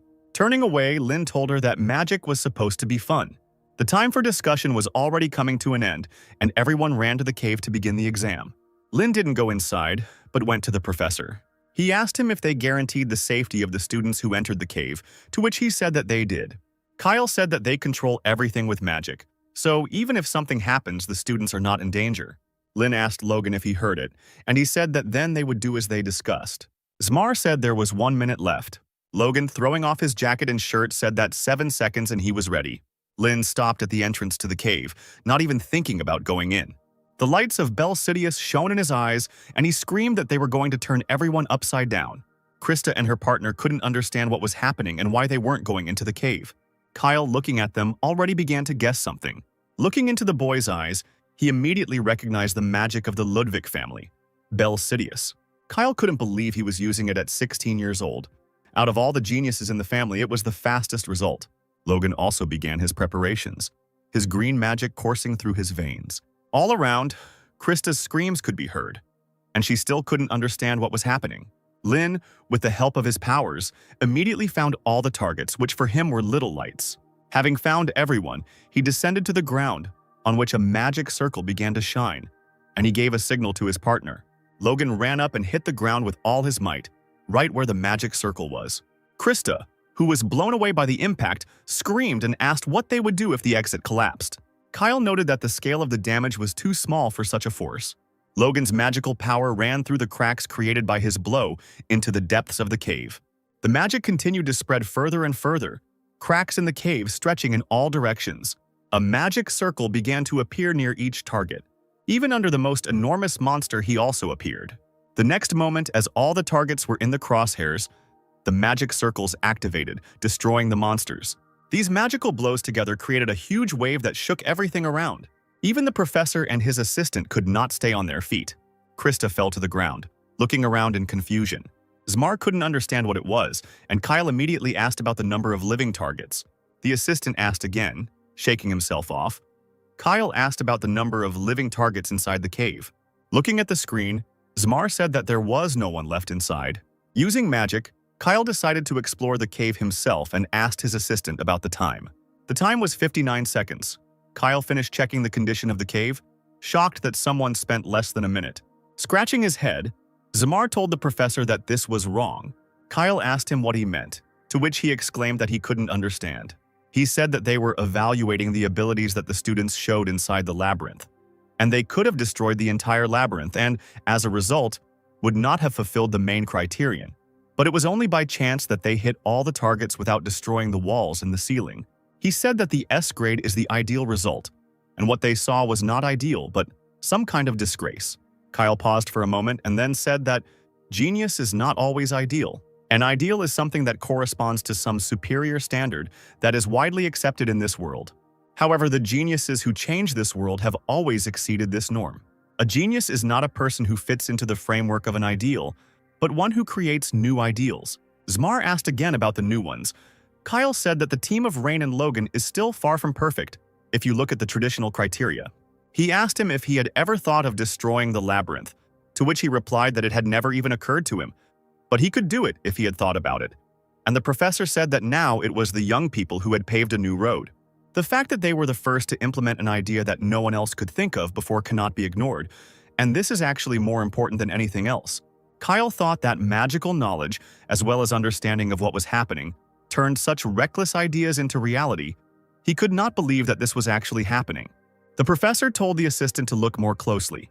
After all, the day will come when these young people will become the center of this magical world. The horizons of magic can change. After 40 minutes, the exam was over and the results were in front of all the students. This year, the tests were more difficult than in previous years, but most of them passed successfully and even completed them within 30 minutes.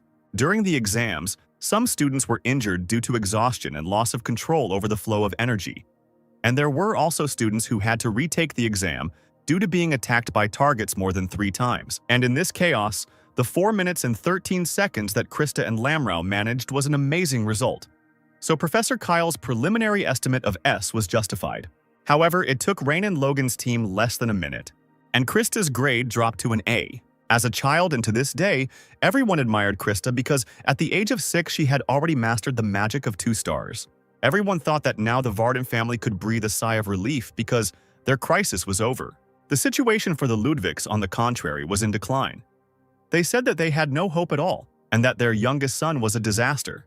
Hearing this, Krista couldn't understand why he lived so carefree. Didn't he get angry at what people around him said? She screamed at him, seeing herself in him to try harder and prove himself to these idiots. Rain didn't care about these speeches. But now, remembering all the things that adult Rain had done, Krista remembered how everyone had called him amazing. His magic usage speed was as fast as that of the professors. She didn't understand how this was possible because during the family dinner she couldn't even imagine that he was so strong. She remembered asking Caroline to give him an extra exam because he was late. She couldn't understand why she was so worried about him. Caroline told her then that new emotions were awakening in her when she was around him. Krista was glad that such an interesting student entered the school. Then she thought that now he too had the desire to do everything right. Krista couldn't forget how she declared him her rival. But now everything was in vain. Krista's partner thanked her, not because thanks to her they received a high grade, even though their result was lowered to A. Krista didn't listen to her, and only one thought was spinning in her head. Did I lose again? While Rain happily high-fived Logan, she couldn't understand how she could possibly lose to someone who calmly said that magic was interesting. Clenching her fists, she wondered why it hadn't occurred to her to destroy the labyrinth. But she immediately realized that even if she had, nothing would have come of it. Kyle, looking at the girl, thought that competition was turning her on, which was good. However, it won't be easy for her to keep up with Ryan. He sighed and told all the students that the S grade was always given to only one team. But this time, they had a very unusual situation, so 2 groups were getting the highest score. He said that they formed teams based on their scores on the entrance exam, but it still seemed a little unfair to put Rain and Logan on the same team. And so Krista and Lamrau also received an S grade, and the other students cheered. Everyone around them was saying that, given all the difficulties, they had done a great job and deserved it. But Krista was not happy. Instead of a joyful smile, she clenched her teeth angrily. Coming closer, Lin told the girl that they had a draw. He extended his hand to shake hers and said that today he saw a new side of her. But then Krista screamed at him not to come near her and sharply pushed his hand away. She ended with a crooked smile on her face, asking the guy if he really thought she would accept this outcome. Lin couldn't figure out what the problem was, since she had an S too. The girl screamed that their team was given S only out of pity. Everyone around them stared at Krista, and the girl thought they saw pity in their eyes, and she prayed that they wouldn't look at her like that. The girl turned around and ran away from the crowd. Lin asked Logan what he said wrong, to which he replied that he didn't know, since he was a student at one of the 8 schools and didn't really know much about magical families. But the guy told him not to lie because it was all written on his face. Logan said that the Varden family is finished. It is a disgrace for the family of magicians. Lin asked what this means. Logan sighed and said that, "This is what people say." The honor and glory of the Varden family was a thing of the past. Even before Krista was born, no one in the family had enough skills for the family to be recognized as part of the magical elite. Krista single-handedly raised her family from ruins, and even made them recognized as a great family of mages. She did everything herself, and even now she is the only one who supports the family. She has taken on too much. After running through the forest, Costa stopped and crouched down on the ground. Footsteps were heard behind him, and she said that aristocrats from magical families should always be treated with respect, even fear. She said that they are the ones that everyone should look up to, that everyone should respect, that they should not be treated as equals but not sympathized with. Standing on her feet and clenching her fists until they trembled, she exclaimed that she had tried hard, no matter what. From the age of 6 until today, she had almost reached the level where she could be called the genius of this century. She shouted at Rain that he was butting into things that weren't his business for the sake of those who didn't have a pedigree. No one in the Union of Magicians behaved like that. She exclaimed that he communicates so calmly with everyone. She screamed that she couldn't understand what was fun about magic. There was nothing exciting about it. She continued to scream, asking why everything was like this, and a spell flashed between her palms. She pointed her hand with a spell at the guy, and a golem appeared behind her. The girl screamed, asking why he was considered better than her, although for him it was just fun. Lin waved his hand towards the golem that ran up to him and destroyed it with one blow. Tears flowed from Krista's eyes when the boy told her that he liked magic. Coming closer, he continued, saying that when you can manifest the spell according to your desire, all the difficulties and complications fade into the background. He said that this was a picture of the world that could be seen. If you tried hard enough, Krista jumped back, preparing the next spell. She summoned a new golem, and Lin told her that he wasn't always happy. She should understand that. He also had moments of despair when things were really hard. The guy destroyed another one and told the girl that she was carrying the entire Varden family on her shoulders as the family's last hope. She had honed her skills to be able to use magic at this level at 16, and he couldn't even begin to imagine how much effort and dedication it took her to put in. When his magic faded, he said that he could only say one thing for sure. He said that this was the moment when she first managed to master magic for real. He told her that she didn't have to take everything on herself. She could quit magic at any time. He shouted at her, "But you didn't do it, why?" Krista waved her hands and a huge golem appeared behind her, and she screamed at the guy to shut up. But Lin didn't shut up. He just asked her if it was because she still felt the pride and excitement of her first successful spell. Screaming, the girl struck the spot where Rain stood. But the boy's words awakened memories from her childhood. She remembered how she was able to summon a small clay doll back then. She remembered the happiness and joy she had felt then, as a smile spread across her face. The blow missed Rain. He stood next to a stone spike, and he told the girl that she was strong. Smiling, he told her that no matter what choice she made, no one could or would laugh at her. He asked her to feel the joy of magic again, and the girl fell to her knees, sobbing bitterly. A couple of minutes later, Krista stood up and said that he was annoying her, putting on airs here. Lin replied that he could afford it, because this time the victory was his. Krista looked away from her eyes, red from tears. The guy extended his hand to the girl and said that he, however, had not felt such inspiration for a long time. He told her that she was truly a worthy opponent. Krista was a little hasty with these words, and Lin said that he hoped they would repeat it, because he had a lot of fun thanks to her. Unable to bear the embarrassment, Krista swung and hit the guy in the face. She quickly ran away, shouting at him that he had only won once, and next time she would beat him. Lin rubbed his bruised cheek, thinking that her hand was really heavy. Krista ran away. In her thoughts, she apologized to her father, but a happy smile played on her face. Kyle told Zamar that talent always reveals itself in different forms. The assistant did not understand anything and asked again. Kyle said that sometimes he reveals himself as a catalyst to cheer up a fellow student. Sometimes it's like a huge wall that needs to be overcome, and sometimes like a friend you can rely on. Kyle noted with a smile that things would get more interesting, and Zmar only wearily asked if this meant there would be more work. The professor asked the assistant if that was not what they were working for, and he told him that no matter how much he thought about it, he still came to the conclusion that he was doing an excellent job, and that he was doing it with all his heart. Finally, Kyle said that everything needed to be put in order and the candidates needed to retake the exam. During this period, additional exams were held, so there were no classes in the afternoon for the entire period. When they got to the building, Logan noticed a bruise on his friend's cheek and asked him about it, but he only sullenly said that he imagined it. Lynn suggested that they go to the gym since they had some free time after lunch.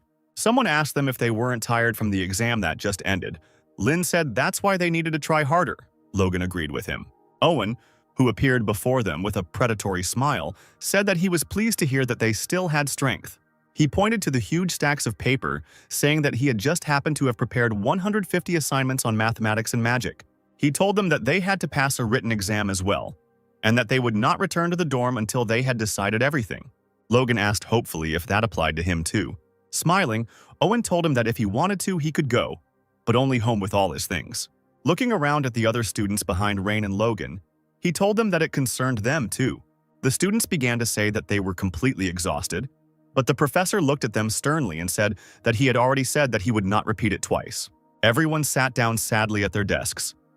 Lynn looked at Krista and thought that she would be the first to pass everything, because she was already sitting there when they arrived.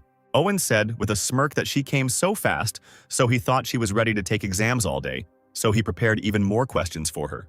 Krista, forcing Rain, asked him if he had just laughed. Owen told the students not to think about writing partially, as the grades for this written exam would count towards their grade. Lynn, scribbling with his pen on the paper, thought that the professor wanted to know how good their results would be under conditions of total fatigue. But he noted that this number of questions was still too many. He thought wearily that here the problems they had solved thousands of times were like correctional labor. Deciding to take the easy way out, he activated Bell Sidious. 10 minutes later, Lynn called the professor and told him that he was finished. Owen told him that he had finished rather quickly for a man with nothing but sawdust in his head, but that he could pass if he was confident in his answers. A tired voice came from the side, asking him if he was really so confident in himself. Krista tried to smile with a martyred look, and asked the guy if he really thought she would have fewer correct answers. Lynn noticed that she was already a little out of it. Owen screamed at them to shut their mouths, and Krista apologized in a pained voice. Lynn, getting up from his seat, glanced at Logan, who still had a lot to decide. Sighing, he headed to the dorm, intending to take a shower. But suddenly he noticed that a girl with red hair followed him. Looking into her black eyes, he noted that in that gaze, breaking through the fiery mane of hair, darkness was swirling. He immediately recognized this girl as the best student among the 8 great schools, Lillian Karain. He realized that this was the first time they had met face-to-face like this. A little later, in the gym, Lynn asked Logan if he knew Lillian Karain. While lifting the dumbbells, he said he knew and asked why he was asking. While wiping his face with a towel, Lynn said that he ran into her yesterday after the written exam and the atmosphere was quite tense. He asked Logan what she was like. He responded by saying that she was the secret weapon of the Rivendell School. It was said that she had been using the magic of the 2 stars since she was 5, and at 7, she made a contract with one of the 4 mythical creatures. Ever since she was admitted to the school, there have been many rumors about her. Thinking about Rivendell, Lynn remembered that it was a school that specialized in fire magic. Logan said that, as he probably knows, a person receives red hair as a confirmation of passing a baptism of fire, and this means that their sensitivity to the properties of fire is a priori several times higher than that of ordinary people. Among the 8 great schools of magic, Lillian has an incredible reputation. She is not considered a real monster and is put on the same level as the genius little Varden. They even say that she can become an archmage. Lynn asked with a smile if she was overrated. Logan just said that he knew it was annoying, but she was really strong. Lynn thanked his friend for the information, and then he asked him how he knew everything about her. If he really had a crush on her, which made Logan choke on the protein he was drinking. He tried to clear his throat and the guy continued, saying that they would make a great couple so he would root for them. Logan asked him if he was joking. If it was really that obvious, Lynn said, with a grin that it was very obvious. He frowned, thinking about Logan's words. and thought that he wouldn't get bored in Delathane. On the fourth day of midterm exams, all first-year students went to the foot of the Red Mountain Range. The students noticed that the barriers were 4 layers long, meaning it was 4-star magic. Zamar announced into the microphone that he would now tell them about the exam that awaited them today. He said that the exam would be held in the world of illusions. All 60 people would be divided into 3 teams, which would be assessed based on the results. Lin looked at the barrier, where the world of illusions was visible. Zamar said that this exam will be conducted in a battle royale style. Each location contains jewels, each of which will be worth 1 point. And inside each territory there are monsters created with the help of illusions, by destroying which they will also receive points. Their number will depend on the complexity of destruction. So first you need to assess your strength, and only then decide whether to attack or not. Noticing the raised hand, Zamar told Krista to ask. The girl asked where the battle royale would be if someone focused on finding treasure and someone on killing monsters. Zamar said wearily that they did not understand this term. Marjana, who came up from behind, said that there was another rule. By fighting, they could also lose their points. She said that even if they steal a treasure found by another student, interfere with the destruction of a monster, or make a counterattack, it's all acceptable. They can do anything, even kill. When the students began to talk anxiously, Marjana struck with her cane and said that this space was not called the world of illusions for nothing. What was happening inside the barrier was not real. Simply put, no matter how serious the attack is, no one will be harmed. However, the pain will be as in reality, regardless of the severity of the wounds or even death inside the world of illusions. When the barrier disappears, they will return to their original state again. The woman told the students that they had nothing to worry about and that the grading process was as simple as possible. The 2 people with the highest scores would receive an S grade, and there were no other criteria. Whispers began to spread through the crowd that murder sounded great. Marjana said that the founder of magic, Imitsa Page, said this: "Even in this world, the main duty of a magician is to enable people to dream." She shouted that they must try to fulfill this duty. Someone in the crowd smiled, and the woman continued, shouting that in the magical world strength was and is above all else, so let them show what they are capable of. She announced Team A, which included Hubert, Logan, Krista, and others. The girls said that they were finally given a task for which they would have to sweat, and Lin asked her if everything was the same last time. He noticed that she then lost and started crying.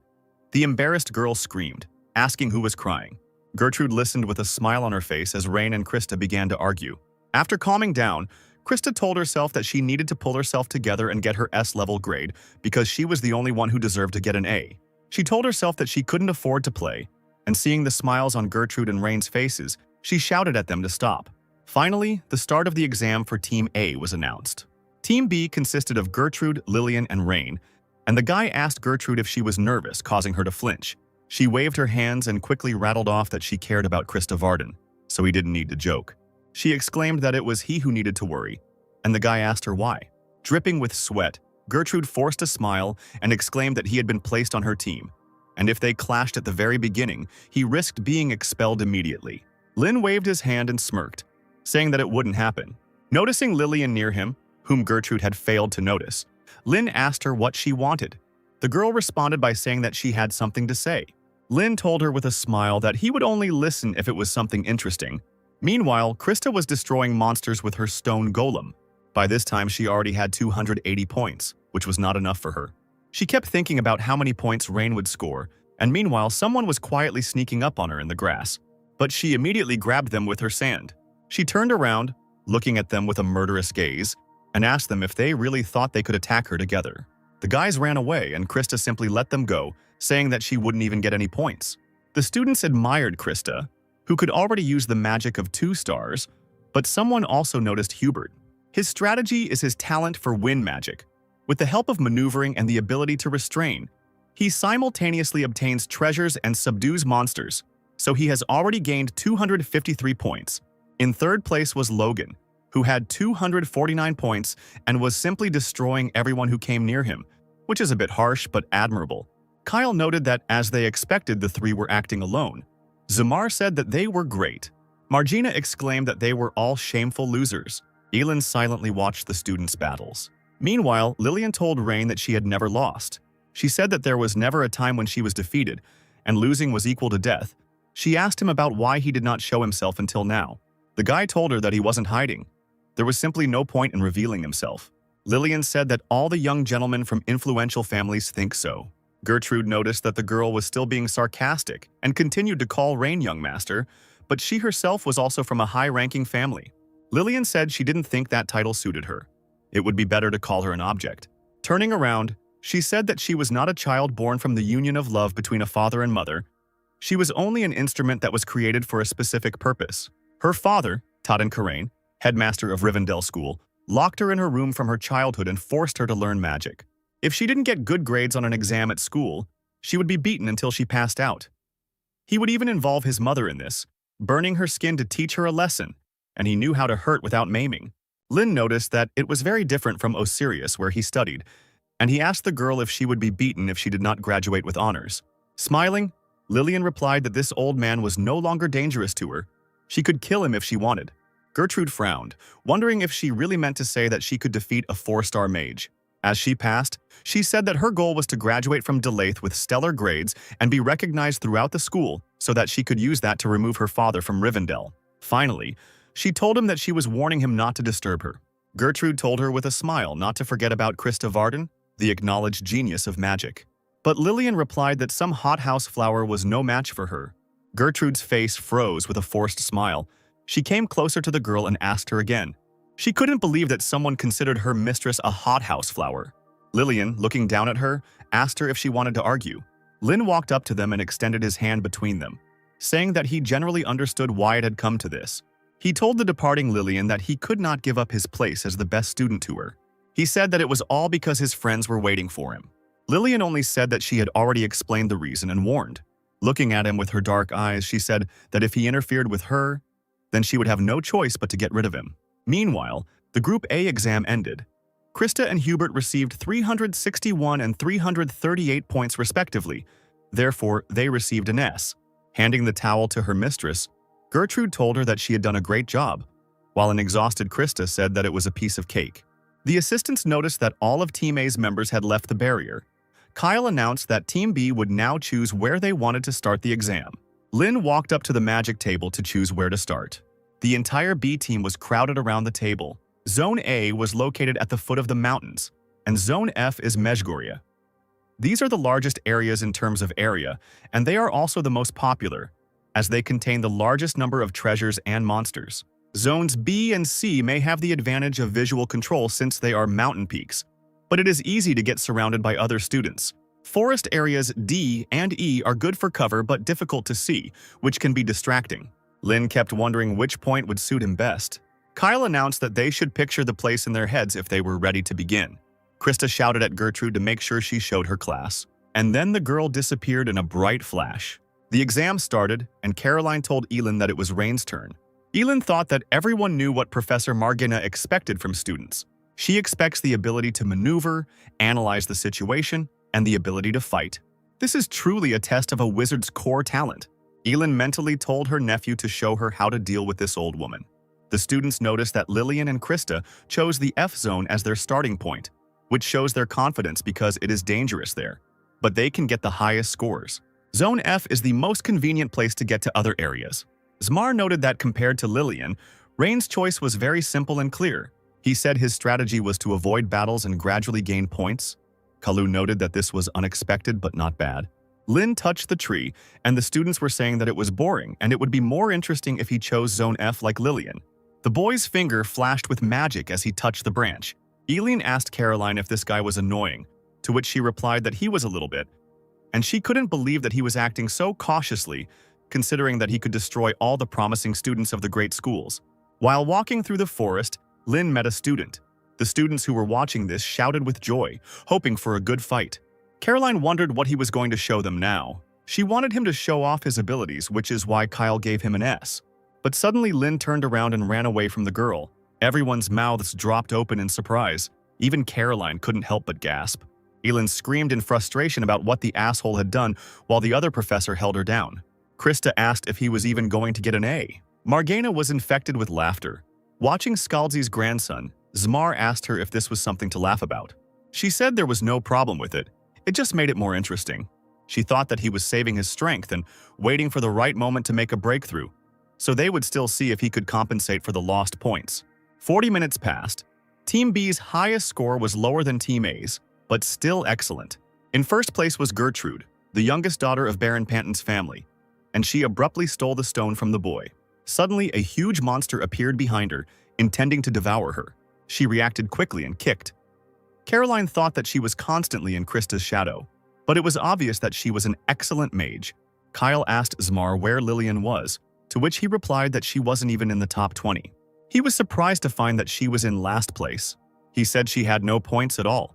The students couldn't understand what her tactics were if she just sat there from the start and one of the students decided to attack her with the monster. But Lillian destroyed the monster without even lifting a finger, and the student ran away in fear. She didn't show any initiative at all. Rain collected treasures. He fought a monster only once, when it suddenly appeared right in front of him. But even so, he was in 13th place with 198 points. Caroline noticed that he was now in the highlands of Zone C. She asked Elin if he often went to the mountains to be able to move around so dexterously, to which she replied that he was clearly a monkey in a past life. Caroline said that at the rate he was scoring, it would be a dream for him to get into the leading group. Suddenly, the sky became covered with clouds and it started to rain. Lin smiled and said that it was the perfect time to hunt monsters with keen hearing. He spread his hands, calling on the spells, and noticed that the rain was interfering with them. Meanwhile, somewhere in the sky, bright balls of fire were flying, which were not extinguished by water. Without touching the monsters, they flew to Lillian. The girl told herself that she had found everyone in the top 10. Finally getting to her feet, she said it was time to begin, and suddenly the volcano began to erupt. Everyone who was in the area was told to evacuate the area as soon as possible. This Battle Royale-style exam was designed so that no one could survive by simply sitting in the bushes. With the once safe zone now dangerous, everyone will have to fight. A barrier was set up, and one of the assistants said that the top students, as expected, began to act as the time came. Logan said that if only they hadn't lost their pace in that part of the exam, the result might have been different. Krista, drying her hair with a towel, replied that he simply lacked skill. Suddenly, it was noticed that someone was showing strong activity. It was Ryan Ludwig. Margana told them to show him. As it turned out, Rain was now in the middle of an open area, hiding behind the stone peaks he had built himself, and surrounded by monsters on all sides. Elin immediately perked up and smiled when her nephew stopped chewing his snot. Lin killed monsters one after another. His score grew rapidly, and now he was already in 8th place. Smiling, Margana noticed that he was quite the impudent one. Logan asked how he did it, to which Krista replied that he caused an earthquake and thereby attracted the monsters. The girl noticed that he acted so slowly in Zone C and was now using vibration propagation magic. Lin continued to fight the monsters, dodging their attacks. He raised his hand to use the 3-star spell, deciding it was time.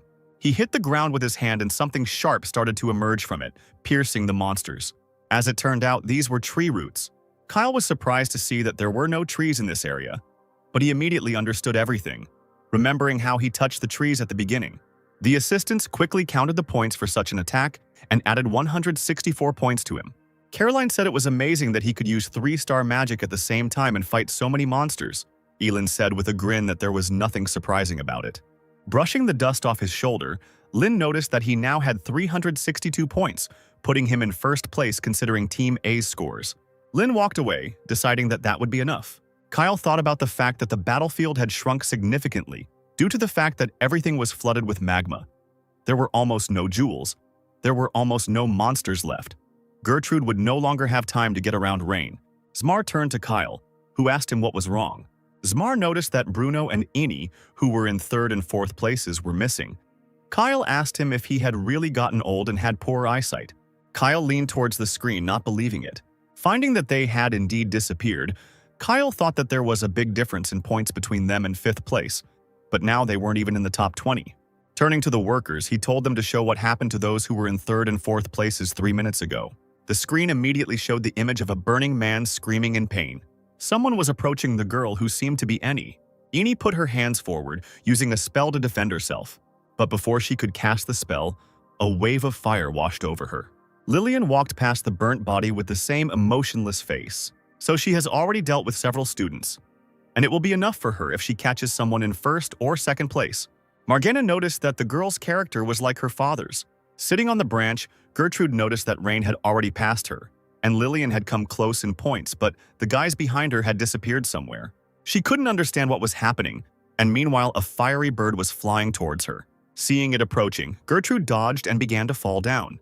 And after her, this fiery bird flew again. The bird gained more and more speed, smashing the girl into the ground. Lillian moved closer to the fire to make sure she was rid of the girl, but suddenly she felt a gust of wind behind her and bent down. Gertrude's foot flew over her head, and she was thinking that she had not felt the heat of the fire. Lillian threw fire behind her, but Gertrude twisted in the air and sent a stream of water at him. With a quick and dexterous movement, Gertrude jumped back and landed. Lillian pulled out a paper talisman, saying that perhaps she should have handled things differently with those she had eliminated earlier. Calling for water, Gertrude answered her with a smile that it was too late to regret. The girl threw the talisman under his head, saying that he would have to act differently. She used magic and the firebird appeared again and headed towards her opponent. Gertrude put her hands forward, protecting herself from the bird with a stream of water. She shouted at the girl not to try to change the score and to give up. Lillian didn't say anything to her, but only tore something off her neck. The beads of her rosary caught fire. The Rivendell school uses talismans. This is magic in the style of remedial, which allowed to reduce the time for creating a magic circle, calculating formulas, and manifesting runes. This thereby maximizes the effectiveness of the battle in a short time. The beads turned into fiery butterflies. Lillian waved her hand, and the butterflies flew in formation towards Gertrude. The girl prepared to use the water spell again, but the butterflies had already crashed into the obstacle, exploding. Lillian watched the fire burn when suddenly Gertrude burst through it. The girl was surprised but still managed to dodge. She took out the talisman again and said that this was the end. But before she could use it, Gertrude's foot flew into her cheek. Lillian found that the girl had pushed off from the tree, which was why she was so close so quickly. Gertrude's kick sent Lillian flying backwards, hitting a tree. All the students watching this shouted joyfully, supporting different sides. Gertrude did not retreat. She slid along the ground with her water spell closer to her opponent. As soon as the girl got closer, Lillian stretched out her hand and launched a stream of fire at her. But Gertrude immediately dodged quickly and deftly, and the fire only pierced the water. Swinging her leg, the pink-haired girl kicked the spot where Lillian was standing, but she managed to jump away. Elin was surprised to see that Lillian had dodged, which was a bad position for Gertrude. Preparing to strike, the red-haired girl took out a new talisman. But then a large magic circle appeared under their feet, glowing with blue light, and a powerful stream of water hit the air. Kyle smiled and noted that it was underground water. And Gertrude stood in that place on purpose. She clearly had talent. Gertrude pinned Lillian to the ground with her arm pinned behind her back. And Kyle noticed that she was striving for harmony in her use of martial arts and water magic, using all of her strengths. He noticed that only she should not underestimate the enemy. Lillian coughed, spitting out water. Gertrude smirked and told her to know her place. Before it was all over, she would bring her back down to earth. Krista continued to be happy for her friend and began to hit Logan on the shoulder. Gertrude continued, telling the girl that she was already soaking wet and could not use the talismans. She exclaimed that this was the last chance she had to give up if she didn't want her arm broken. Lillian smiled and told her opponent that she was too naive. In her place, she simply would not have killed. Gertrude frowned and told her that with such a love for the stage, she should have gone to the theater. She jerked her hands sharply and still managed to break her opponent's arm. Turning her head, Lillian told the girl that she didn't use talismans because she was slow at counting. She stuck out her tongue, which had a magic circle drawn on it, and she said that she just couldn't control her power. Noticing the murderous look in her opponent's eyes, Gertrude immediately jumped away from her. Lillian rose to her feet and waved her whole hand, the beads in the air glowing again. They spun quickly through the air and Lillian screamed a spell. A bright flash illuminated everything around, and Gertrude immediately covered her eyes with her hand. A huge fiery snake appeared behind Lillian. The snake began to hiss, its tongue wriggling, and the mistress told it, pointing to the girl in front, for the python to swallow her. The fire python is considered the best summoning animal among the 4 fire divine animals that the Rivendell school is so proud of, and is said to have been used as the main force by the founder of the Rivendell school himself, Orbos Karain. The fire python is famous for being very selective in choosing the master it contracts with, and currently the python that Lillian has accepted only has 1/3 of its strength, as it is not yet possible to summon it under ideal conditions. Elin said she couldn't believe that this little girl, at 16, had already summoned a fire python. All the students stared at the screen in fear. Krista, turning pale, asked if anything could be done about it. Looking up, Gertrude noticed that the situation was not so good. and the python opened its mouth, releasing a loud cry and a wave of heat towards the girl. Following this, a wave of fire poured towards her, but Gertrude managed to dodge it, jumping to the side. Standing on her feet, she immediately noticed that she was still slightly injured. The edge of her cloak was on fire. She began to slap it with her hands, trying to put it out. Looking to the side, she noticed that several hundred meters further on, everything was burned. She even said that, which, it would seem, could not fall apart and turn into ashes, did not survive. Seeing such damage, everyone finally realized the power of the fire python. Suddenly, Gertrude noticed that the trees a few meters away from her were also on fire. The unfortunate monsters and students fell into this fire without having time to escape. The assistants noticed that the fire python was encircling Gertrude. The fire python circled the forest, setting trees ablaze behind it, surrounding the girl with a ring of fire and choosing her as its target. Zmar jumped up and asked Kyle if they should intervene. He exclaimed that although the girl would not actually die, the pain would be real. If she were to suffer from the flames of the fire dragon, it would not be limited to a simple injury. Gertrude was having a hard time dodging the python. Zmar asked the professor if they should stop the exam. Kyle didn't answer, but simply turned to Margana to make a decision. After a short hesitation, she finally agreed and raised her hand to do something. Suddenly, she noticed Rain standing on a branch of one of the burnt trees. When Lin was still studying with Scalzi, he told him that 3 times was the maximum for his magical power. Blood was flowing from the boy's eyes. The man said that the higher the level of magic he wants to compete with, the faster he will find his own limits of what is possible. And at the limit, it is no longer possible to use higher level magic, and so he hits the ceiling without a chance for further growth. In other words, he must think about when it is right to use it. Standing at the top, Lin reasoned that he had already earned enough points, and now he just needed to redo it in a safe place, holding the defense. He thought that due to the legal hunting, there was almost no magical power left. Now he had no reason to deliberately expose himself to danger. But something in him wavered as he saw Gertrude begin to give way, the fire burning her face. Yet Lin jumped from the tree branch, determined to join the fight. His eyes flashed with bright flashes of Bel Sirius. Looking at the python, he noticed that the formula of the magic UCG consists of 5 triangles. The runes are formed. As he made his way down the charred remains of the trees, he continued to analyze the python. From such overexertion, his eyes began to bleed again, which forced the guy to close his eyes. He thought about the fact that he had definitely realized something during the fight with Logan and the Rat Spider Queen. He realized that every time he overcame obstacles, his strength grew. So the more he fought against strong opponents, the faster he would be able to reach 6-star magic. While the python was flying at full speed towards Gertrude, she only sank tiredly to the ground. She smiled sourly, ready to accept her fate, and Lin thought that he was doing all this for himself, and not for the sake of young Panton. He used Bel Curious again, and the python flying towards the girl exploded into a bright flash. Lillian stared into the air in disbelief, not believing that the fire python had disappeared. Helping someone during an exam does not bring any benefit. This is where, under limited time, resources, and special conditions, it becomes possible to test whether students can make a choice, leaving behind all the pros and cons. Krista, when her friend was safe, sighed with relief and hung on Logan. Margana looked at Rain, mentally asking Scalzi if this was his doing. She noted with a grin that this would definitely be a high score. Lin thought that suppressing the 5-star magic took more mana than he thought, and he began to choke on his own blood. His whole body ached. The guy just thought that this meant that he was not ready yet. Noticing the guy, Gertrude quietly called him. Lin yelled back at her, telling her to run away quickly and not sit there. The girl rose to her feet and walked away. Lillian stood in place, her head down. Breathing heavily with anger, she thought about how non-magic and the Panton family's magic were completely opposite, and she didn't have the strength to summon the python again. More importantly, this idiot hadn't made the first snake disappear, and she wondered if he would continue to bother her. She slowly walked forward, thinking that he had already, however, spent all his strength to get rid of the python, which meant that now he was completely defenseless. Driven by an abnormal desire to take first place, Lillian, with a crazy look, took out another talisman, which lit up in her hand. A fire python appeared in the air, much smaller than the previous one. The assistants immediately became tense, but when they noticed that he was smaller, they calmed down. But still, the new python was causing inconvenience, and tired Lin had difficulty dodging it. The fire burned brightly around the little python, and everyone noticed that its firepower was still terrifying. Elin immediately tensed up and exclaimed that it was dangerous. But before Lillian could command the python to attack, Gertrude appeared behind her. As the red-haired girl turned around, another one stabbed her in the chest. The girl flew back from the blow, flying backwards into her own python.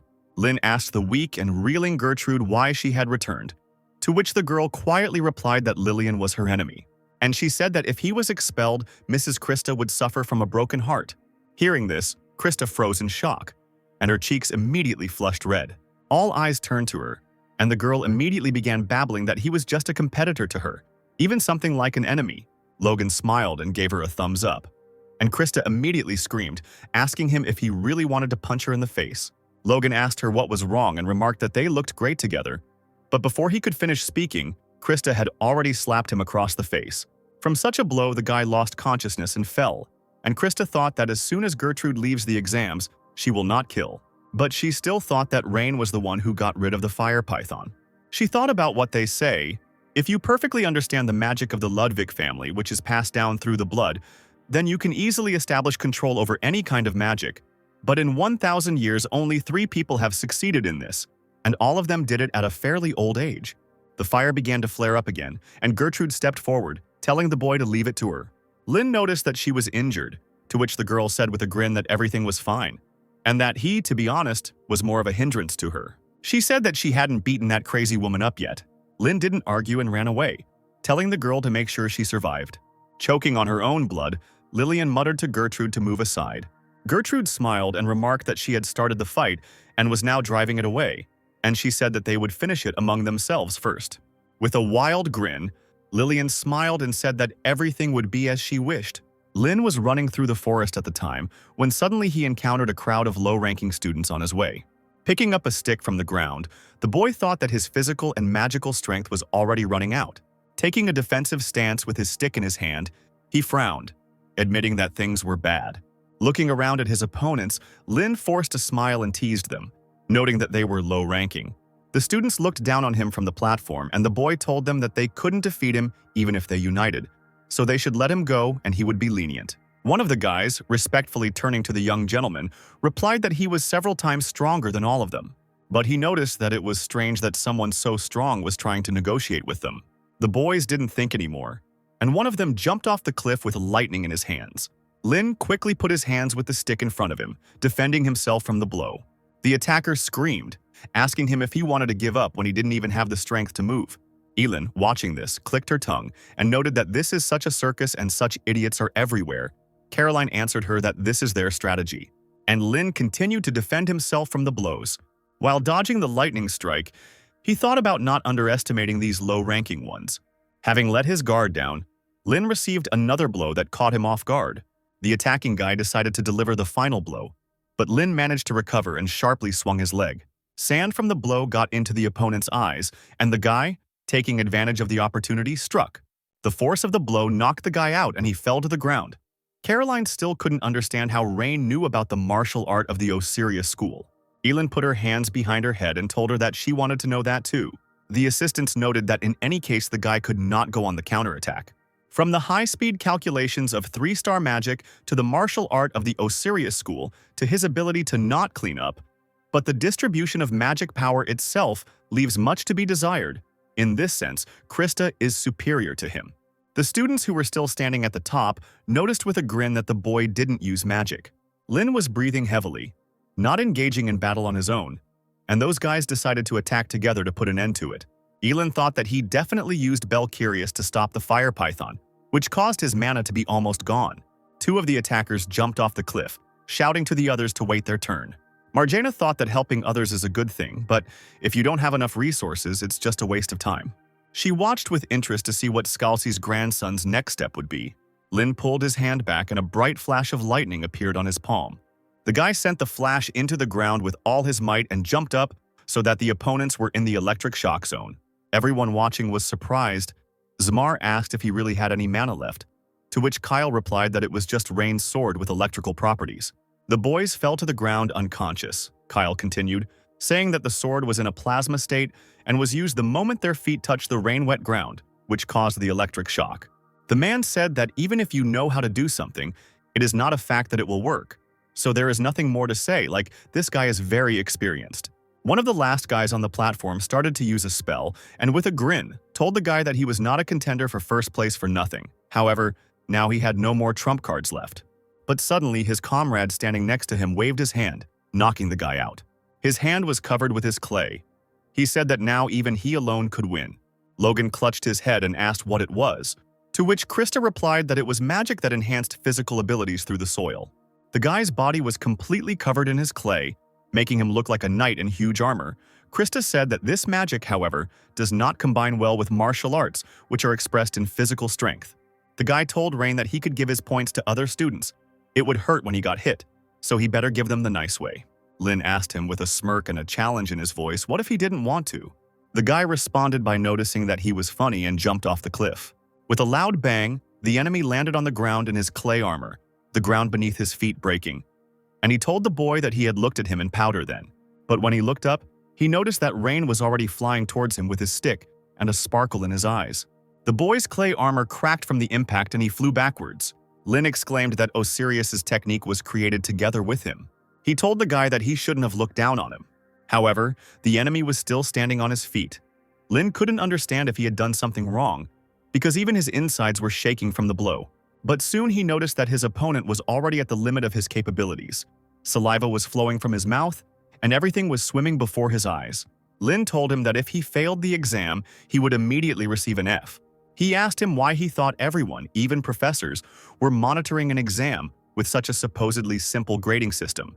And he answered his own question by saying that the reason was that later, they would probably have to make changes to the grades, the exam being one of the grading criteria. But they guys couldn't score any points but also failed in their attack, lost to someone who completely spent his mother and relied only on martial arts. But the problem is not even the F grade. If a student fails an exam, he will not only be kicked out of the academy, but will also be laughed at by all the students. Lin said that if he survived, he would get at least an E. And depending on the number of students expelled, his grade could rise to a C or B. Somewhere behind, among the trees, an explosion flashed from the clash of forces between Lillian and Gertrude, who were still fighting. Lin told the guy that there were two people with the highest rankings fighting hard over there, so it would soon turn into ruins. The explosions continued to rumble, becoming louder and more destructive. The guy told the other that the exam would soon be over and he did not want to get involved in their fight. Finally, Lin gave the boy a choice: give up and get a B or he would be expelled. Thinking about it, the striker realized that a B grade wasn't such a bad option for him. He will quickly get rid of this thought, deciding that he deserves more and he cannot stop. Gritting his teeth, he thought irritably, had this idiot hit his head, he wouldn't back down.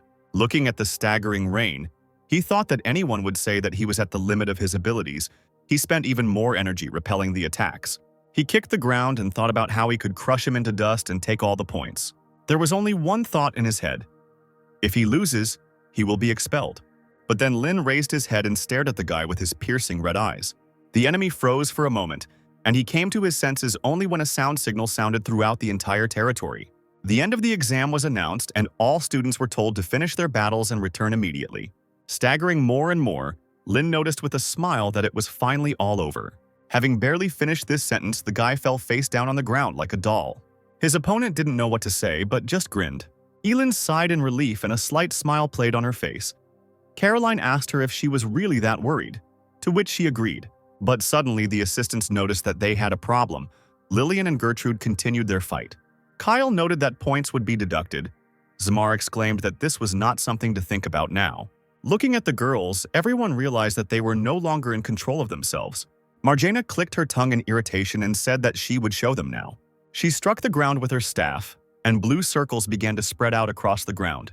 Succumbing to this impulse, cracks appeared on the barrier that stood on the territory. While the girls were flying at each other, the magic barrier fell apart into small pieces. The woman asked irritably that they had abilities. They were still very green. Still, the girls stopped and listened, as Marjana told them to go back if they didn't want to get the lowest score. Gertrude looked down at her hand, which should have been burnt but showed no sign of injury. The students began to gradually come to their senses, realizing that all the pain was just an illusion. Marjana's patience was wearing thin as she shouted at the students to leave while she spoke nicely. The woman, irritated, leaned back on the chair and noticed that these fools were making her repeat it several times. The assistant timidly turned to her, in response to which Marjana shouted at him, asking what was the matter, to which he said that she had already removed the barrier, but one group had not yet passed the exam. In response, the woman shouted at them to restore the barrier then. Meanwhile, the students were returning from the exam area. Lin also woke up and followed everyone. Lillian asked the guy what he did with the python. Sighing, the guy told her that he would first ask her something himself. He asked her if she respected her father. That crazy look came back into Lillian's eyes when she asked the guy if he was looking for a fight. The guy told her that it wasn't like that, he just heard something similar before. He noticed that she, in order to get rid of her father, tried to get first place. Whatever the reason, she destroys everything that gets in her way and strives to rise higher. But isn't this the life that her father does not want for her? He noticed that the way she burned her opponents for a purpose was no different from her father's actions in the past. He told her that if she wanted to follow in his footsteps, it didn't matter what he said. Finally, Lin told her that he was the one who got rid of the python. And if she continued in the same spirit, then one day they would meet again. And then he would show everything he was capable of. Lillian didn't answer, letting the boy leave. A light lit in her palm as she asked through gritted teeth what he might know. Clenching her fist, she said he grew up in a loving family and enjoyed the warmth and comfort of the family circle. She remained standing in place, asking her question into nowhere. When Lin and Gertrude had already reached the place where all the students were gathering, they were immediately called out to. As it turned out, it was Krista, who was happily running towards them with a smile on her face. Rubbing her nose in embarrassment, Gertrude asked her whether she had given it too much or not. But suddenly Krista ran up to her and hit her on the head with her fist. The girl began to angrily yell at the other one for what she said. And Lin, who didn't understand anything, asked Logan what was going on. Krista, taking her friend by the collar, said that after her words, everyone looked at her so much that they wanted to fall into the ground. Gertrude quietly said that it was all true. Turning to Rain, Krista started yelling at him, asking what that was. The guy asked her tiredly. She shouted at him not to pretend that it was not he who got rid of the python to save Gertrude. Lin waved his hand and told her that he wouldn't do something like that. It was just that Lillian's magical powers were running out. Finally, Krista let go of her friend's clothes and did not persist any longer. Logan suddenly noticed his friend smiling and asked him what was wrong with him. The guy replied that he thought of something fun, and if he hadn't come here, he wouldn't have been able to get all this experience. Logan said he was right. DeLayton was different from other schools. Lin couldn't help but agree with him. The smile slipped from his face, as he thought that if Esther hadn't left a letter, if the top graduate hadn't been given the privilege of meeting Lin, he wouldn't have come here. If all this had not happened, he would not have experienced this. He thought that Esther was right about the world being so interesting. Approaching Lillian, Krista told her that she saw her being bullied by her followers' power. She told her to be prepared to pay several times more for it, because the Varden family does not remain indebted to anyone. The students were completely exhausted, but the exams continued regardless. In the second half of the fourth, there was a written exam. In the first half of the fifth day, there was an exam, which was more like hell. However, compared to the Battle Royale, this applied exam was easier to pass. In such a hurricane rhythm, the inter-semester exams came to an end. Having posted the results on the board, Zamar summed up that 4 students received an S for all written and applied exams. On the board, they saw the files of 4 students, Krista Warden, Nora Reeden, Kaiden, and Rain Ludwig. Zamar said that only one student in a stream can become the best, so additional assessment can be carried out to select the only leader. Processors, who are related by blood to any of the students and who are in close contact with them during the educational process, are excluded from the assessment. All professors could use 1 point, Deputy Kyle, 2 points. Lead teacher Margina could use 3 points. The processors immediately began to distribute their points. Some gave their point to Kaiden, others to Nora. Someone gave their point to Krista Varden and immediately asked Caroline how she managed to create such a diamond, in response to which the woman smiled Lilo and said not to exaggerate. So for many hours, the discussions and awarding of points to 4 students went on. Zmar looked at the papers with the votes, counting how many points each person had at the moment. Krista was in first place with 6 points, followed by Nora with 4, Kaiden with 3, and Rain had 2 points. The man asked Professor Kyle to vote. Kyle didn't immediately say who he was awarding his points to. He started talking about how Krista Varden really did a perfect job. The precision of Nora's magic is amazing, and Kaiden also showed everyone his amazing abilities, harmoniously combining magic with his knowledge of music. Snapping his fingers, he sent a piece of paper with another student's name on it, saying that for the sake of the magic of the future, he would vote differently. After looking at the paper, Zmar announced that 2 points from Professor Kyle were awarded to Ryan Ludwig. Caroline thought hard about the fact that there was no doubt that Rain was 1 step ahead of everyone. Elin thought that despite this, Krista still retained the highest number of points. The last to vote is Professor Margana, who has never taken part in the distribution of additional points, since for her, there is no candidate worthy of these points. Everyone had already begun to think that Krista would be the best, when suddenly Margana laughed. She laughed and noted that the man who, in his younger years, only knew how to flirt with the opposite sex, was talking about the future of magic. Kyle told her with a smile that it was all thanks to her leadership. With the help of magic, Margana lifted a sheet of paper and a pencil from the table. Taking it in her hands, she said with a smile that she too would make a contribution to the future. Having scribbled the name on a piece of paper, the woman sent it to Zmar. Looking at the name, Zmar announced that with the highest score of 7 points for this year's midterm exams, first-year student Ryan Ludwig received first place. Sitting in his room, Lin looked at Rudian's information, and as he expected, his progress increased slightly. After closing the book, he wondered if fighting was the only way to raise the unique level. Throwing the bag over his shoulder, he walked to the door, saying that it was time for him to go. One day, 300 years ago, it was night. Frida finished writing the last drops of alcohol. Lin's voice was heard from below, asking her to give him some too, and Frida threw the bottle away, replying that there was nothing left. Lin told her that he knew she had more. Frida, sitting on a pile of monster corpses, shouted at him that they had been walking for 4 days, and she had never closed her eyes, so she drank every last drop. She clicked her tongue in irritation, and after a couple of minutes turned to Lin. She asked him if he would like to go to the temple on the Red Mountain Range when the journey was over. She said that there was so much elixir there, which is called Dragon's Breath, that she would treat him to it, and his magical power would increase dramatically. Lin asked her if she would just give him something so valuable. Smiling, Frida asked him who he took her for and said that she, the witch Frida, served the fire dragon Bel Takidun. Remembering their conversation, Lin went to that very mountain. He thought that maybe she had been trying to prepare everything for his arrival, so he should go and get it.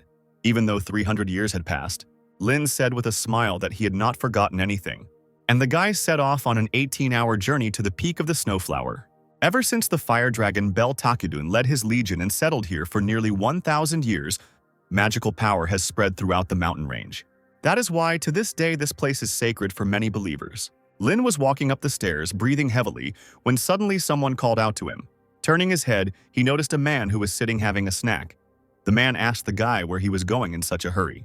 He asked him if he was planning to rob the Snowflower Peak Shrine.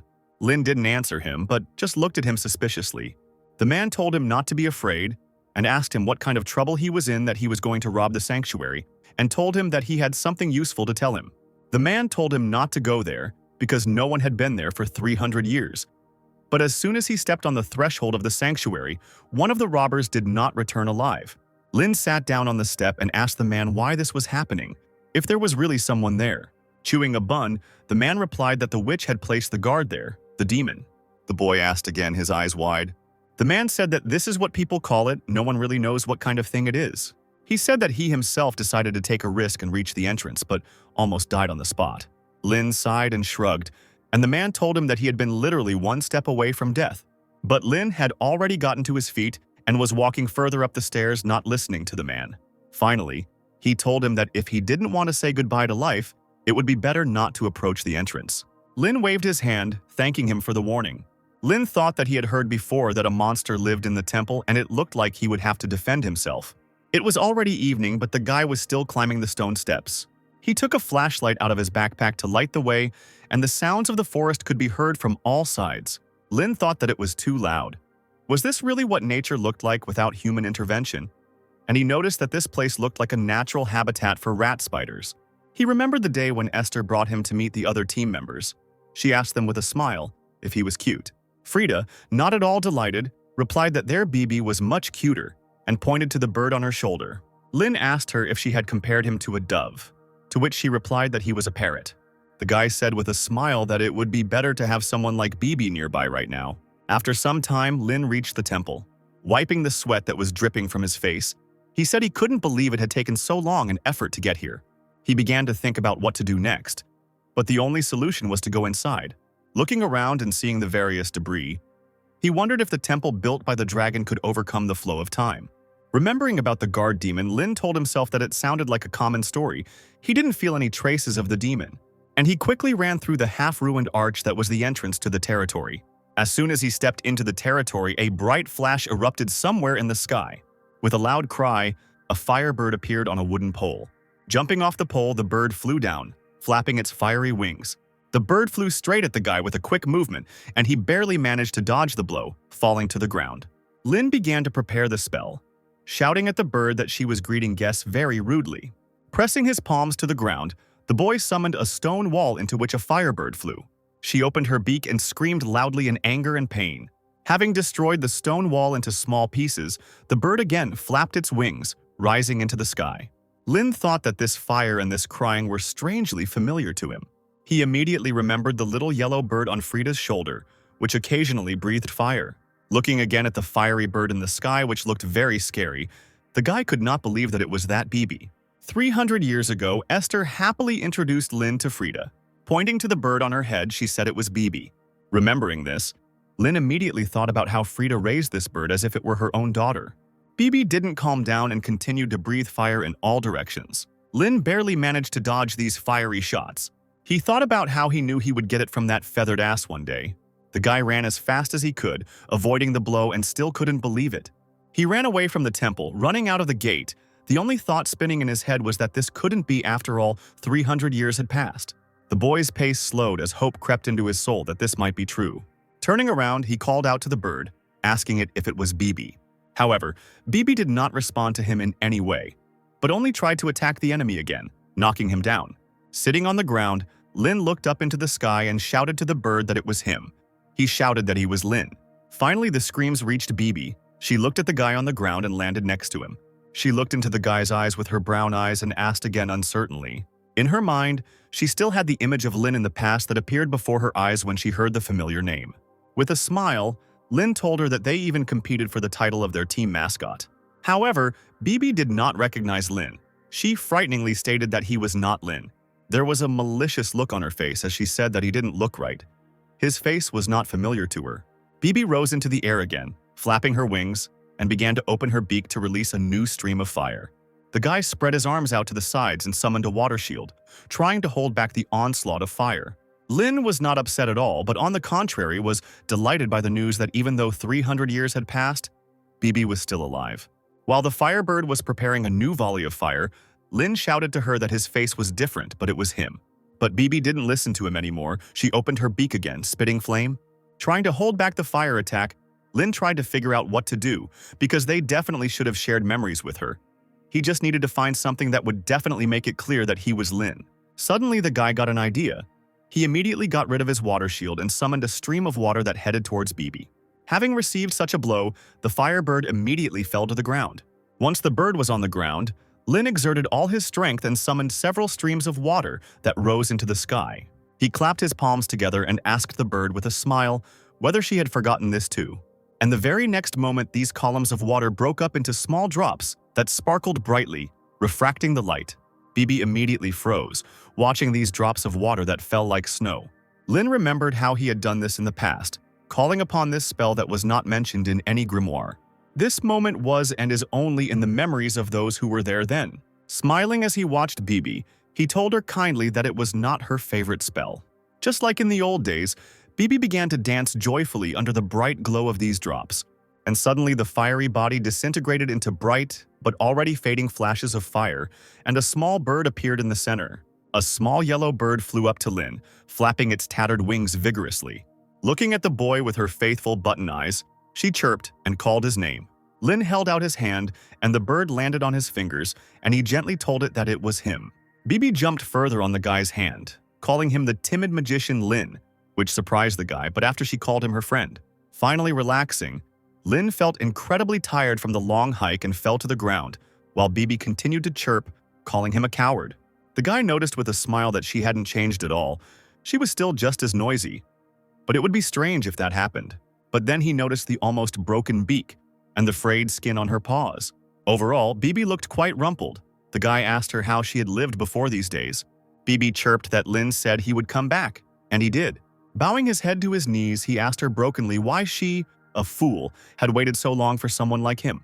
Bibi sat on the guy's head and said that Frida told her to wait for Lin, so she did just that. A tear ran down the boy's cheek as the bird continued, chirping that she had been waiting for him because he was a friend. After being reunited after 300 years, Lin and Bibi spent the entire night talking, enjoying the time they spent together. Bibi told him what he had missed, and then they told each other what had happened to each after his revival. Unfortunately, they didn't have any extra time, so the conversation as a whole was brief. The sun rose over the horizon. Lin rose from the steps where he was sitting and apologized to Bibi for making her wait so long, because 300 years is a long time. The bird agreed, and then she threaded the feather through the rope that hung around her neck, and on that rope hung a ring. After removing the rope from Bibi, Lin asked if this was really Frida's ring.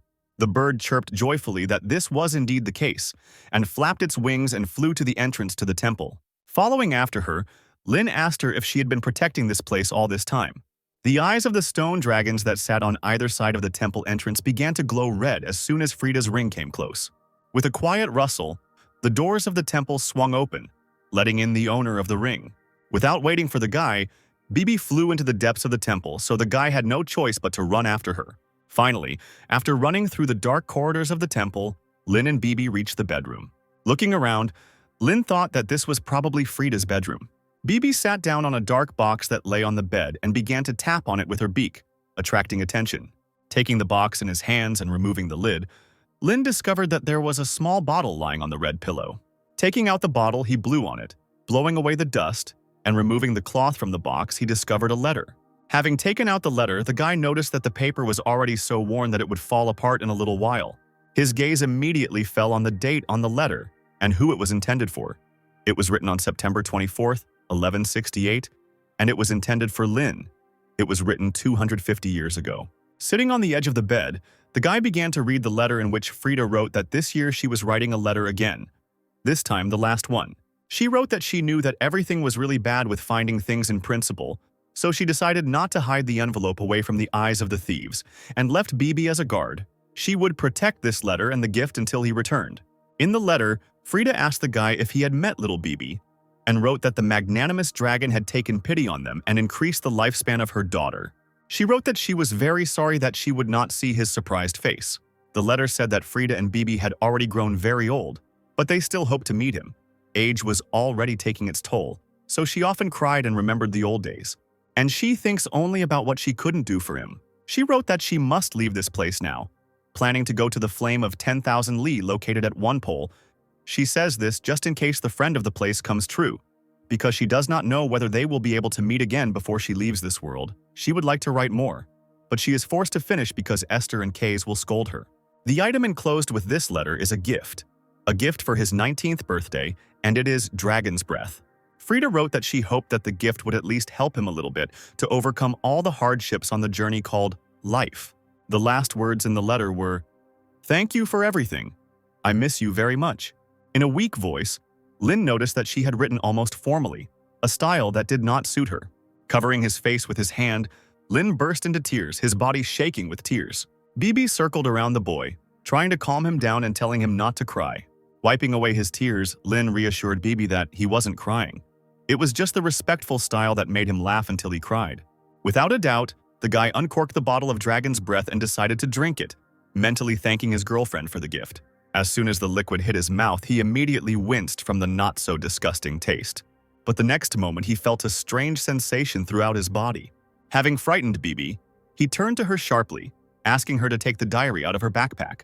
The bird obediently took out the diary. When the guy opened it, Rudian flew out of it, and he showed that the current level of magical power had doubled, becoming 26,444. Lin couldn't believe his eyes.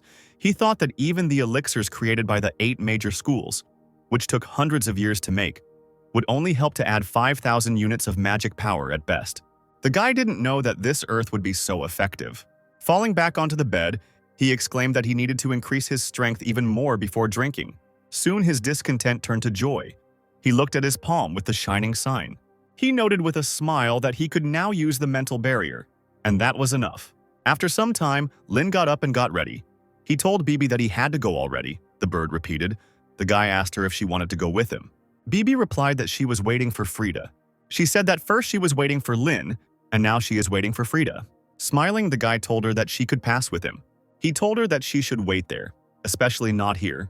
Frida is very famous, so if she is alive, they will definitely hear something about her. He asked Bibi if she would like to go looking for him instead of with him. Starting to flap her wings, Bibi landed on the guy's head, happily chirping that they would be together. And so Lin and Bibi left the temple together. Walking through the corridors and going outside, they noticed that it was already morning. The sun was shining brightly in the sky. The doors of the temple closed immediately as soon as they left it. Bibi and Lin walked away. The guy asked her what she would like to eat. Bibi chirped that she wanted corn, and Lin felt like he had gone back in time and replied that he remembered how much she loved it. 300 years ago, Frida finished writing a letter to Lin. At this time, Bibi was enthusiastically pecking at the corn that was lying on the plate. Smiling at her bird, Frida asked her if she would wait there for Lin and said that it was time for her to go. Taking off to move on to the table, Bibi told her hostess that she would wait for him. Frida warned her that it would be hard and lonely. They would be alone until this child was born. Bibi chirped that everything was okay, but Frida asked her if she was sure, otherwise she could go with her. Bibi replied that even if it was hard, she would wait for him. She happily said that she would definitely wait for her friend Lin. Frida said that this boy would definitely find her, considering how stubborn he was, so she had no doubt. Clasping the bird's body with both hands, Frida told it that she was counting on it. Tears were running down her cheeks, but there was a smile on her lips. She said that she was sure that everything would be fine. After some time, Lin got back to the hostel. He went to the management to make Bibi his carrier bird. Lin told the girl at the counter that they even had a water treatment for it. He told her that first impressions can be deceiving, but this bird is very talented. Turning to Bibi, he told her to repeat what she was told. Already beautiful and neat, Bibi began jumping around the counter. She spread her wings, showing the girl behind the counter what she was like, and she remarked that she was just a cutie. Lin, not at all impressed, told her to repeat the words and not dance. Bibi started to shout the word corn while flapping her wings, and the guy asked her irritably what she was doing.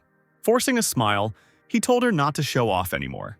But Bibi only chirped, and Lin, even more irritated, tried to grab her, telling the girl behind the counter that she usually speaks well, while the bird deftly dodged. Bibi started pulling the guy by the hair, and the girl behind the counter told the guy that it was, of course, his choice. But she did not recommend it. The guy asked what the reason was. The girl replied that the parrot could be caught and eaten by an owl, but there were many dangers around besides owls. She said that parrots also had a low sensitivity to magic, so it would be difficult to use Busy as a messenger bird. And at that moment, one of the messenger owls flew in. The owl landed heavily on the stand with a letter on its paw, and Bibi jumped back in fright. The girl began to remove the note from the owl's paw, which it obediently extended. And she noticed that, compared to other birds, this bird was quite small. She suggested that the guy think some more, and in the meantime the owl looked menacingly at Bibi. But the next moment, Bibi spat fire at the owl, who barely managed to dodge it. Lin screamed, asking Bibi what she was doing. The owl immediately flew away in fear, and the girl looked at the parrot with surprised eyes. She immediately realized that it was a sun parrot, and began to talk animatedly about how there were no more than 100 of these individuals on the continents. Although reluctant to do so, Lin confirmed that it was indeed a sun parrot. The girl immediately began to actively ask the guy where he had not found it. The guy looked away and replied that he had picked it up somewhere. The girl, blushing with emotion, began to talk about what she could not help but ask. Although for one of the greatest magical families to have such a bird is not such a big event, and she asked the guy if she could not touch it. While Lin filled out paperwork for his new carrier bird, the girl behind the counter was actively petting Bibi. The guy handed her a piece of paper, and now there were no more problems with her registration. Taking the bird in his hands, Lin said that it was time for them to go, calling it by its new name, Beezy, but he still got the names mixed up. Bibi obediently flew after the guy, while the girl behind the counter looked sadly after them. Lin sighed heavily, and Bibi sat on his head. He sighed and told her that this was her new home now, and that they would be going to school together from tomorrow, so they had to try hard. Bibi repeated his words in fragments and began to pull his hair again. Night fell, and Lin and Bibi reached his dorm room. Bibi immediately fell asleep, and the guy noticed that she was, of course, tired, because she had been defending the temple so diligently all this time that she had not been able to rest even for a day. Turning off the wall lamp, he quietly wished her good night. The next day, Lin met Kyle in the schoolyard in front of the main building. The man noticed that the guy seemed tired after exams, so he asked him if he was okay. Lin thanked him for his concern and said that he had just been thinking, and that was why he had imagined it. Kyle told him that he couldn't relax now. If everything was okay, then maybe today would be the day it would all start. Lin asked him what he was talking about, and he replied that he was talking about the student council. When the guy asked again, the man told him that it was good to withdraw into oneself, but sometimes one should look around and pay full attention to the world around him. He told him that there was no one among his peers who could match his skill level, which was probably why school didn't feel important to him. Lin replied that that was not the case at all, and Kyle said that he was glad to hear that then. And he said that the senior student who could give him a push was the student council president. As he walked away, Kyle told the guy that he hoped they would be a good motivator for each other, and they probably would be. He laughed and said happily that he was looking forward to their cooperation. Lin looked after him for a while and then went into the large hall where all the students were gathering. In the middle of the hall, he noticed Logan, who was actively waving his hand at him. When Lin got to work, Logan pointed out that he had passed all his exams with S's. But the guy replied that there were still 3 more like that. His friend said that was true, but even Lillian had knocked him out of the race, so he didn't have to be modest. He said that, looking at the results of these exams, he thinks that he will definitely be chosen as the first-year student council president. Lin said that CPU Kyle had recently spoken to him about this, and he asked about his connection to the student council. Logan responded by telling him that starting from freshman year, the students who performed the best in both midterms and semester exams would be given the right to join the student council, with most student council presidents taking this path. Sighing wearily, Lin asked if this was necessary, and his friend looked at him with huge eyes. Lin said he was already busy, and the student council seemed like it would only add to his workload. Suddenly, Logan shouted, asking the guy if he knew that many were ready to tear each other's throats out for a place on the council. The guy replied that he didn't know it was that important, and his friend just said that he was in his element. And in the meantime, Madelia came on stage. The workers climbed onto high stepladders and hung up the lists. The students immediately began to look for themselves in them. Some were happy, while others, on the contrary, were angry. In 8th place was Gertrude, and just above her at 7th was Logan. 6th place was taken by Hubert and 5th by Lillian. Students began to gossip that as many as 33 students were expelled during these midterms. Lin noticed that from 4th place onwards there are no names. Madelia asked for silence, and she said that she would now announce the names of the 4 students who had won 1st place in the midterm exams. She announced the names of 4 people, among which were Rain and Krista, and the woman asked them to come on stage. To loud applause, these 4 students walked onto the stage. Lin was thinking that he couldn't believe what he was seeing. The students stood in front of Madelia, and she told them that she had read them the distribution of extra points that had been decided upon by the Council of Professors. Madelia announced to the entire hall that these 4 students had received an S grade for all mid-semester exams, thereby proving their superiority over the others, demonstrating their knowledge, understanding of magic, and skill. As she folded the paper, she said that, however, among them there was a special talent. This student had the potential to create the magic of the future. She said that this is the student they are awarding the title of Best Stream to. Madelia said creativity beyond knowledge and excellence is their main requirement for a top Delighten student. Among the many rough diamonds, there is one unique one that emits light. Elin sat on a chair behind the scenes, humming something under her breath as she watched her nephew being awarded. Kyle came up behind her, startling her, and noticed that she was in a good mood today. Elin exclaimed that it was not like that at all, and that she only had to imagine how high he could climb to get there, and it didn't immediately make her sick. Kyle thought with a slight smile that she was hiding her true feelings again. Looking at these students, he was immediately reminded of their younger days when they also competed for the title of Best Student when he was Margana's student and Elin was Scalzi's. Kyle told the girl that he was in a good mood. On the contrary, he said that he thought that at this moment they were witnessing events that would surely go down in the pages of history, and they would begin as, on this day, the new future of magic revealed its face to the world. Finally, Madelia announced that the best student of the 1388th midterm exams was Ryan Ludwig. Lin's mind immediately ate Scalzi's words about how, if he graduated from Delighten as the best student, he would get a chance to meet Archmage Lin. He remembered how, with his red eyes, he ran after his grandfather, having already decided everything that day. He smiled, thinking that he was now one step closer to his goal. Madelia, fixing the guy's chest, said that when Professor Caroline first told her about it, she doubted it, but she didn't expect him to be so good. She said that this brooch was the distinguishing ghost of the best student, and he should do everything possible if he did not want to be deprived of it. Madelia clapped her hands and congratulated the best student of the course once again.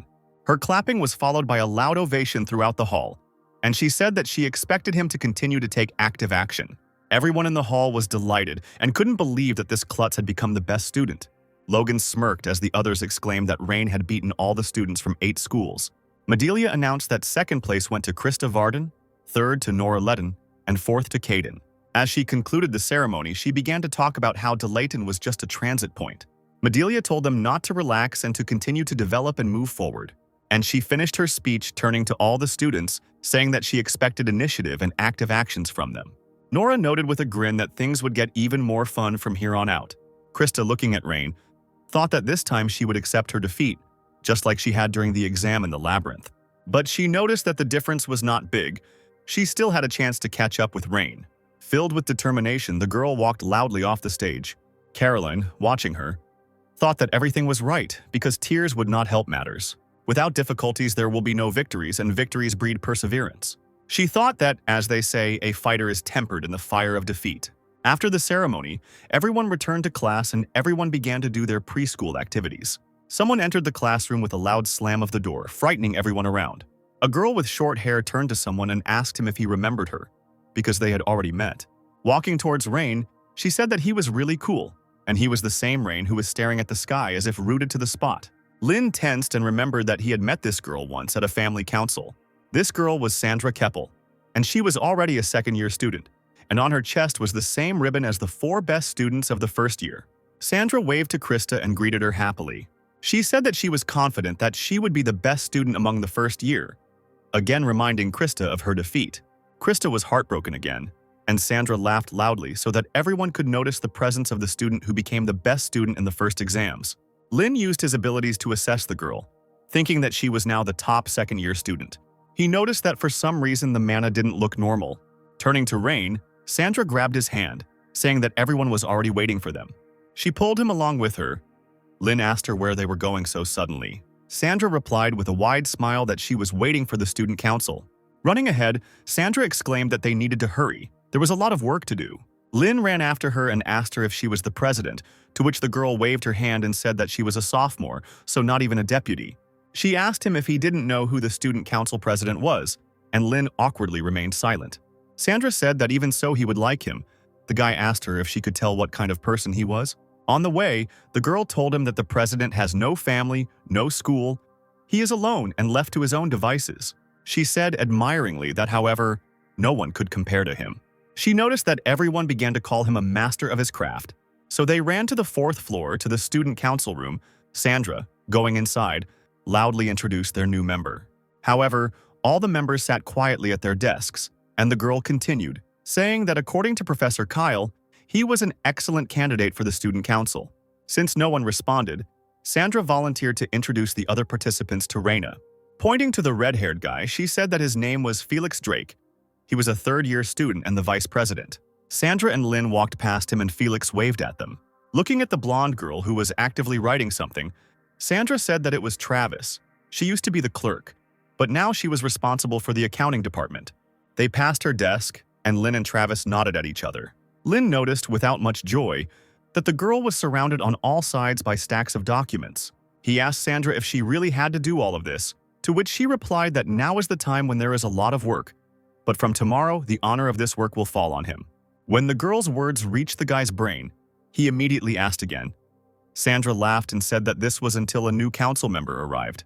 She said that they meet every day after classes, and if they have nothing to do, they only come to the meeting. But when they have a lot to do, it is intense until everything is finished. Not encouraged by this outcome, Lynn told her that he did not think he had the skills and abilities to be part of such a team. He said that they would be better served by someone more knowledgeable and suitable, so they better not have him on the board. Sandra asked him what he was trying to say. Suddenly, the guy who had been sitting with his back to him intervened in their conversation and asked Lynn if he was Ryan Ludwig. Sandra immediately answered herself that she had completely lost her head and had not imagined it. This guy turned out to be the student council president, Valancides. As soon as Lynn looked into the president's eyes, something immediately clicked in him, making him wary. There was no reason for this. It was something akin to instinct. However, his whole being began to scream the same thing in fear. Lynn immediately realized that this guy was somehow connected with black magic. Not noticing anything strange, Sandra continued, saying that their president was amazing. She wanted to tell about his merits, when suddenly Valancides stopped her, telling her to take the guy away. He said that it was not at all what he expected. Krista Varden, whom she brought last time, was much better. Sandra noticed that the whole school was currently in a tizzy because Rain had surpassed all the students from the top 8 schools and became the best. But the guy asked her what it meant, because it wasn't about talent, but about attitude. He asked Rain if he really thought that here, in the student council, he would be pampered and cherished like at home, to which he replied that this was not the case. Valencidas then asked him why he had immediately changed his mind after hearing about the paperwork, and he remarked that he wanted to hear an honest answer. Lin began to think about what he should do, because even if he told everyone that he was using black magic, no one would believe him. Deciding not to interfere, he said that it all irritated him and he did not understand why he had to take all this on himself. Valencidas asked him if he was so disgusted with helping his schoolmates that he would rather die. He told him that he was completely hopeless. Lin chuckled and said he's been hearing that since he was a kid. Valencidas continued to stare at the guy, saying nothing, and he just smiled. Finally, the president said that the problem was not only him. The village he was born into an aristocratic family that blindly followed these principles. There was nothing left to do but have peace distorted way of thinking. Sandra whispered to Travis that it affected her too. Valencidas told the boy that he was not saying that he should try to please everyone. He should know what to do to help the weak one, to earn the right to stand at the top. He said that the aristocrats were considered the ruling class only because of their good bloodline. But those who could lend a helping hand beyond their status deserved to stand at the top of the social pyramid. Lin couldn't help but think of Esther. Valencidas finished by saying that this is what he thinks. Turning to the window, he began again, saying that the student council was a place that taught exactly this kind of worldview, where you immediately realize that you are respected not only for your grades and skills, of course, if you have the desire for it. He told the guy that it was his right to either leave or take on the job. Lin couldn't understand what was wrong with this guy because all the black magicians he had ever heard of were people who would do anything for their own ends. He could not understand whether he was hiding his true intentions behind this sophistry, or whether there was a reason why he came to black magic. The phrase black magic brought to mind Terena. Suddenly, Lin said that his passionate speech made it seem like he really wanted him to be a member of the student council, and he said that if that was the case, then he would try. He slammed the table and thought that if he wanted to watch him, the student council was the perfect place to do it, where he could do it all the time. Lin asked if he was okay with the fact that he had no experience, and therefore would have problems. Valencidas told him with a slight smile not to worry about it. If anything happened, he would correct his mistakes one by one. There was a heavy atmosphere in the Ludwig family's Bellevin estate. All the family members gathered at the table. Scalzi sat at the head. The man told Bran to read the letter again. The second son, Bran Ludwig, took up the letter with confidence. In his thin voice, he haltingly read that Ryan Ludwig had been chosen as the best student in the mid-semester exams. Scalzi told his grandson to let Sari read it now, and the boy handed the letter to his sister. The girl took the piece of paper and cleared her throat. And then she read again about Ryan Ludwig being chosen as the best student in the midterm exams. Listening to this, Scalzi couldn't help but smile. Everyone at the table also began to quietly chuckle. Laughing loudly, Sari happily tossed the letter. All the family members and servants began to clap, congratulating. Yud also clapped his hands, thinking about how Scalzi came to Bellevin. When he heard that Rain had become the best student, he thought that this day would never come. Scalzi told the man that his contribution to Rain growing into such a wonderful young man was invaluable, and Yud bowed and thanked him. Raising his glass, Scalzi invited everyone to drink to this.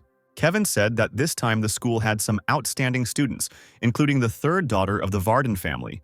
He thought that it would be difficult for Rain to become the best, but he was worried for nothing. Scalzi exclaimed that the only thing to worry about was that Margana was the organizer of the exams. But fortunately, the personal attitude did not affect the grades in any way. Rain's mother noted that she thought they were close enough to each other since their school days. Suddenly, Sari stood up from the table and shouted to her grandfather that she would also enter to Leighton and become the best student. Scalzi told her that it would be so, and she, like Rain, would make their family name famous. Yud thought about how Ms. Siri had also become the best student in Leeuwarden High School, and she was so talented that everyone was saying that the little girl was following in Krista's footsteps. He thought that these brothers and sisters were creepy. While Kevin was actively communicating with his father, Rain's mother was silent. But then Scalzi said that the most important thing was that she was able to raise such amazing children. He said that she had invested more in his grandchildren than anyone else. Nothing else could be expected. She definitely deserved to be the daughter-in-law of the Ludwig family. The smile slid off the woman's face and she apologized and stood up from the table. Kevin stood up from the table following his wife. Kevin caught up with Prim and asked her why she was crying on such a nice day. At first, the woman didn't answer him, but then she said that this was the first time. She said that today was the first time Scalzi had called her daughter-in-law. This was because Prim was from a fallen baron family with no status or abilities, and there was a huge gap between her and Kevin, who was a descendant of one of the great families. Scalzi Ludwig, who wanted his son to marry a bride from the royal family or a daughter-in-law from one of the great families, was categorically against this wedding. But because Kevin did not give up until the end, the two people's opinions differed dramatically, and eventually Scalzi told him that he was no longer his son, and then left the estate. Prim told her husband that she always felt guilty and regretful. The memories of her begging them to make peace with tears in her eyes were still fresh in her mind. But because of her, the father, who loved his son so much, broke off all relations with him. Tears streamed down her cheeks again as she said that if they had not gotten engaged, he would now be in a higher position, and the relationship with my father wouldn't be so tense. But then Kevin said that if it were as she said, then Rain would never have been born. And also Siri and Bran. He said that their children are not the best gift to him, and his father agrees with this like no one else. Kevin caught his crying wife from behind and gently told her not to cry. He said that their children had only just entered this world, so they would surprise everyone more than once.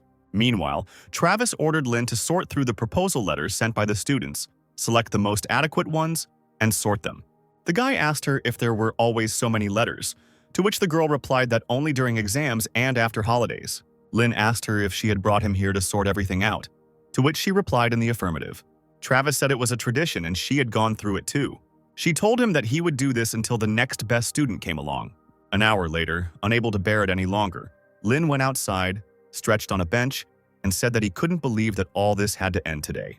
And all the letters were filled with absolutely meaningless content, like complaints about couples on campus and questions about what kind of girls the president likes.